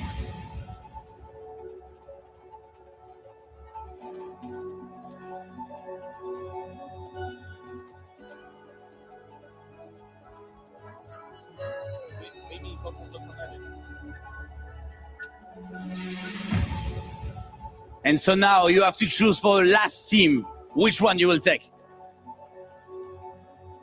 Of course, you win this 1v1 at the end, and you will take Zeta Division.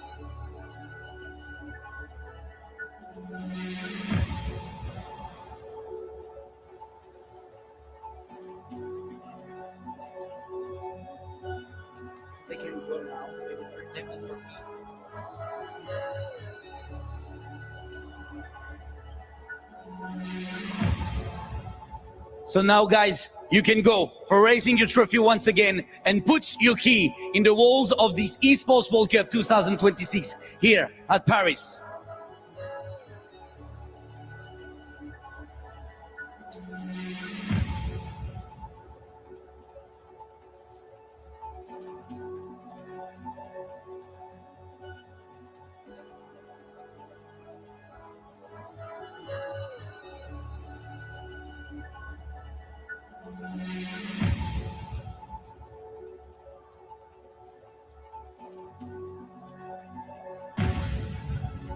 Ladies and gentlemen, please, one more time, make some noise for your EWC 2026 Apex Champions, Team Unlimited!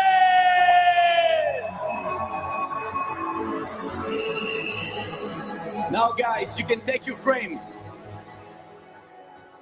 Take the frame, take the frame, the frame. They're gonna give you the frame, and you're gonna have to put this frame in the role of this Esports World Cup 2026. Here you go, guys.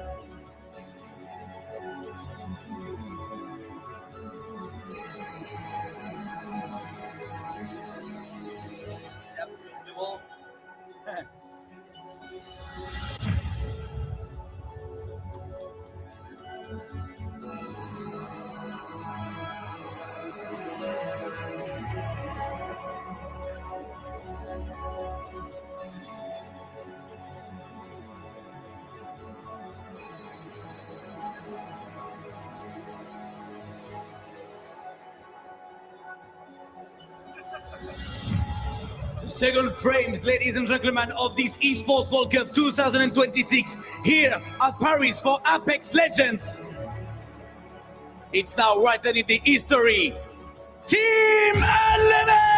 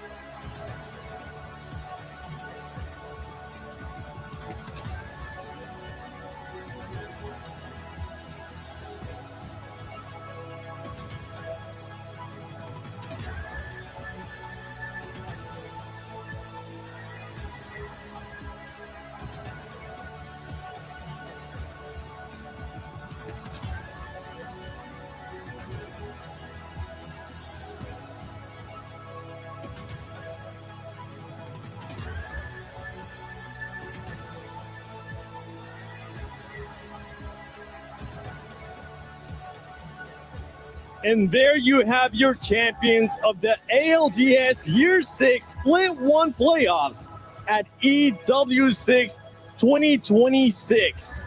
Nobody expected them to be here. They overcame a lot of obstacles, and they have claimed that trophy and taken home $600,000. And not only that, added 1,000 points to their club championship leaderboard.